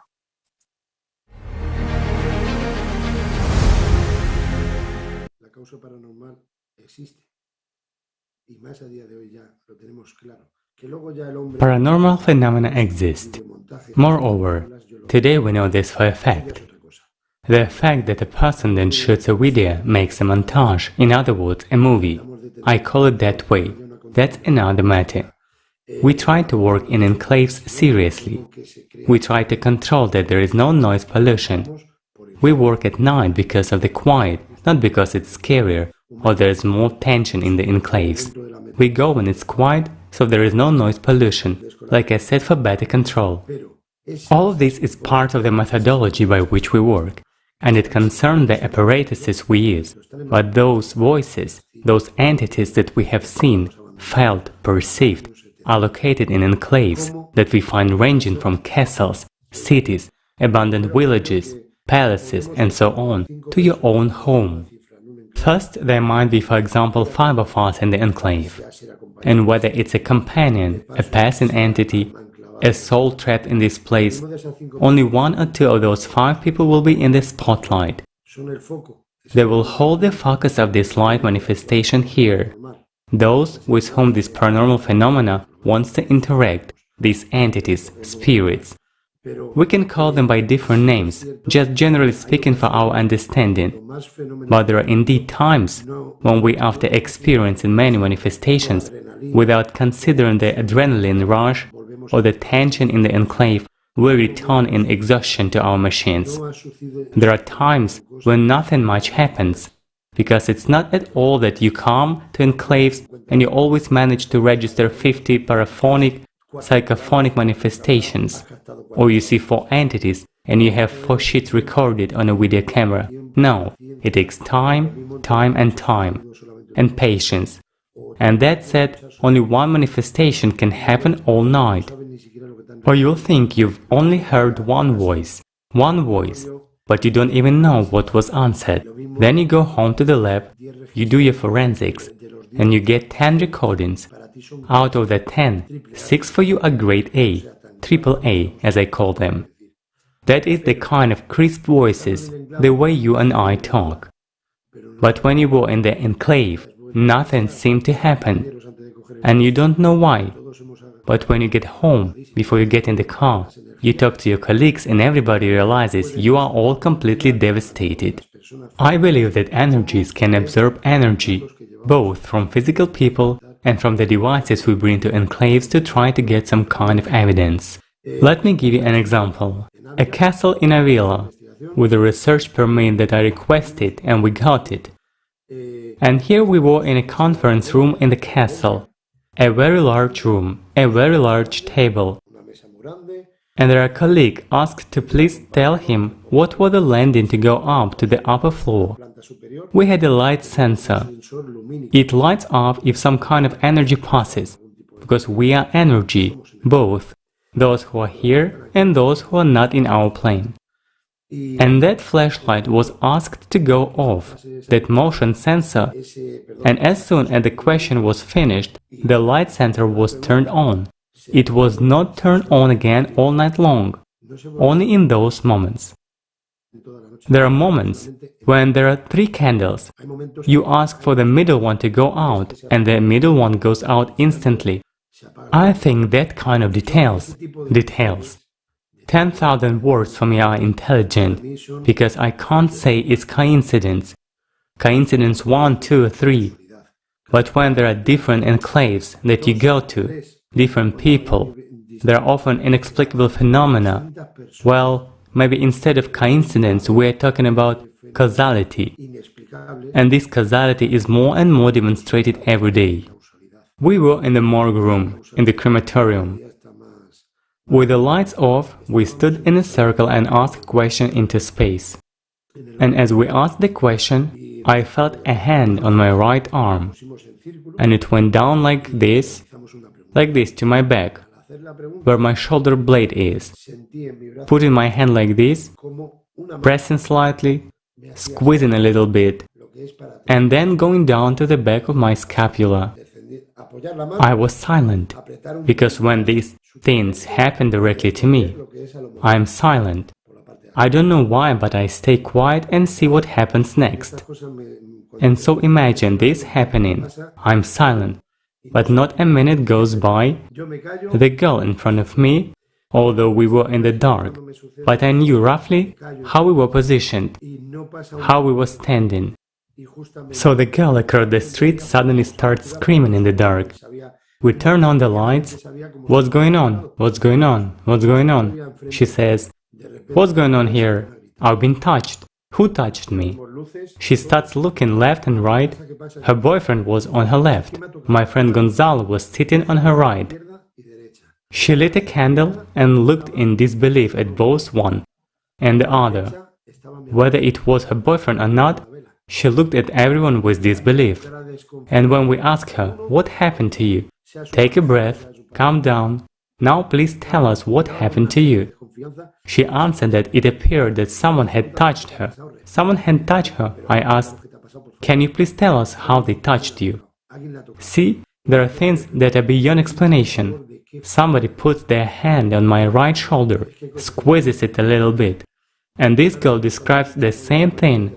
Look, I noticed they put their hand on my right arm, on my right shoulder, and brought it down to my shoulder blade. Oh my God, it happened to me less than a minute ago, and it was so clear. And the evidence was so clear that this girl said, look, I can't. Please take me to a hotel and I'll come down there and go to bed. I can't stay here anymore. And it was such a phenomenon that if I had said it a minute earlier, perhaps the girl with this tension, this fear, this compulsion, yes, auto-suggestion, would have experienced even more, because I would have told her about what I had experienced in those moments. And although I would have said something that was not happening to her, her psyche could have recreated it as if it had happened to her. But because I didn't say anything, and the fact is that the exact same thing happened to her, some entity did it to me. It did the same thing to everybody else there. And it, the entity, did it to the girl as well. What could it be? Maybe she was the center of attention. Why not? We don't know 100%. We get messages, but we never know 100% what the other side looks like. The most important thing, at least for me, or the most interesting thing, is that every day through experience, it becomes clearer to me that not everything can end in this world. I consider that we are all energy. Those of us in our physical plane as well as in the astral, in other planes of existence. So energy is neither created nor destroyed, it is only transformed. So I consider that we are energy, and what we try to interact with, or whatever is in this plane, in that other plane, and also wants to interact with us. To me, in general global computation, we are all energy. We are all souls.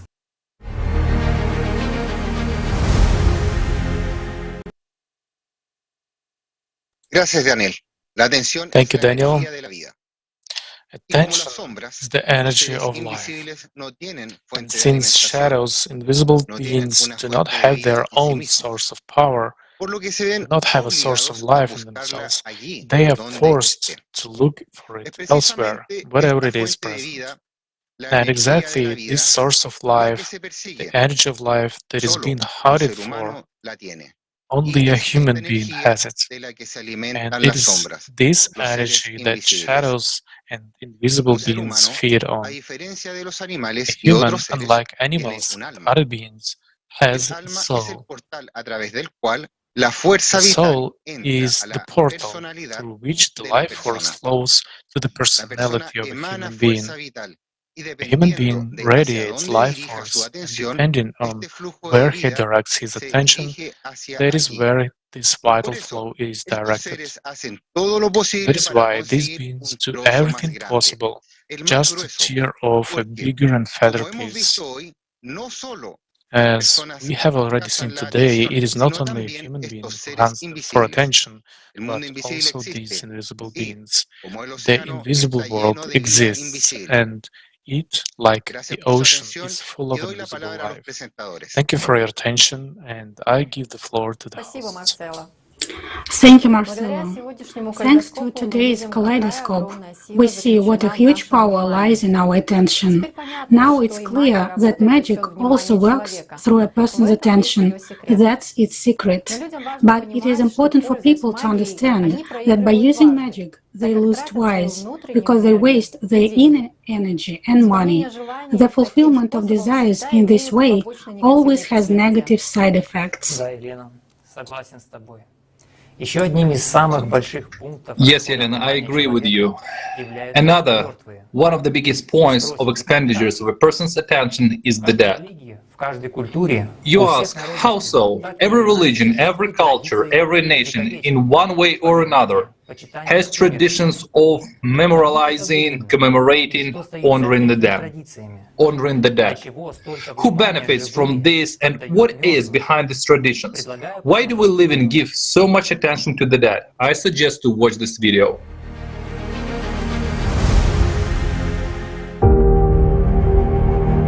What do you think occupies the living most and is of great importance to them? The dead. Do you think it is not so? While thinking about them, we are communicating with them. While thinking about them, we are spending time with them, continuing to live by their interests. We take this baton from our parents and hand it to our children, and it has been this way for centuries. We are not even aware that the dead surround us everywhere and have an impact on the living, in the names of the streets and cities, in sculptural compositions in squares, in the world's museums and galleries. We don't even notice that the dead are present in our homes. What is behind this? Who needs it?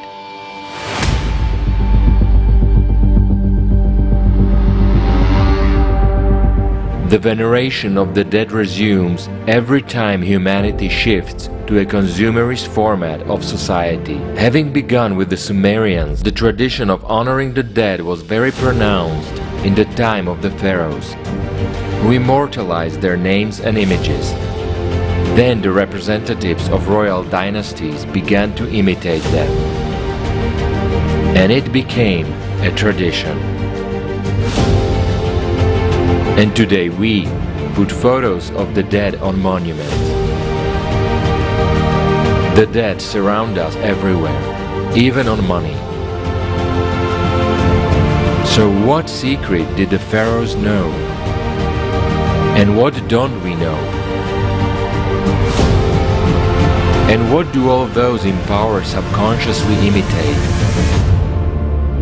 The pharaohs knew that when a person died and became a subpersonality, a hungry spirit, they need the attention of the living to feed themselves, and to let the energy of attention flow to them and nourish them. A person must know their name and image, and put his attention into them. And the attention of a human is vital energy, and is meant for a human to acquire immortality during his lifetime. But the point is also that all the dead serve the system. And it is profitable for the system that the living remember the dead.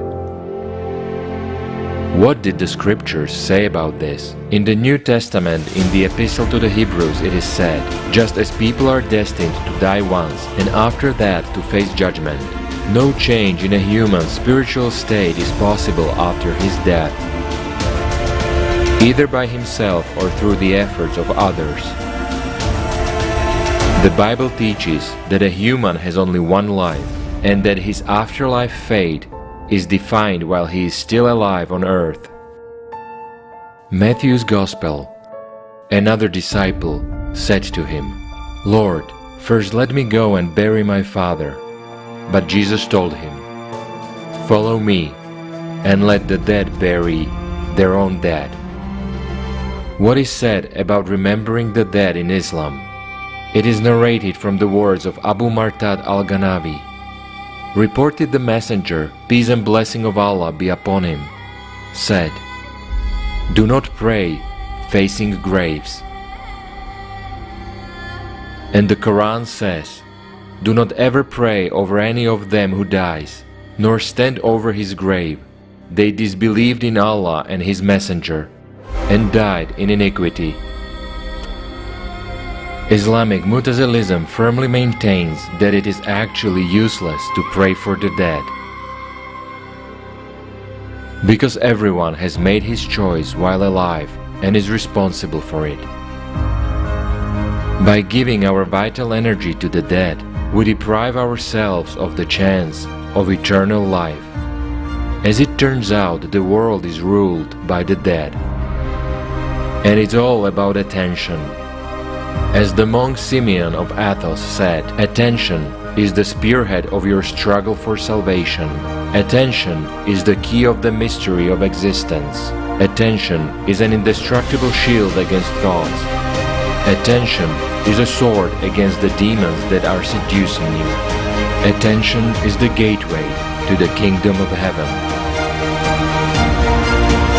What a person invests his or her attention in, that is what he or she acquires.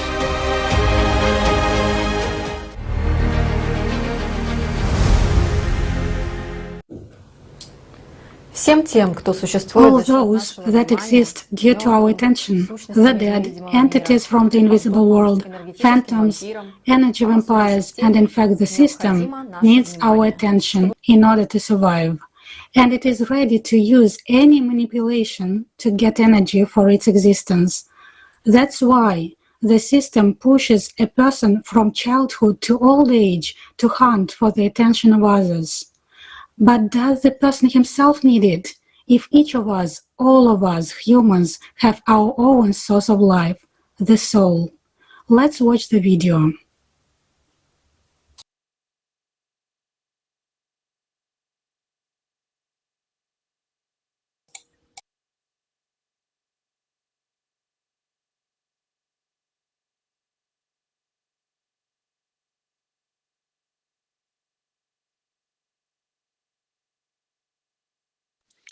Friends, we have a short technical problem.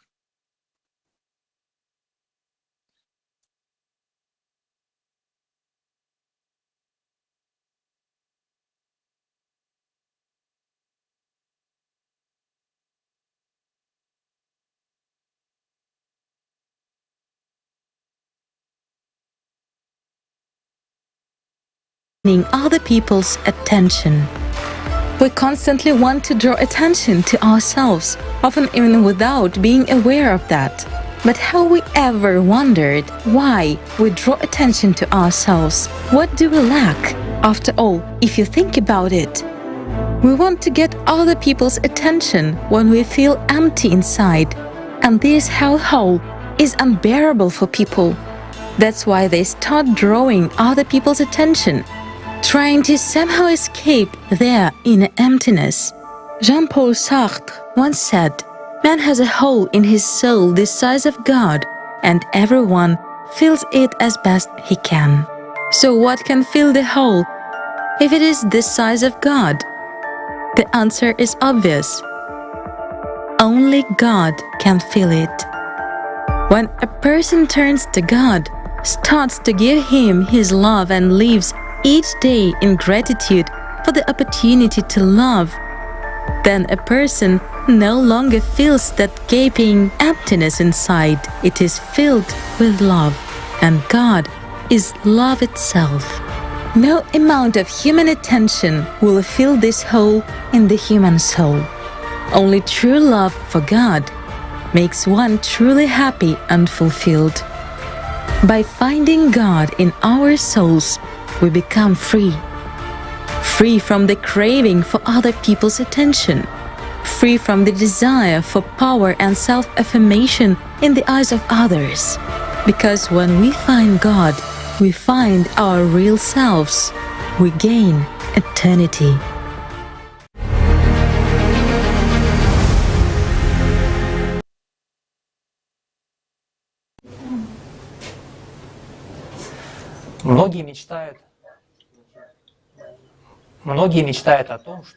Many people dream of not depending on the opinions of others, being free inside in spirit, being self-sufficient and not dependent on the attention of others.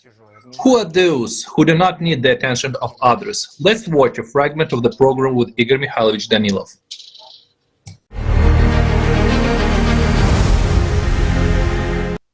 Does an angel need other people's attention? A simple question. I'll give a simple example for those who don't understand what I mean. Tell me, do you need copper if you have a lot of gold? Well, I understand. There is human greed. You need everything. And the more the better.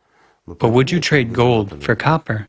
You won't. Why? Because you have gold, while copper is cheaper. Well, again, you know, the consciousness of some people begins to say, it depends on how much gold and how much copper. Guys, don't mock it. Don't listen to your consciousness. And certainly do not troll. Just don't.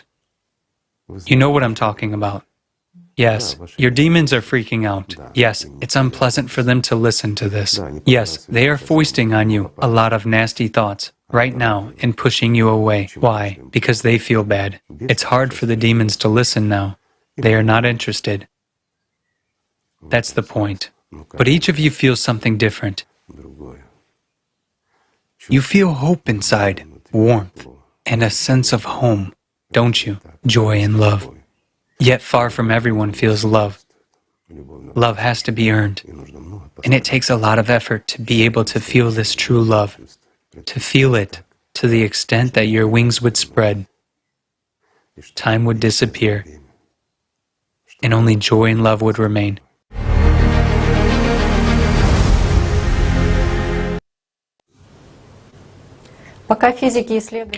While physicists have been exploring ways to use the power of attention, religions have long been working to put this priceless power to practical use.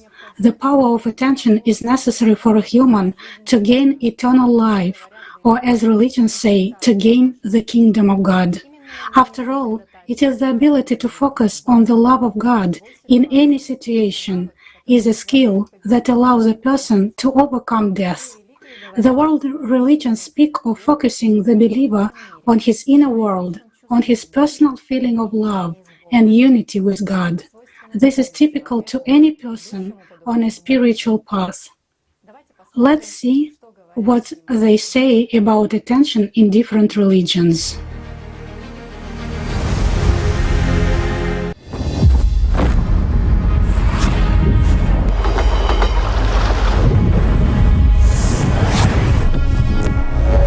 This is the 21st century. We, as a civilization, have made significant progress in many branches of science. We are launching multi-ton ships into space. We are plunging into the depths of the ocean. But paradoxically, we still do not understand what attention is. Although today it is already clear that some experiments in physics, such as the experiment with two slits, cannot be explained without introducing such a concept as an observer who possesses the power of attention. It seems to be such an important question which is, however, not covered anywhere, but it is not so. If we look into the essence of any religion, we'll see that they all teach how to properly distribute attention. In Christianity, the investment of attention is called an inner doing, and the main point of prayer is the perfect mastery of attention. It is also mentioned that the soul of prayer is attention. As the body without the soul is dead, so prayer without attention is dead. The greatest love is not to take our attention away from God, who dwells in our heart. Simeon the Athonite. Attention to your inner learning is love to God. It is to always have Christ in your mind and heart, even if you are engaged in other things. Saint Porphyrius, the Coptic Levite. In Islam, there is such a notion as zikr. It is everlasting mentioning of Allah, God. In other words, It is directing your attention to Allah, concentrating your attention at Him. The prayer that is performed without hudur and with a heart distracted from Allah is like a body that has lost its spirit. The inducement to heed the call of the Quran, 156. In Zoroastrianism, it is said, "Him thou shouldst seek to win for us by hymns of adoration in thy mind. Now indeed have I seen it with mine eye, the kingdom of the good spirit and of good action and word, since I have learned to know Mazda Ahura through right. Let us offer him homage in the house of song, heaven."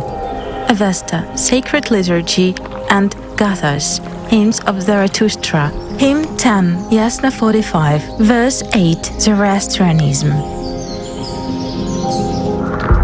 So why, having such a huge power, a person does not use it and has no idea that it exists?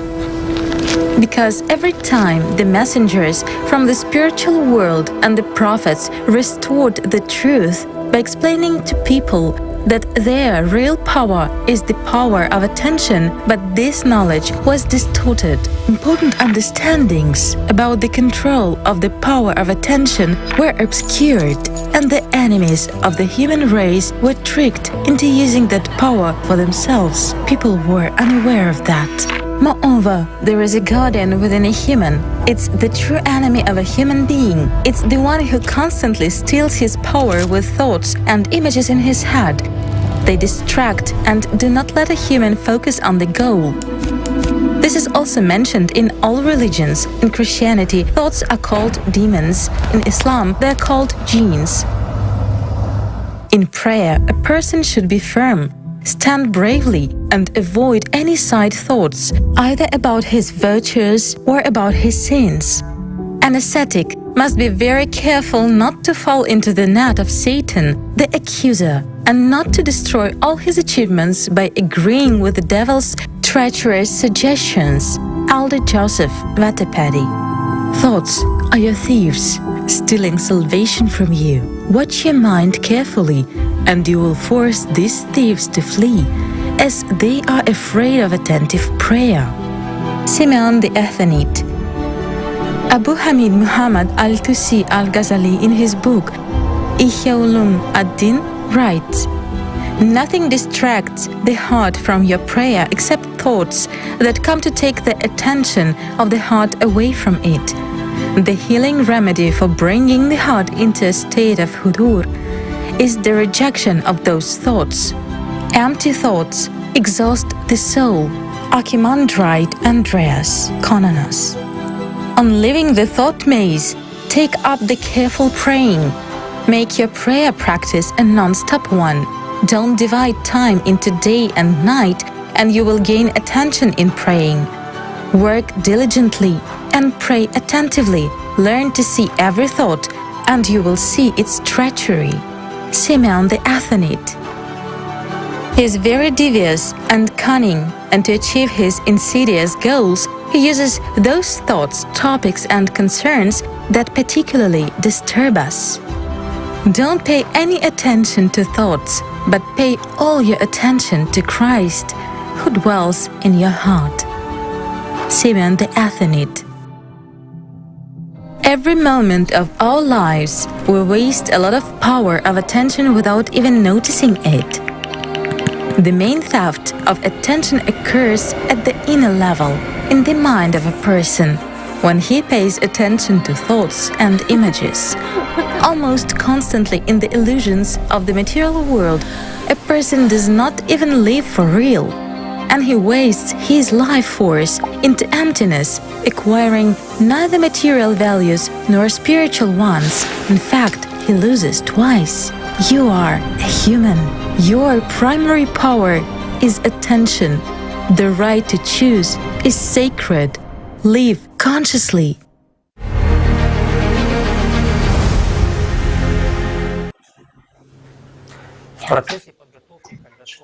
In the process of preparing the kaleidoscope of facts, our participants came across an interesting article on the internet about attention and its significance for one who prays.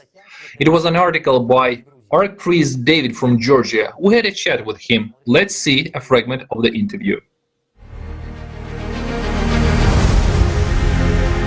Yes, it is very important to be attentive during the prayer. Personally, when I listen to confessions, I notice that people often complain that they are distracted during their prayers. I would say they do not pray with attention. Attention during the prayer is very important. But many among these people often get distracted during the prayer time. This can be due to various factors. One factor, for example, is, as the saying goes, the devil's greatest victory was to make people think that he does not exist. So when we begin to pray carefully, this force tries to distract us.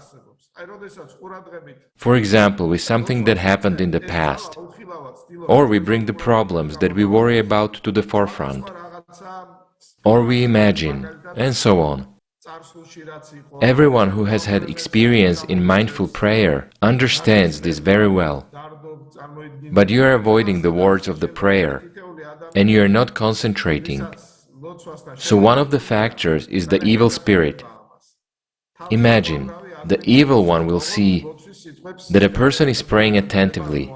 Thus he tries to divert his attention to another direction, and does so in an invisible way. Not if he would appear to you and you would see him, but in an invisible way. It's very convenient. Or has there ever been an occasion when you were praying and someone calls to you? Maybe a family member would wake up, "Come, help me," or else a neighbor would come. It could be a malign influence of the devil. He can influence others as well. But there are also other factors that affect our attention. The mood factor is important. Do you know what the mood factor means? First, you must create the mood for a prayer, and then you can begin to perform the ritual of God's service. Previously, for example, in ancient Rus was such a habit. A great Russian saint father said that before starting to pray, they would sit quietly for 5 minutes, and the mood would be created for the prayer. Imagine the mood, how important it is for us. There is another factor, for example, fatigue. Everyone notices that if you are tired, your concentration is greatly reduced, and it affects prayer as well. So, when parishioners come to me and ask me, I tell them, "Dear, if you are tired, take a rest first and then read a prayer, because it rejuvenates you. It won't work if you can't focus your attention. You know how a human body works. You know all of that. Let me make this prayer, and then I'll go about my business." Unfortunately, this kind of thing doesn't happen very often. Thus, during the prayer, various factors that hinder concentration are brought out. However, I would also like to point out that a mindful prayer, focusing of attention, is not achieved so easily during prayer.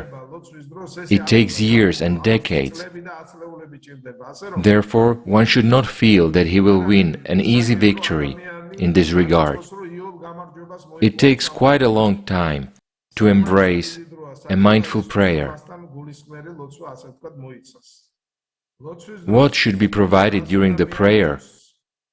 The first thing, from the Church's point of view, is that you should sit in the essence of things. That is, what is the meaning of things, of the words of the prayer? In other words, the most important is that your mind should not be distracted, and you should understand it well.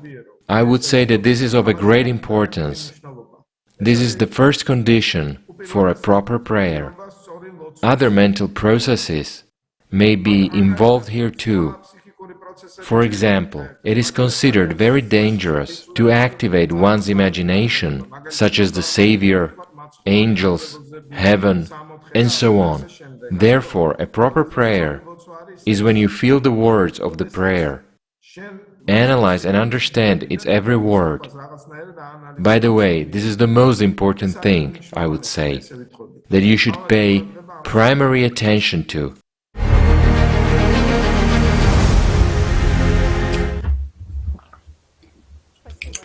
Thank you, Father David. Interestingly, the knowledge that a person needs to consciously invest the power of attention has survived to this day. In the living conversation, consciousness and personality, from the inevitably dead to the eternally alive, those who have had practical experience share their insights.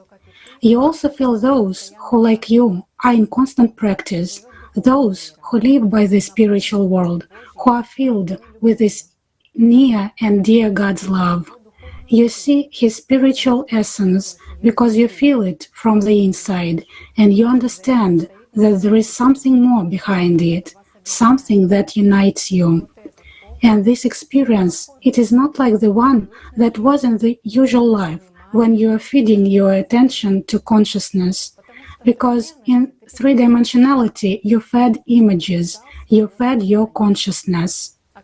And when you began to live in the spiritual world, then all your attention, it is directed through deep inner feelings towards God. Your attention is directed to home, to the source. You simply live by the Spirit. Everyone chooses how to live.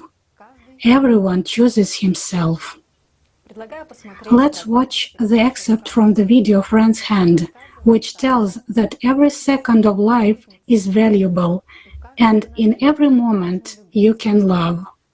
The most important thing is not to get distracted and to direct your attention to the feeling of joy and love.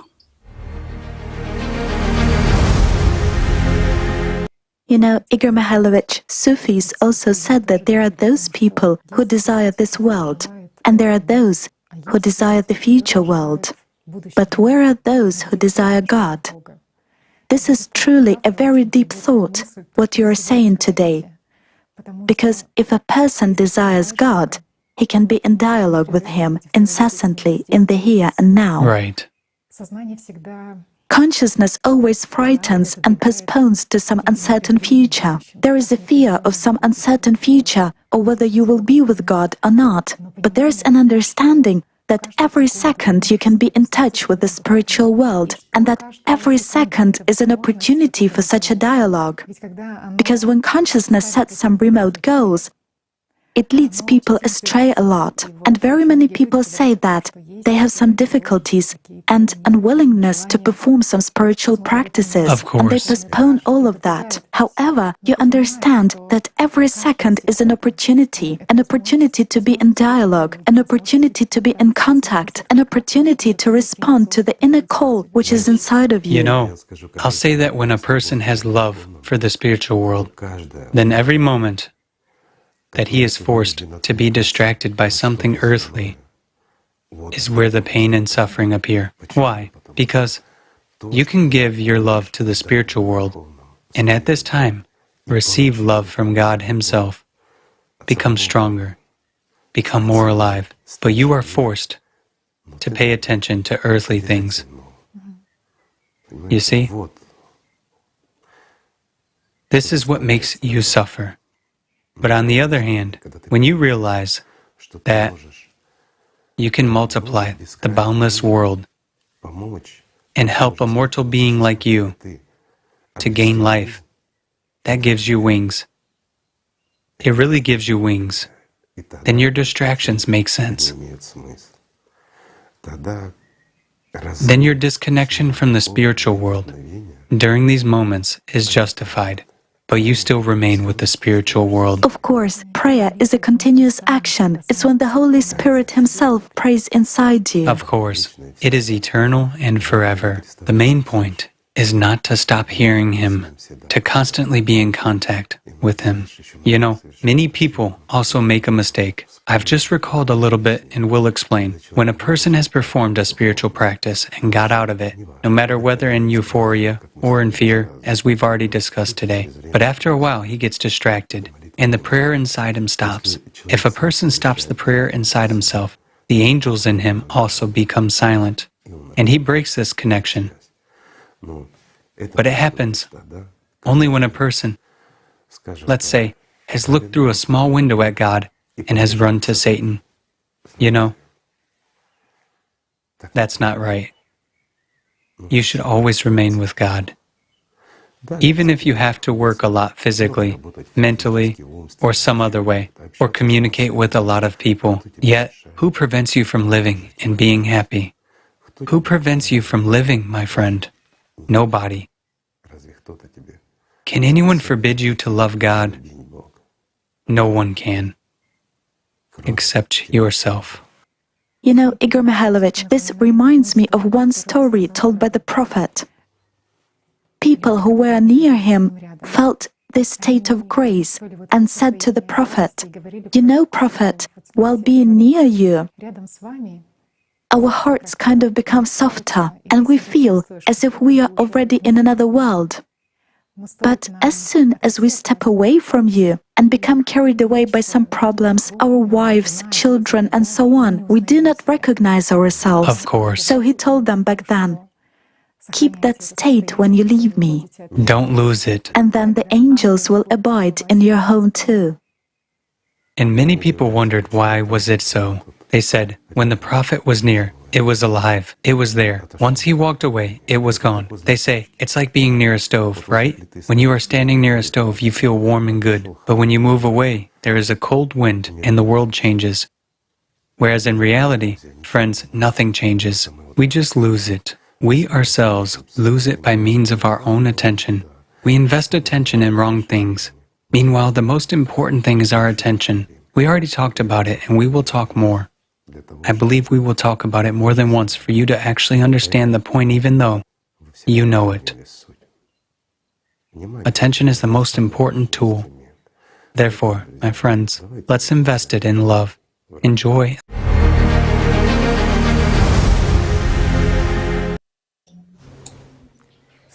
Thank you, Igor Mikhailovich, for such valuable words. Indeed, we have everything to live, love, and be happy. Because from birth, God has endowed man with valuable gifts, which make man similar to his Creator. What perspectives are opened to us by the right use of these gifts? Katerina will tell us. You have the floor. Thank you, Oleg. There are many cosmogonic myths on Earth about the origin of this universe and what it was created for. The essence is that the great God intended to create another world, different from his own, one, and manifested his desire. If the statement doesn't sound scientific to you, then let's turn to the famous experiment in physics on the passage of the electron through two slits. Its essence is that when the experiment is not observed by a human, the electron does not hesitate and behaves like a wave. We can say it is self-willed and present potentially in every point of space. But when the action of the electron are observed, it begin to behave more modestly, turning into a particle. An important point, the electron collapsed into a particle only when it's observed by a human. If, let's say, cats want to conduct this experiment, the electron will not be shy of them and will exhibit the property of the wave without becoming a particle, no matter how many cats are watching the experiment. Why does this happen? It was a revolutionary experiment in physics because such a concept as an observer was introduced. Later it became clear that only human could be such an observer. This is only one of the cases where religion and science achieved unity. Because all religions, scriptures, say that human is a creation of God, has his qualities, that is, the ability to create. And if we broaden this understanding, a question arises. If human can be matter with his attention concentrating it in a certain point, then who holds our entire universe with his attention while we conduct an experiment in a laboratory? The answer is obvious. There is a super observer whom we used to call God. And many religion teachings have said that this world is a product of the thought of God who holds it with his attention. Similarly, fractally, it works within a human. We create an illusion in our head and hold it with our attention, and it lives as long as we feed it. As long as we dedicate it, we stop holding it with our attention, and it disappears. And what happens to our universe if the super observer is distracted by something else? All religion teachings said that human is like God, but in what does this resemblance manifest itself? In the infinite power hidden in the mortal shell of the body. The source of this power is the soul. The soul is the true antimatter, a particle from the outside, from the spiritual world, the world of God. The soul is only a component of the human being. It is its main potential, its portal, the direct connection of every human being with the spiritual world. It does not exist in plants or animals or any other matter, including intelligent matter. So God created a human in his own likeness, but not in his image, because God himself has no image. The aim of human's spiritual development is just the activation of this infinite source of power of creation of the soul, that is the merge of personality with the soul. A human can do this only when he overcomes in himself an egoist, when he overcomes his animal nature. After all, the management of this power is a great responsibility. It is the power which fulfills humans' desires, because human is a dual by nature. The desires in him are raised mainly from the animal nature, and as a rule, they have an exclusively material vector. And the soul has one desire: to return to its true home, the spiritual world. The basis of one spiritual transformation is growing love for God and control over the thoughts of the consciousness. Everyone knows that a thought is material and has an impact both on the outer world and on the inner world of human. A thought itself without the power of attention is empty. It is simply an inactive program, an empty container, and it is the power coming from the soul, the personality that empowers the thought, which leads to its implementation. Now let's imagine that all of our uncontrolled thoughts and desires begin to be implemented. What would happen to the world? This is why a human who cannot control his thoughts and desires is not given access to power. Love for God, control of thoughts, help to people. This is the basis from which the path of spiritual transformation of human begins.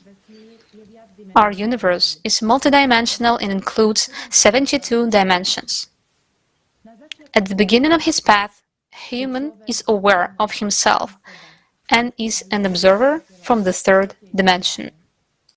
Being an observer from the third dimension and having limited possibilities, he can change a lot in this world simply by observing, investing his attention, what he interested.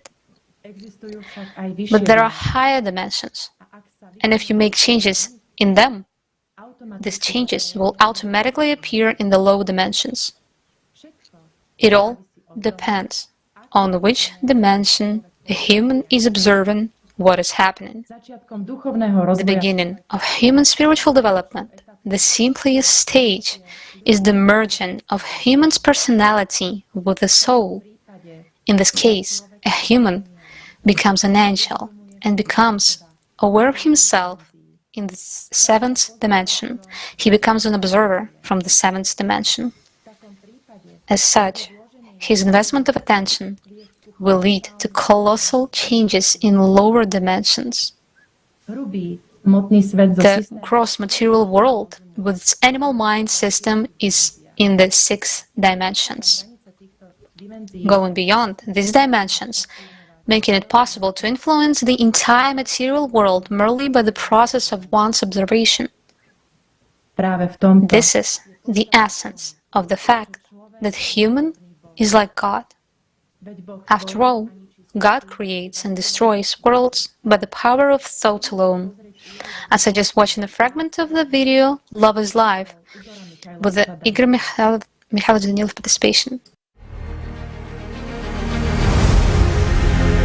When you become part of the ocean, you become the ocean itself. That's the point. And that is the power and might which many people feel when they approach the state of the utmost boundary. I'm not saying they reach the utmost boundary, but even when they approach it, they feel this power and boundlessness. They understand that even a thought in your head that is generated is capable of creating universes. This is true. You know, in my opinion, the most valuable thing that a person can gain is love that creates and generates everything. It is the simplest thing a human can create. Perhaps it's the only thing that a human can create in this world. But it opens up such opportunities for him and elevates him to such heights that it's impossible to understand it with our consciousness. Yet, at the level of perception through feelings, at the level of personality, everyone knows and understands this. That's the phenomenon. It turns out that true creation is multiplication of love. It is the only thing that a human can create here. Love is exactly creation, of course. It is actually the process of creation, the process of generation. And it is wonderful. And there are no obstacles there anymore.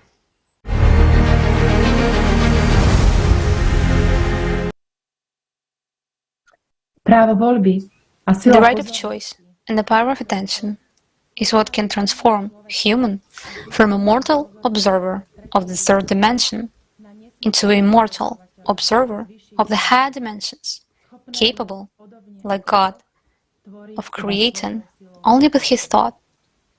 God is love.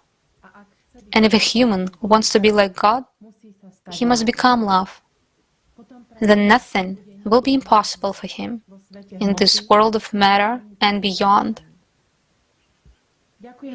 Thank you for your attention. I give the floor to Andrea. Ďakujem, Katka.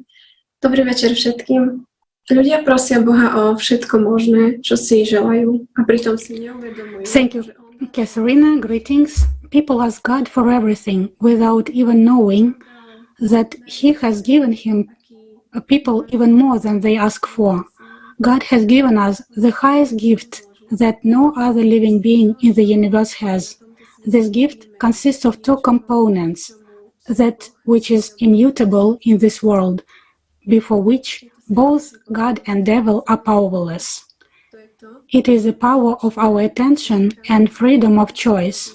This is what separates humans from the animal and makes him a creature like God. Just as God creates with his thought alone, so humans are able to create by choosing what to put his attention into.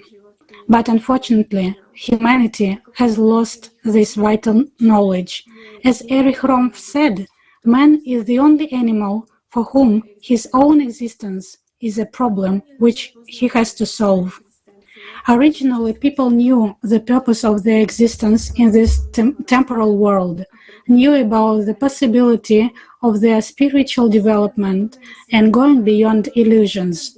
Every time the messengers from the spiritual world and the prophets told how this could be done with the gift given by God to each person, it was up to people to choose what to invest their attention in. According to their choice, they either became angels, eternally living spiritual beings, equal among equals in the world of the spiritual, or they became body-locked dead men, subpersonalities, who experienced terrible agony and were condemned to a second final death, but it was all by the people's own choice. In this world, any resources can be recovered except time and attention. They are gone forever. Depending on what a person spends these resources on, this is the fate he will receive after death. More precisely, everything is decided during a person's lifetime. For it is said, if you did not see the kingdom of heaven when you're alive, you won't be able to see it afterwards. Attention is the main tool of personality. It decides by choice where to direct it, to the temporary material desires of consciousness or to the growing of love of God, becoming one with Him. I suggest watching an excerpt from the video about a cup of coffee with the participation of Igor Mikhailovich Danilov.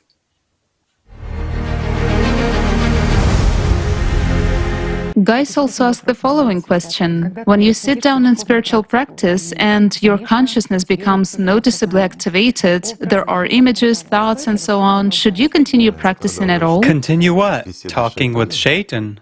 This very struggle with thoughts. Struggle. Fuss in one's head, right? What to continue? Spiritual practice? Yes, one should do it. And there's no shame if you don't succeed in it, and consciousness is very active. Let's say, you should start with simple things. It doesn't matter how many years you've been practicing prayers. You could spend your entire life attending church, temples of all kinds, or be a monk for 50 years. It doesn't matter at all. If you haven't overcome Shaitan in your head, then it means you should learn how to do it, right? Yes. It doesn't matter. You should start with simple, elementary things, autogenic training, meditation, or prayer practices, aimed at concentration precisely on perception through feelings. And everything will work out, but you shouldn't listen to the demon in your head. Whereas, if it's extremely difficult, then you can use the circle practice. We described it, but the lotus practice is better. Indeed, in order to do autogenic training, you should definitely concentrate your attention. Surely. You know, as you've said, it's like in the grocery store. You come to buy bread, and so that you don't leave with 2 carts of goods, but know exactly what you buy. Absolutely right. And autogenic training will work out only if your attention is not dispersed, Of course. but on the contrary, focused. When you are focused on action. Why? Because life is like that. There is a lot of diverse information. Let's put it simply, our consciousness has harassed us to such an extent that it doesn't allow us to focus on one action. Here's a simple example, okay? How to learn not to pay attention to consciousness in practice, but to perform it through feelings. Let's say, to discover this spiritual practice by means of perception through feelings. You should focus your attention precisely on that, friends. A simple example. People say, is it possible to learn that? Try to take a full cup of coffee without a lid and walk through the whole city. Can we do that? We can. Even through a crowd of people, through all the traffic lights, and through all the stores, we would be able to do that. Why? Because there's a clear action in this case, right? There's a certain algorithm, you are focused. But at the same time, what are you doing? After all, you are walking, and you are also paying attention to cars. Yes, peripherally. Of course, but your attention is focused on the cup of coffee, isn't it? Is it possible? It is. The same is possible in this case. If you are focused, you don't pay attention to the periphery.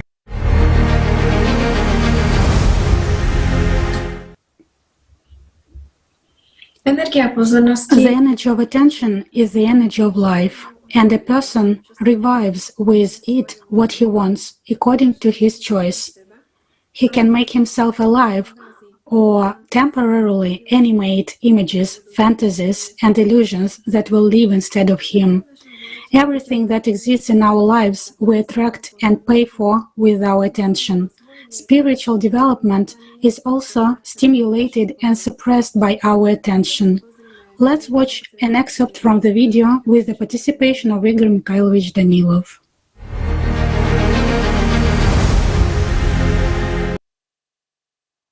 Also, you know, a lot of people, when encountering such a vivid inner experience of feelings, they worry, like, I only wish not to lose this state. And they lose I wish I don't lose it. Why? Because they pay for not losing it, you see? When a person has acquired an experience of coming into contact with the spiritual world, regardless of the circumstances, but a flame has ignited in him, he starts worrying, I only wish it doesn't die out. It dies out. This is a doubt. He extinguishes that flame. In other words, what does he buy? A fire extinguisher, right? And he himself puts out his own little fire instead of supporting it, rejoicing, and living. Why does it last for 2 or 3 days? Well, for some people, this surge of inner light doesn't last even a day. And that's it. Consciousness erases and removes it. Why? Because we pay for fears, we pay for doubts, for our immaturity, morality. Pardon me, there is no other way to put it. After all, this is really true. Our weak-mindedness, you cannot call it otherwise, it is precisely the strength of our consciousness, you see, which forces us to be so retarded and weak-minded. That's true. We pay for that with our lives, with our attention. Why bargain with the system and pay it for our own problems? What for? Life should be joyful, nice, and wonderful. It is understandable that we live in society, and a lot of things might happen, you know? I'll put it as follows, what is true life? It means not to lose the feeling of joy and love, despite everything that's going on around you. Why? Because you can do that only when you realize that your body is mortal, that everything around you is finite, while there is life eternal, and you long for this life eternal. When your entire attention and your entire human essence is focused on attaining life, that's when you will succeed in everything, and then nothing will hinder you. Even those conductors will stop waving their batons before your face, or maybe they won't stop doing that, but it will already be their problem, not yours. They will stop it. You see, our consciousness distracts us,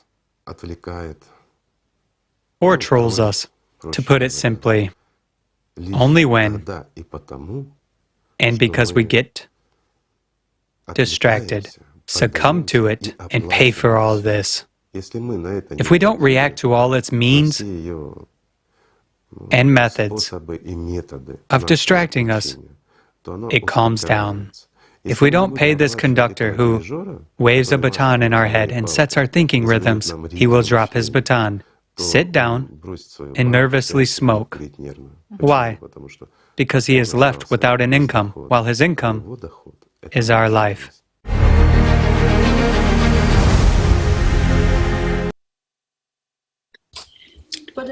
According to the primordial knowledge, if a person spends no more than 10% of the power of his attention on material life and 90% of his attention is focused on the state of feeling, inner love and joy, then the spiritual transformation of a person takes place.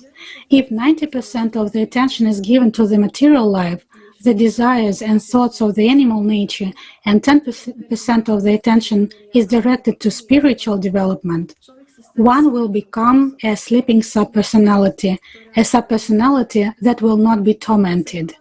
If spiritual life is given less than 10% of attention, in that case, a person forms a subpersonality during life, which subsequently means a hell of torment after death.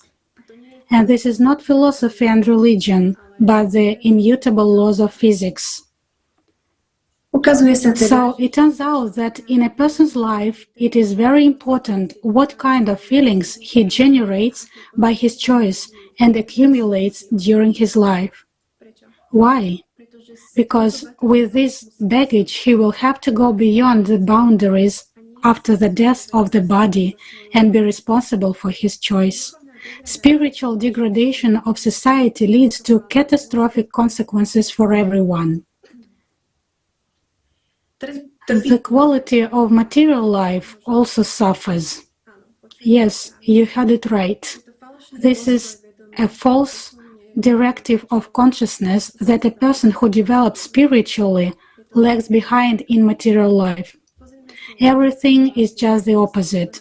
Let's watch an excerpt from the video with the participation of Igor Mikhailovich Danilov.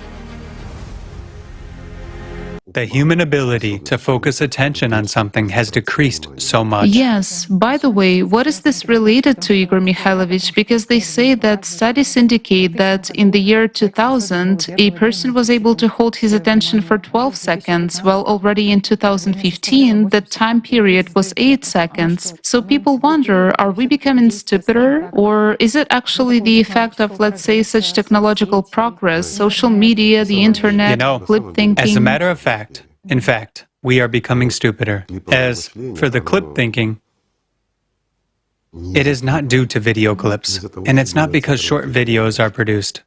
It is social media already adjusting to us. There are actually simple algorithms in those very social media. They see perfectly well how much attention we can hold en masse. So they conclude that nowadays, a person can hold his or her attention for 8 seconds at most. Hence they present information without changing the picture for 8 seconds maximum. Then it starts working. I mean, we perceive it all. It is all being studied and observed. As for the decline in our ability to focus attention, it is not due to a big inflow of information. It is exactly due to the acceleration of our time. In other words, we are rapidly losing our human essence as society in mass. How does this fact affect a person's spiritual path? Negatively. I'll put it this way, negatively. Why? Because the ability to concentrate on one thing is not just an ability, it exactly shows, let's say, a person's predisposition to perceive spiritual information, to perception through feelings. There is a direct correlation here. And the more there are people of the first type, the faster the ability to focus on something for a longer period of time declines in society as a whole. It's a problem. It's a serious problem for everyone, but it shows the state of our society as a whole and what is happening to us. Or to put it simply, people die. The number of visitors to hell increases, while the number of visitors to heaven does not. This is something to think about. Or to put it even more simply, the number of sub-personalities in new generations is much greater. Hence the decrease in our mental capacities, so to say. And the ability to concentrate is not so much intellectual abilities, but rather mental ones, meaning our freedom. Our freedom is diminishing, while this is the freedom of choice, the freedom of life. That's the end.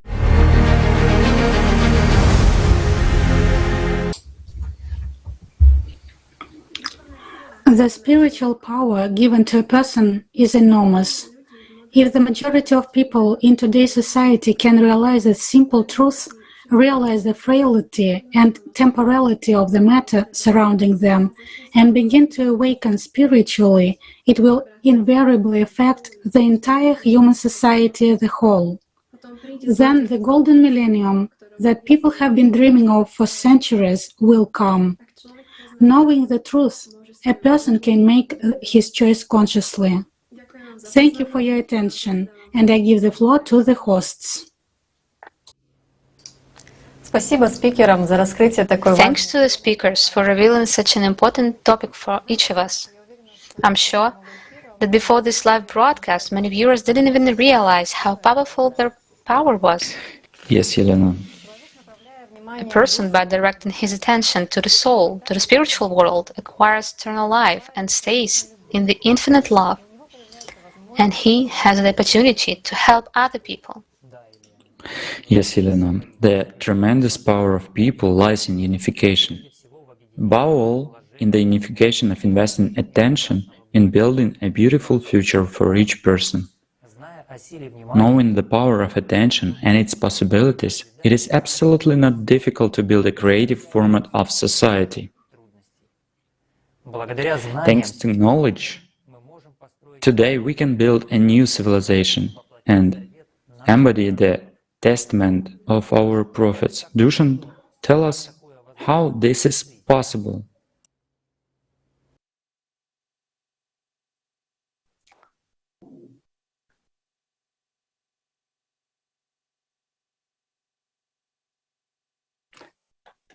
Děkuji, Olego. Dobrý den.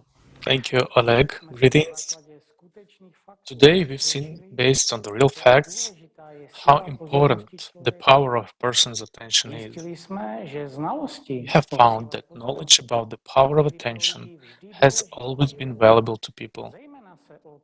This topic was especially interesting for those people who govern our society, such as the head of states, political powers, and religious organizations. In addition, all magic is done through the power of attention. Every second, we put our attention into something, thus shaping our reality, and consequently, we live in it. Whether we like it or not, whether reality is pleasing to us or not, we shape it ourselves. This is a fact. This entire world was created with the power of attention, and everything in this world happens because of that power.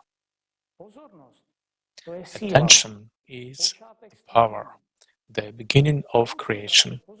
The focus of attention has the ability to concentrate and accumulate certain types of energies, the search of which gives rise to action or creation of something, emotions, thoughts, actions, events, in the visible and the invisible worlds. This, in this turn, creates man's destiny both during the lifetime as well as after the death of the physical body. Whether the result of this action is positive or negative depends on the person's choice, his priorities, the everyday habit of his way of thinking, and of how much he is able to control and discipline his thoughts and emotions.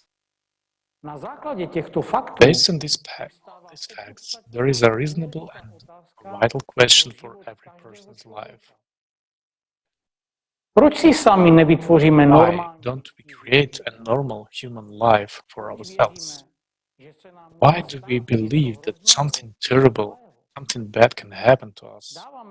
We give it the power of our attention, but we refuse to believe that anything good can happen to us. Moreover, by collectively investing our attention into our common happy future, we can create it ourselves. So, why is it that when someone tells us that it's possible to make the world a better place, where everyone will feel comfortable and that we have all the tools to do so, we immediately get a thought without even any critical evaluation that this is utopia, this is impossible. Why does this happen? We immediately believe in the bad and put our attention there, but we with criticism adopt the good. So maybe someone doesn't want that. Maybe someone wants us to think that way. This is a rhetorical question that everyone can answer for themselves. But what is certain is that the power of human attention is the most precious resource, and everything in this world happens thanks to it. And as Jesus said, according to your faith, be it done to you. But what is it that we believe in? What do we put the power of attention into? After all, we get what we believe in and put the power of attention into. Think of how many times in your life you've had situations where your sincere faith and action helped you to overcome the most difficult crisis of your life. The life of a true human being, there is always room for heroic deed. Today, we invite you to put your attention to building a beautiful life for our children and the upcoming generations, into a secure, peaceful, high-tech life for absolutely every person in every corner of our planet. Let's listen to Roger Nelson, doctor of psychology.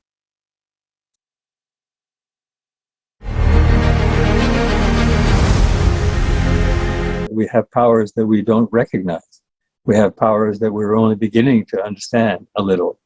And I think it's very, very important that people be given a chance to understand better how powerful we are. So the power that we have to when we give our attention to the world in front of us is to influence the development of that world over time and over the period of time that we're interested in it and maybe beyond. So we have a power that shows up in these laboratory experiments. We have a power to make what should be a random number generator be less random. Instead of being completely unpredictable, we make that random number generator produce more ones than it should have by chance. It's a beautifully constructed, extremely well-designed device, but the power of our attention is capable of changing the behavior and the output from such a device. And an immediate kind of corollary to that, and this is more familiar to most people, hardly anybody ever has a random number generator to play with, only if you come to our labs.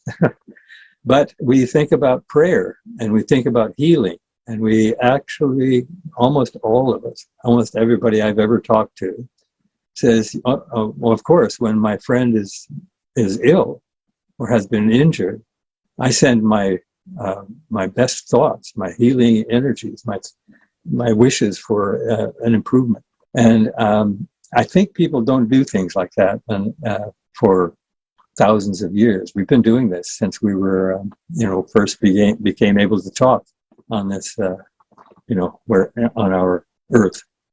And we don't generally waste our time doing stuff that is unsuccessful and a waste of time. So I think there's pretty good evidence that since we're still doing it, that there is a good effect when we wish for health and well-being for other people and for ourselves, for that matter. A positive attitude. We take that for granted almost. A positive attitude makes everybody feel better, and actually it makes everybody healthier a little bit, maybe even a lot. Even if only most of us, or even if only half of us come together and we are all in accord, we will have a huge effect on what happens on the planet. So I think that, that we see negative manifestations of it. We see wars happen because a lot of people have been brought together with ill feeling toward others, or something like, anger or jealousy or who knows what. So and that causes great trouble. When we do the other side of the coin, if we come together in a loving way, hoping for this bright future, then that will greatly improve the chances of actually having a bright future. And I have to say, even though I'm an optimist, I'm sometimes wondering if we have any future at all, because we're not paying attention to certain kinds of things like climate warming and so on. And we're allowing wars to happen in a time and an age when we have such good communication that we should be talking to each other. It should be possible to fix whatever the problem is before it blows up and becomes a war. It's not happening yet, but that's the goal. We should hope to become one with each other sufficiently to forever eliminate the kind of destructiveness of war. Nobody wins. Yeah. And we want everybody to win. You make me think of one of my intellectual idols, who's Buckminster Fuller. Many people know about him and his work, and some people don't. But he was one of the most amazing futurists I am aware of.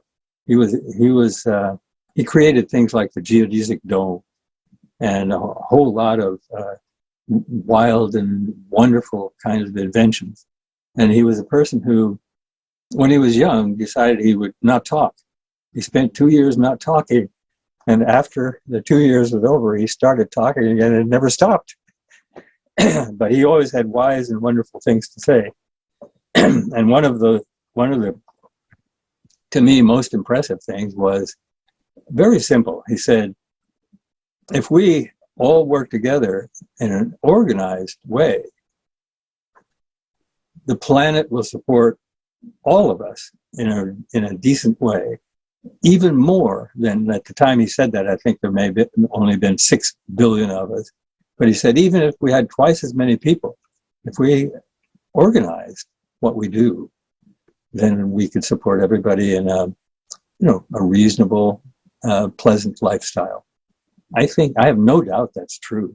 If we were able to somehow persuade all of the people who lead us, into what happens,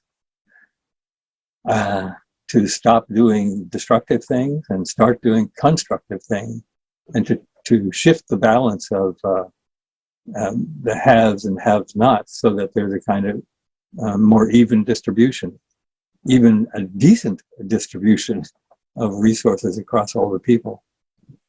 And we would then be in a position to work together to create, just a wonderful life for everybody. If we work together, we had a sign in our laboratory, just a little sign like that. It says, if we all work together, we can totally subvert the system. And it's a sort of funny way of putting it. But if we all work together, we can accomplish everything, anything we want. And let us be peaceful and do that. I also believe in the same way that spirit and matter and spirit and science go together. I also think that we have to have, as human beings, something that we think of as art.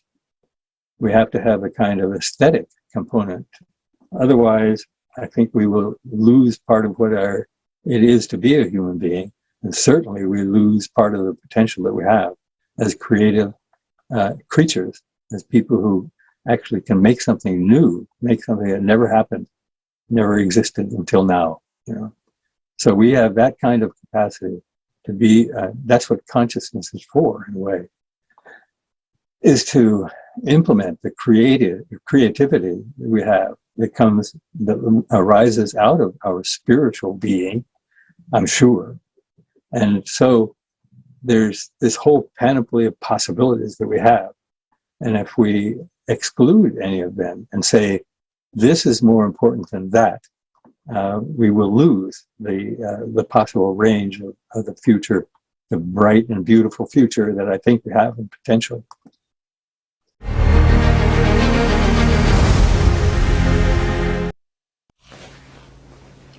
Děkuji, Rogere. Ano.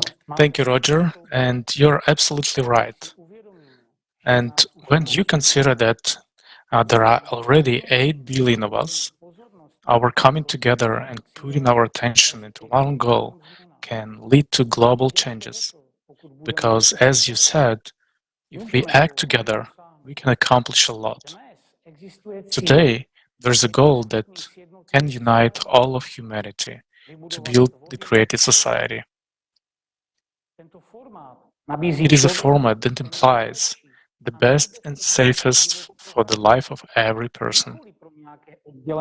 Not for some groups or countries, but for everyone. Just think about it. In the creative society, everyone's life is of the highest value. I think it's worth that we make a little effort. You can learn more about the project foundations and the activities of the participants around the world at creativesociety.com website. The link to the website is also in the description under our broadcasts. Today, we've seen some facts about how people, having united their attention to solve a certain problem, got the desired result from the system. In essence, they were bettering, or to put it simply, buying the solution they need in exchange for their attention. For attention is the most valuable currency in the universe. it's important to understand that in order to solve global problems, it is important to unite people globally and invest their attention into one goal. People want it. Hidden in their unification is an enormous creative power that can transform the world for the better in the shortest time possible. We can do anything. Each of us has the freedom to choose. We can continue to put our attention into the development of the consumerist format of society and the programs of self-destruction for all of humanity, or we can put our attention into one goal, to build the greatest society, a happy and comfortable life for all without exception. Countless rivers converge into an ocean. Out of countless blocks and stones, a city is built. Countless trees make a forest. All this is the power of unity, and there is nothing impossible if you are united. The opportunities and virtues of a human being are limitless. The greatest miracle is a human being with his ability to shape his future life as he wishes and chooses. And it must be remembered that everything begins with a person and his or her choice. Thank you, and I give the floor to the hosts. Yes, Dushan. A human is really capable of many things. People with a joint investment of attention can form a beautiful world for themselves, their children, and future generations. The world that our prophets dreamed of and told us about. There is a tremendous power of creation in a human, thanks to which we can transform not only the outer world, but most importantly, our inner world.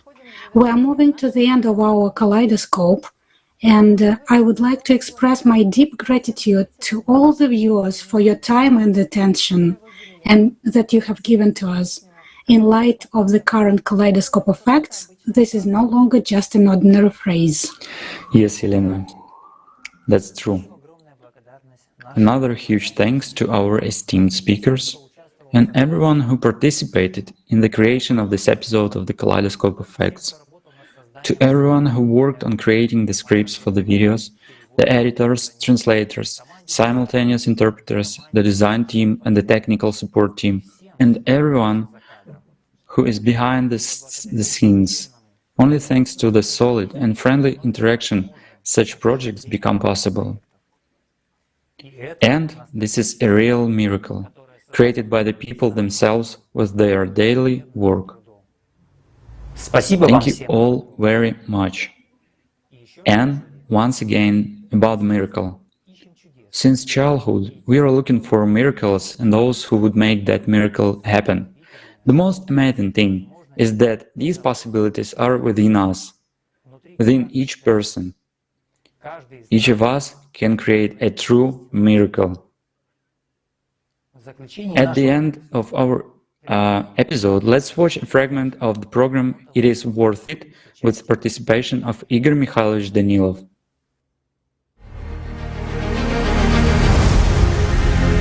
The true miracle, the most powerful and the most real miracle, is what you and I see every day in a mirror.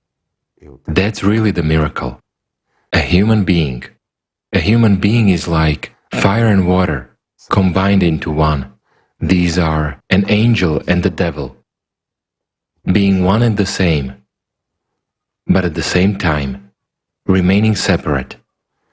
It is the choice that a human makes as personality, who is half alive and half dead, inevitably alive and inevitably dead. And the choice of a human, his freedom of choice, which is given by the Lord God, is precisely the greatest miracle. I would say it is the greatest sign that God exists. Why? Because it is exactly a human who chooses whether to live or to suffer, whether to return as part of the spiritual world or to become part of the material world, to remain here. Can you imagine how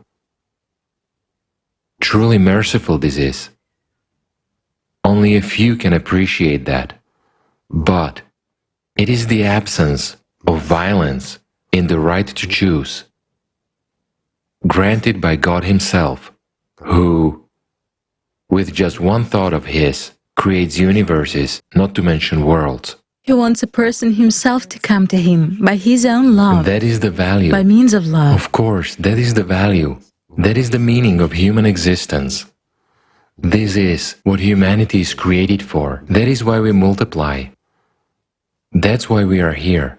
There is no other goal. Yes, to multiply, to build a house, something else. But that's merely our way of life. That is, we are like birds. We nest and multiply. That's our inevitably dead part. But there's another part. An angel can be reborn from an ordinary bird, merely by our choice. Isn't that a miracle?